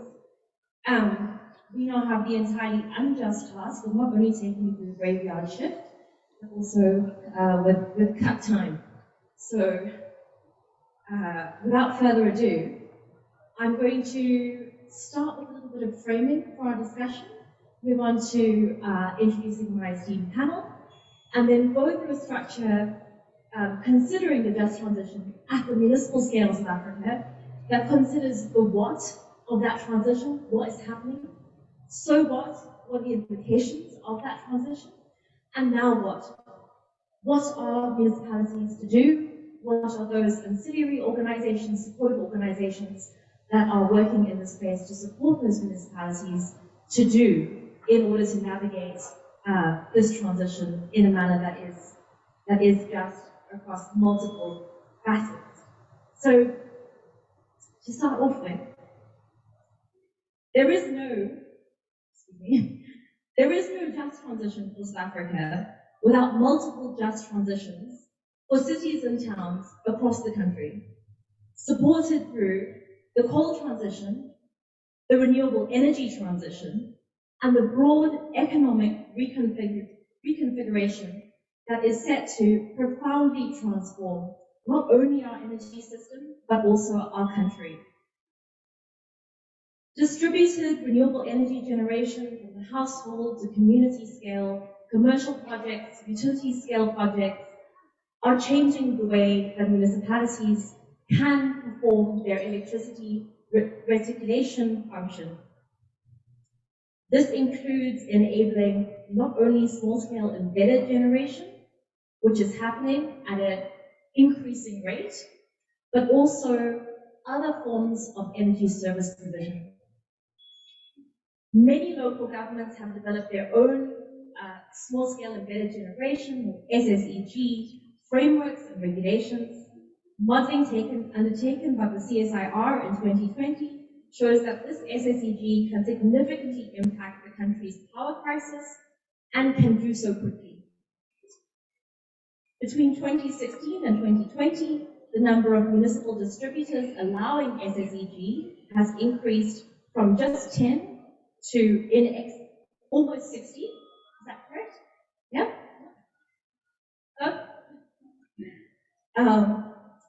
With the Western Cape currently having the highest number of municipalities allowing SSEG. In November of 2020, the number of registered installations stood at 3,280, according to work commissioned by Salda. Yes. However, we know this number to be an underrepresentation of what is actually going on. So the ground is shifting under the feet of municipal officials who have to respond to this rapidly changing context. We know that the consequences, although this transition is rooted in a technological transformation, are going to be multifaceted. Not only technological, but also policy-oriented, financial, social, economic, and political. It is in this multi-dimensional opportunity context that our esteemed colleagues here are working. To my far right, we have Silas Mlozi. He is currently working for SALGA as a specialist responsible for sustainable energy. His role includes provision of expertise and support in various policy, legislative, institutional, and strategic matters related to sustainable energy, both energy efficiency and renewable energy, and advancing and promoting renewable energy, energy efficiency, and building capacity in the energy sector in local government. Then, to my immediate right, we have Hendrik Rayadani. He is the Chief Engineer for Alternative and Renewable Energy at the City of Kululeni. He's responsible for implementation of alternative and renewable energy projects, as well as energy efficiency initiatives. He's also, this is my addition, driving what is a groundbreaking energy procurement program, which is set to establish new precedents for how local governments might engage in the energy sector going forward.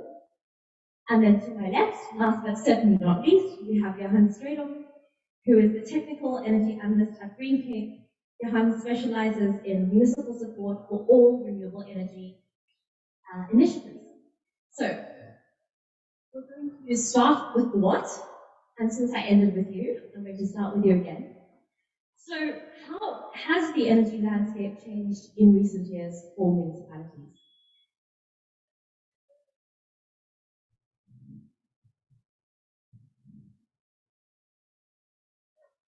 Thanks, Lauren. I think one of the first key things to take into account is the technology shift we talked about. And the prices of renewables are continuing to go down and down and down. And it's becoming more and more affordable for customers within the municipal grid to get access to renewable energy. Then on top of that, we have the Schedule 2 amendment that happened recently, and that elevated the embedded generation cap from 1 megawatt to 100 megawatt. And that essentially opened up the market for larger scale projects to become viable within the municipal grid. And within that Schedule 2 amendment, it also allows for wheeling projects. And the wheeling is quite a new thing in the South African market, but it essentially allows customers to transact with third-party generators through the electrical grid. And municipalities have a large portion of their grids are where the customers are sitting in South Africa. So it significantly opened up that market. So basically what happened is you have the SECG, you have wheeling, you have a large power project that can come online, and the lower renewable energy costs. And with all of that, there's different types of energy coming onto the grid, and there's different energy transactions that can happen. And that essentially will change the landscape to where the normal top flow from the national utility down through the municipality to the customer is not the normal anymore. There's other options available as well.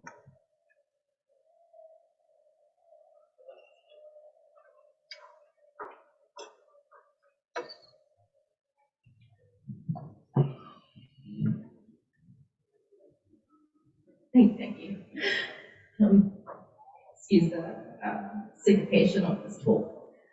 So, thank you very much for that, Johan. I would like you, Silas, to perhaps elaborate on some of these changes. And in your response, it would be really useful to understand what this means for a particular municipality, and then also what this means across municipalities. How should we be thinking about it at a system level?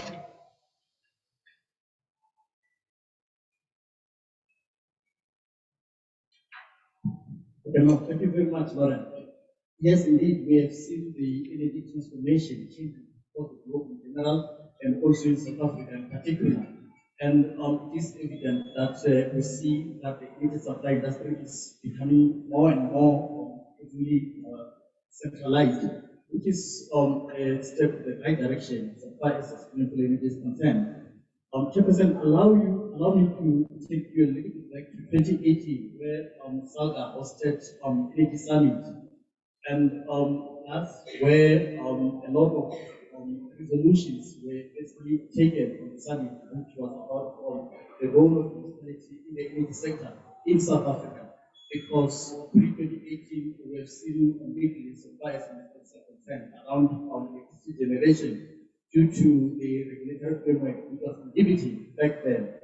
There were a lot of what we call outcomes that came out of the summit, including the enabling environment, precisely to allow municipalities to play the role that they should play in the energy space.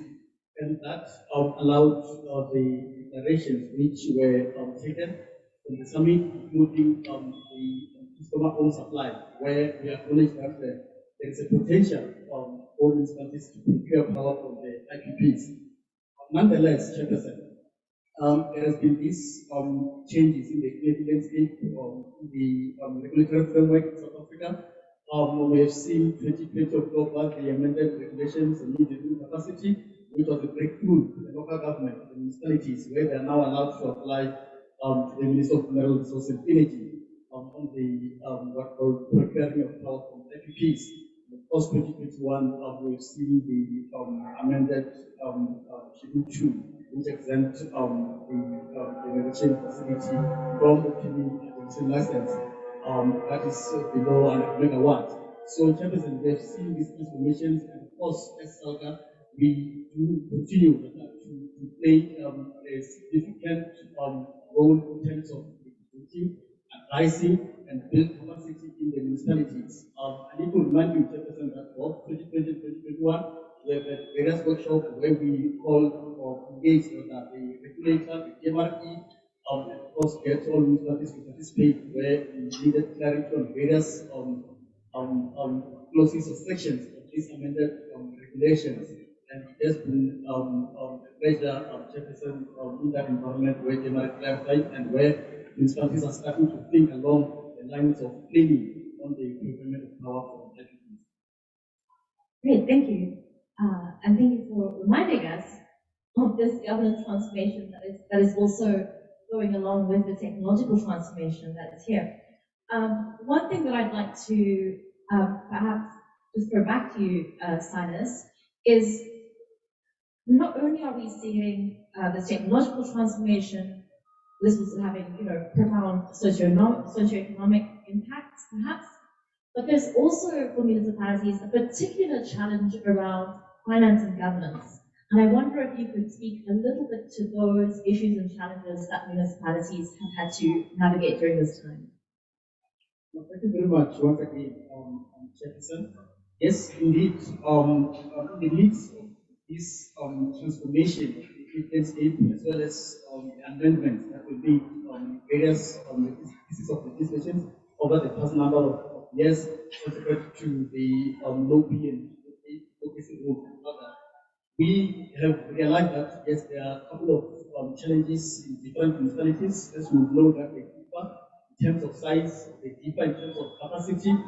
We have seen an acceleration in the embedded generation, specifically solar PV rooftop, where municipalities do not have what we call processes in place to accommodate SSCG into the network.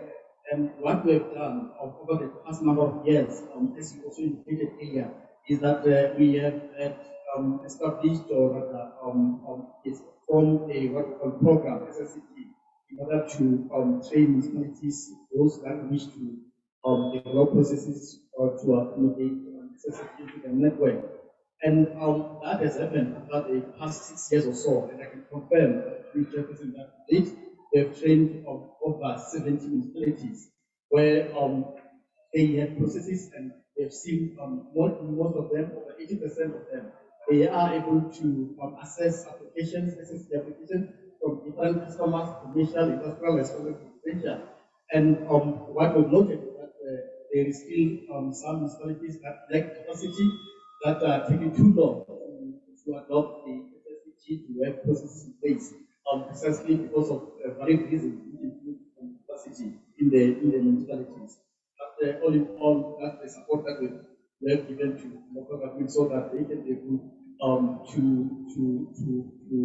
adjust to the current reality of energy transition, to the current reality of the increase in the installation of generation in the municipal areas.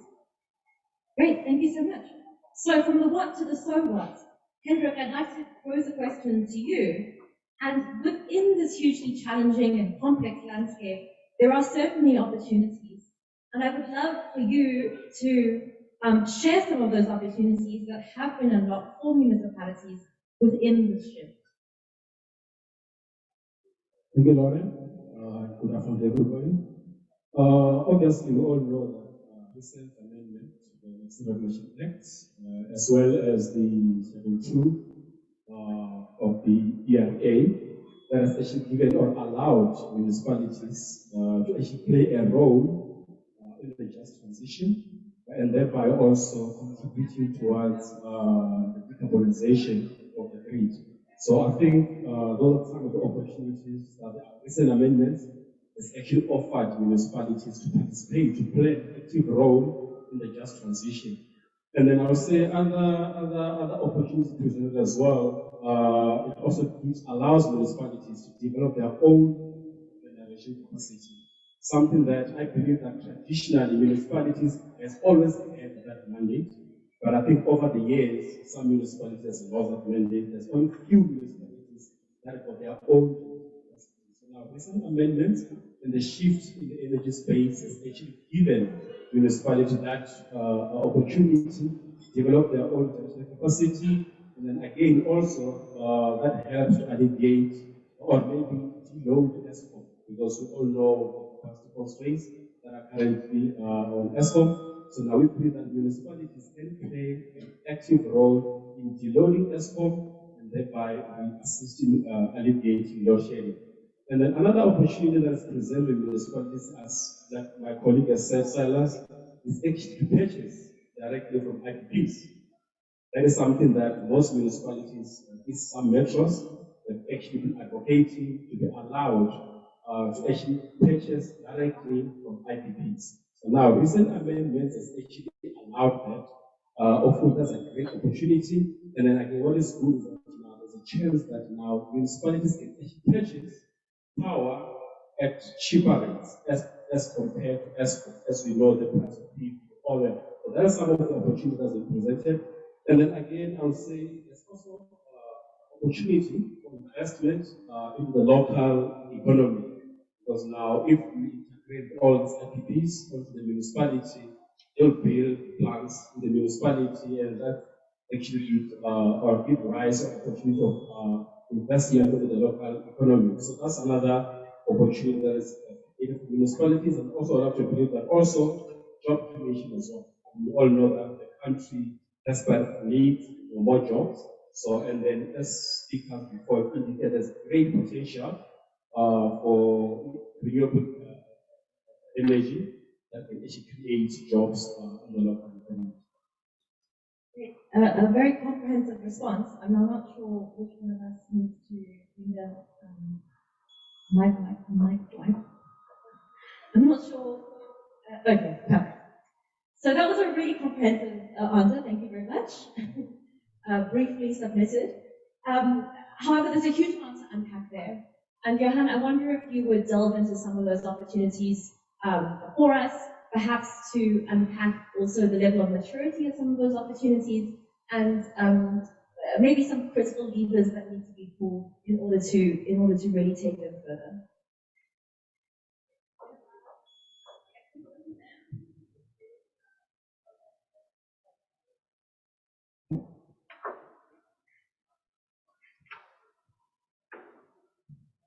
Thanks, Lauren. Thanks, Hendrik. You did give a very comprehensive response. But I think the key thing is to always look for the first step in the process. Right? With the opportunity of green economy and decarbonisation, you would want to do the easiest option first, and then learn from it, and then grow your internal capacity to take on next steps. And that's where SCG is, I think, the key first step. So throughout the country, I think you mentioned earlier, there's about 60 municipalities that have adopted SCG regulations, but there's about 130 still, that's less than half. There's about 30%, actually, about 30% of the municipalities in South Africa. So there's a large opportunity for smaller towns throughout the country to start with the SSCG programs and get to know the processes so that they can start participating in this changing energy landscape. What that essentially we're creating, it links to Hendrik's point, projects that have been taken in the municipality. So that's firstly from a customer's perspective, the customers can have cheaper power and the municipalities can enable decarbonization of the electricity. But then if it's localized within the area, you can create jobs within that area. Currently, a lot of the installers we see across the country are localized in the big metro. And they reach out to the municipalities up in the outskirts of the metro to do project work there. What we want to see is small businesses starting up within the municipality and servicing that municipality and ensuring that jobs and skills and investment come to the municipality from people within there. Great, thank you so much. Great, so even in Mpumalanga, I believe we have 4 of the 14 municipalities that do act as electricity distributors who are enabling SSCG, is that correct? Fantastic. So now, given all these new tools, this shifting policy landscape, shifting technological landscape, shifting financial and economic context as well, now what? How ought municipalities to really move forward in order to enable green economic growth?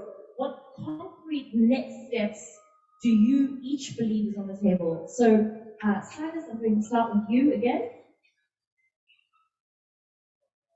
Oh, sorry.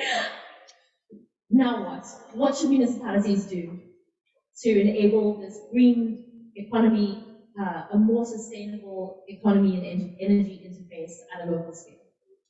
Okay, no, thank you very much, Chairperson. Yes, as much as we did indicate that there has been an increased interest from various municipalities across the country and of course in Mpumalanga in particular to adopt this just energy transition and be able to move along the centralized energy system. We have seen that as we said that there are 4 of them that have adopted SSCG, and I can confirm that in 2021, that was last year, there were 3 more municipalities that participated in the SSCG development program. We look forward to analyze the processes and be able to accept and assess the SSCG application that they will be receiving from different customers. And now what? Question. We know that the future is actually centralization, and as my colleague said, that in this purchase of power from the IPP, it becomes even to a certain extent cheaper than the power that Linux will be purchasing from ESCOM.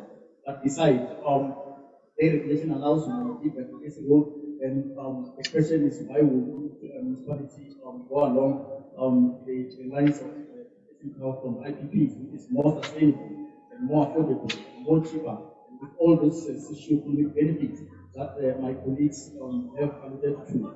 So we, Chairperson, can confirm that there is what we call as a way forward in terms of that transition. Different municipalities, plans, and processes. Some of the municipalities are actually ensuring that they add their energy projects or renewable projects to their ITPs, and some of them are busy with the feasibility studies, which we believe that in the next month or year they should be ready and they should be able to submit their applications to the Minister of Mineral Resources and Energy for the new generation capacity. So that's the process, and that's where we see Linux getting forward. Great, thanks. And Hendrik, to you the same question. Okay, no, thank you, Lauren. Obviously, coming from a municipal perspective, I believe that now these are practical steps that each municipalities that are willing or hoping to participate in the just transition I love to build that they need to create an enabling environment where these projects can actually flourish. And then to do that, we all know that municipalities are governed by MFMA, that's Municipal Finance Management Act. So now municipalities need to create that enabling environment and also making sure that such municipalities are compliant.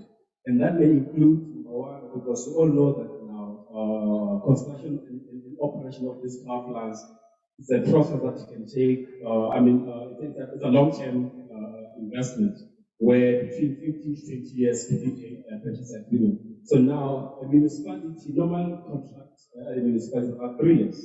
So now there's no way you can implement such a program or such a project with a 3-year contract. I mean, there's no return on investment there. But it has to be between 15 to 20 years.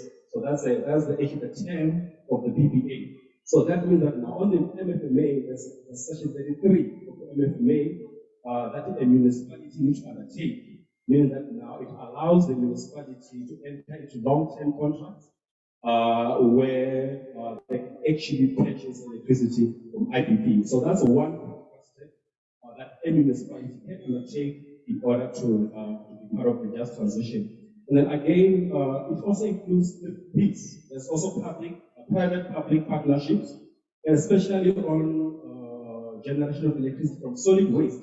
As you know that most municipalities have got landfill sites, and there's great potential of energy generation from waste from landfill sites. So now for such projects that are notoriously difficult to pull it off, but now with the PPP framework in place, municipalities are able to actually participate where a private partner comes in and then actually generate electricity from municipal landfill site where there's great potential there. So the PPP framework can also assist in that, and also including the gate fees for such projects. And then I also say another practical steps that municipalities can take is actually the development of a small-scale embedded generation. As we all know that most residents and including businesses, we are losing most businesses as municipalities, especially industrial customers who've got enough roof space where they install their own solar system on the rooftops, and that actually offsets and that actually has an impact on municipal revenue. But now, if a municipality can actually develop a small-scale embedded generation that will actually integrate these embedded generators on the distribution network, thereby actually developing the right tariffs, where you introduce the feed-in tariffs, where you are able to compensate and encourage those customers to generate, and at the same time, leverage on our greatest asset as a municipality, that is the grid. I'm now only here because I want to go off, but that's not the case. I mean, the grid is our great asset as the municipality. So now, even though we are losing, like I can imagine, we still have the grid that we can leverage. And the only way we can do that is development of appropriate tariffs, where instead of actually generating revenue from the sale of kilowatt hours, we actually generate revenue from the use of the grid. So that's another practical step that the municipality can take. And then again, I also say over the recent years, there have been a lot of requests from municipalities to actually allow wheeling, where most businesses actually want to wheel power from generators, and in this case, mostly from the Northern Cape. So now you allow wheeling at a municipality. So now it's actually another practical step that a municipality can undertake to develop a wheeling framework where you allow business customers to wheel across your grid, and that as well actually becomes another revenue stream. You are using revenue, but it's another revenue stream where we leverage on the grid to actually still make a business case of the municipality electricity sale. And then again, another practical step, I would say, freeing up a municipal land. That's another practical step that any municipality can do. Although the municipality has a vast amount of land, so now freeing up that land to allow RPPs to come in and develop these power plants, right, with the objective of actually selling or the municipality becoming 100% off-taker of electricity. So that's another point. And the last one, I would say also the municipality to also apply for relevant permits. That also allows us the reform of the Electric Regulation Act where applicable. So I will end there. Thank you. Great. So Johan, if you look anything else, you feel free to add it. But otherwise, elaborating on this idea of now what we do, what kinds of support is available to different municipalities in order to move forward with some of the concrete steps that our colleagues have outlined over here. I think my colleagues covered most of the things in the previous question, but I just want to emphasize on that. I think the grid is the municipality's strongest asset. Because it's existing, it's an asset they have, and like Hendrik said, they need to leverage it. And there's some key things that the municipality need to focus on when maintaining the grid, and that is cost of supply studies and electrical master plan. And that's where I think provincial government should come in and support local municipalities to unlock funding for them to do these types of studies. And organizations like COPTA and PLG to support local municipalities with those foundational stuff. Because local municipalities sometimes struggle with the capacity to develop these, and there's definitely some support that can be given to them. And I think the other support that specifically from Mpumalanga, the Mpumalanga Green Cluster is an amazing first step to giving direct support to the municipalities in Mpumalanga. They can receive SCG support in the forms of technical knowledge transfer and financial knowledge transfer to their municipal officials. They can get support from feeding tariff design and also general support with any technical challenges they would have with SCG. The cluster also has access to reading frameworks and reading tariff design that will be transferred to the municipality, and then encompassing all of that into one big basket. We also have the renewable energy policy draft that we can share with municipalities and customize them to encompass all the various aspects that the municipality would need to enable this green economic revolution. So within the Mpumalanga Green Cluster, there's already quite a lot of support structures that can be deployed to the local municipalities in Mpumalanga, and we're quite excited to partner with them and start firstly looking at SCG and then building that whole story of ensuring that the energy transition is happening at the municipality. Great, so I have been given a nod that we are fast running out of time. We've covered a huge amount of content here today, including system costs and understanding of system costs, fiscal model implications for municipalities, tariff structures as well, and support with tariff structures, especially SSEG tariffs, enabling regulations, local economic development implications, some grid implications as well for this energy transition. One thing that hasn't really had center stage, although it is at the heart of the municipal challenge, is how do we make sure that this technological transformation is indeed just, and at a very basic level, I believe, we might all have different views on this, this means a sustainable, affordable, accessible service to all residents of South Africa, and most profoundly in terms of the technical and administrative challenge for low-income households and poor and marginalized households as well. So to wrap up, I'm going to ask you for a tight sentence, maybe 1.5 sentences at a max for each of us, as a way of wrapping up the conversation. So wherever the mic lands will be the first person. Sure? Good? Okay, fantastic. So, Silas, we'll start with you. Thank you very much, Lauren. Yes, I know that time is tight, but it's also important, Chairperson, to emphasize that there is also substantial support for the municipalities. Some of you may be aware that South Africa has offered various capacity building training across many municipalities in the country. That includes supply studies. We all know that this is a very important tool where get it right so that they can run sustainable existing business. And of course, this we do together with our GIZ. Also to mention that we also, with the SAP Southern Africa program, offer a number and variety of support to the localities, including the approaches on the PMO, as well as the project finance. So that is going to help support. However, in terms of ensuring that these services be affordable and accessible to the residents, you know, that the sustainable development goal number 7 has to do with ensuring accessibility and affordability of energy services to the community. And that's why we offer one of the trainings, which is of supply, the development of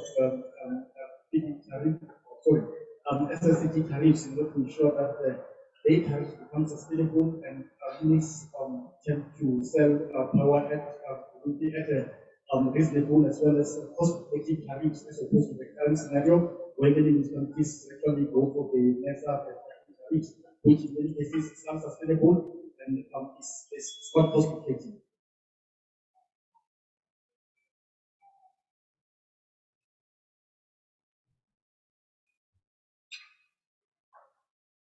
Thank you. Yeah, from municipal point of view, I'm from City of Ekurhuleni.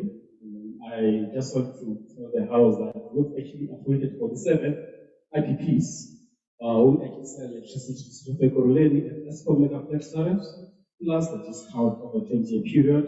Looking at around the next 12 months, we should be commissioning those power plants. So just keep watching. Thank you.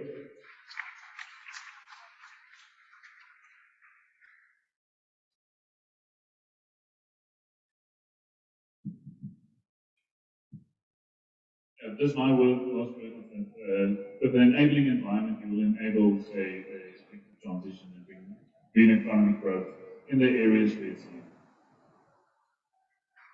So thank you, everybody. We can and have spent several days rather than just a few minutes speaking about these issues. So that was just a little bit of a taste. But thank you very much to my colleagues. Thank you to our hosts. And I hope you enjoy the rest of the session today.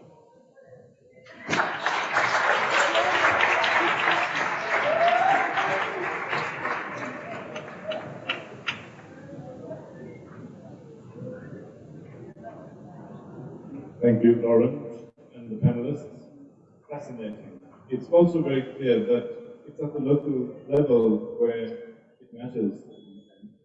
And we might find national, provincial level solutions that make it interesting as well as possible to implement national frameworks.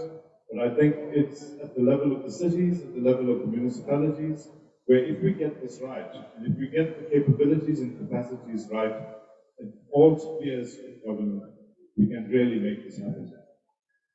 I also want to, I know it's late in the day, recognize and welcome the participation of community groups and groundwork in particular, who have sat through today and listened to quite a lot of dense presentations.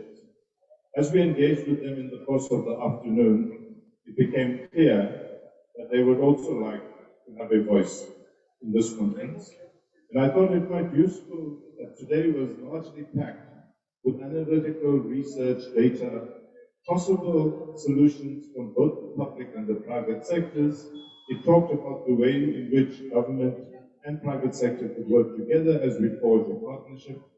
And it would be opportune, I think, tomorrow to give a fairly substantial session to groundwork from amongst their representatives to talk to us as the community and in particular as an environmental justice and development group, what they thought of today, what they think of the just transition, and perhaps caution us that as we undertake this journey, we must not leave people behind, that we must be focused on development,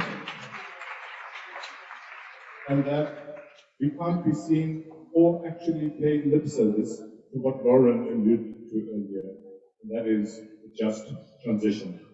Tomorrow we'll also hear from the Presidential Climate Commission with respect to the Just Transition Framework, that they are quite close to having developed fully now. We also hear a representative from the presidency with respect to the financing of the Just Energy Transition Partnership. And then we will round up. So tomorrow, I hope, is not going to be as long as today has been. My only job now is to thank you, thank the hosts and the organizers for this conference. Thank you for giving me the opportunity to be the conductor. And finally, the gala dinner, which will have a few announcements being made at the dinner, is here at 6 p.m. And so please, we would like all of you to be back here in this venue at 6 p.m. With that, I want to close today. Thank you for being such a marvelous audience, as well as presenters and participants. Thank you.